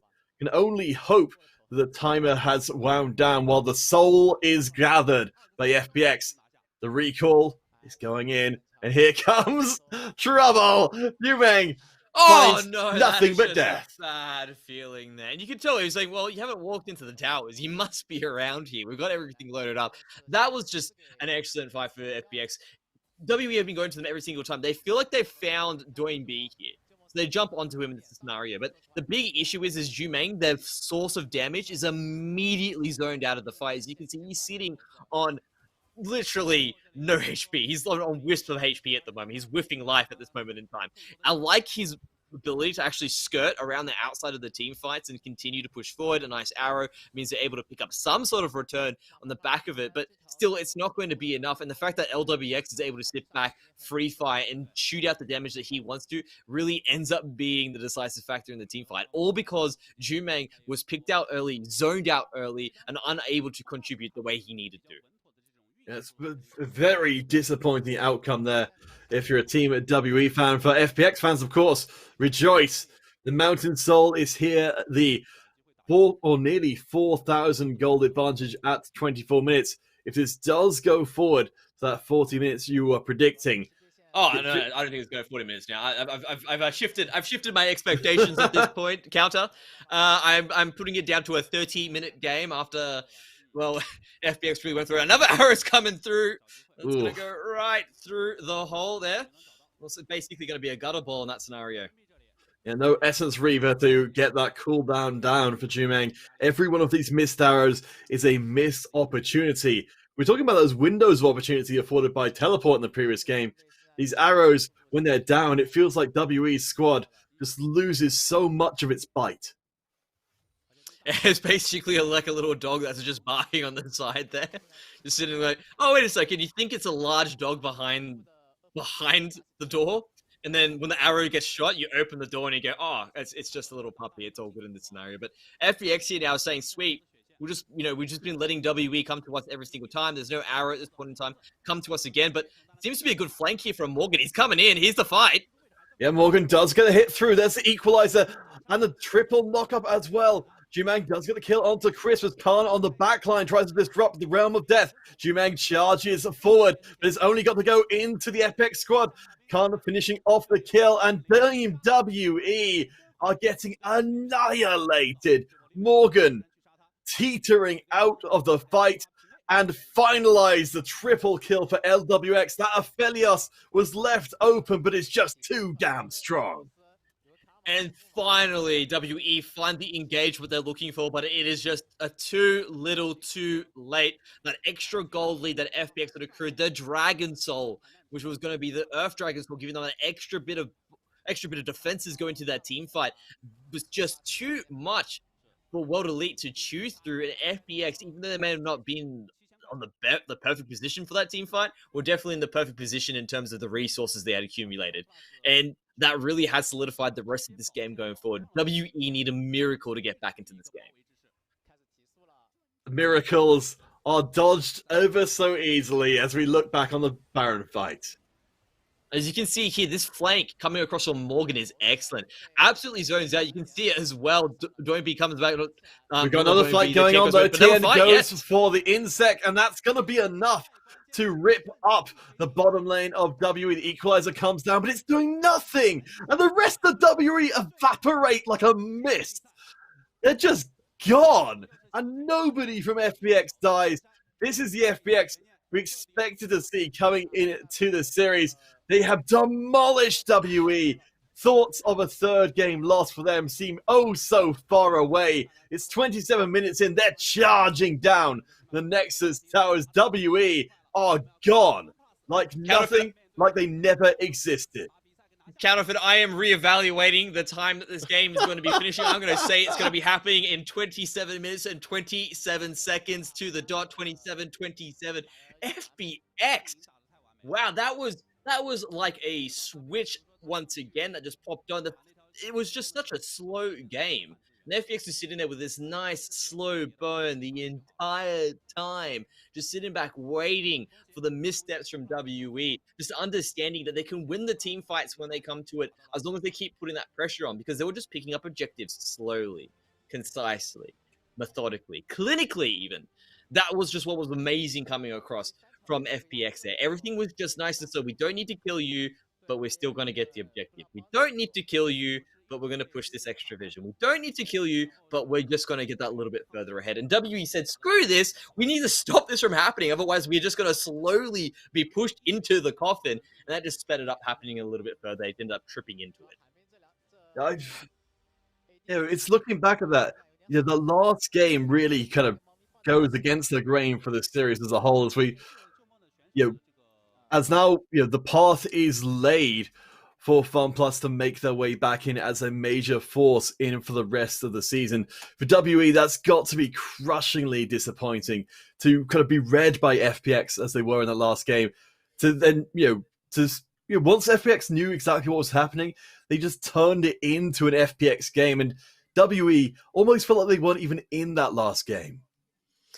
Throughout the series, we've been talking about mistakes being made by FPX. We've been saying these guys just, aren't showing us that they are a team that really needs to be, a world-class team, and they showed us in that final game. It was crisp. It was clean.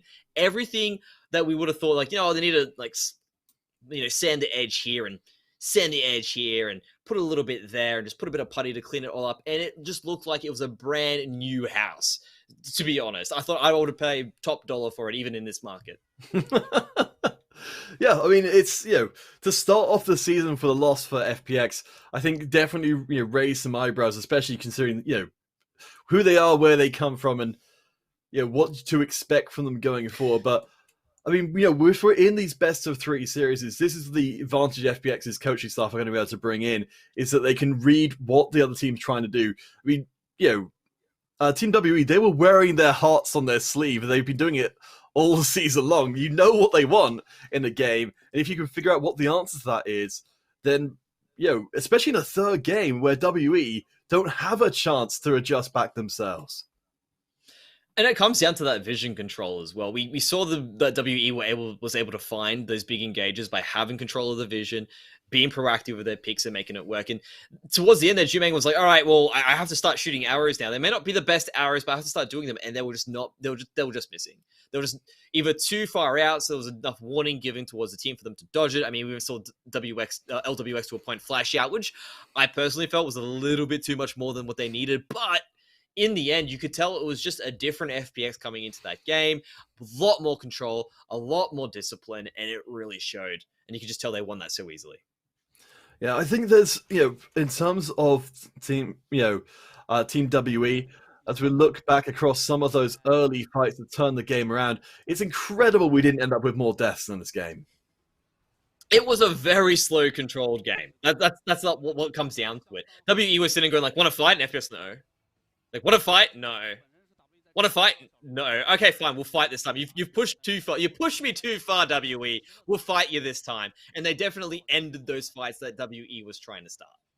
I mean, we see how far, as we go back in on the Baron fight as well, how far through the game we start our first replay because of how controlled the early game was. I mean, you're looking at it now. These were the most explosive moments of the game, literally, illustrated into it real time for us. We're not talking about cut-off moments in time when they've gone, well, there's so much action, we can only pick, 2 or 3 team fights, whatever it is. There was literally only 2 or 3 team fights. I mean, that was just the scenario here.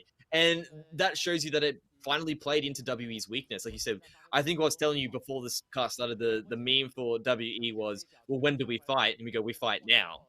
That just wasn't the case. Yeah, just being denied every opportunity.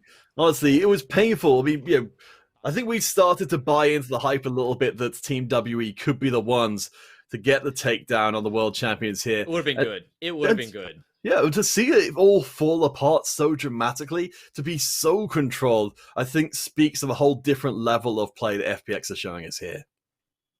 And that's also something that they can slowly, incrementally improve. They can do that in series. They can definitely do that throughout the season as well, which means that instead of us seeing this, what we were calling before to be a little bit of subpar play coming across there, if they end up ironing that out going into the rest of the games for the rest of the season, FPX will be looking high and mighty and well and truly back on their thrones.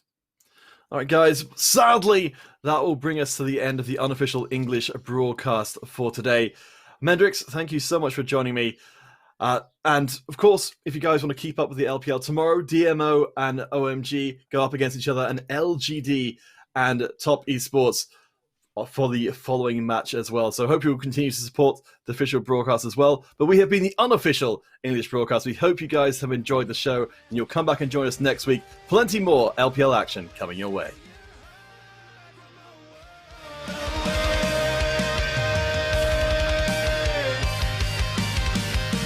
Think of everything that's happened just to bring us where we are. One step out of place I might never have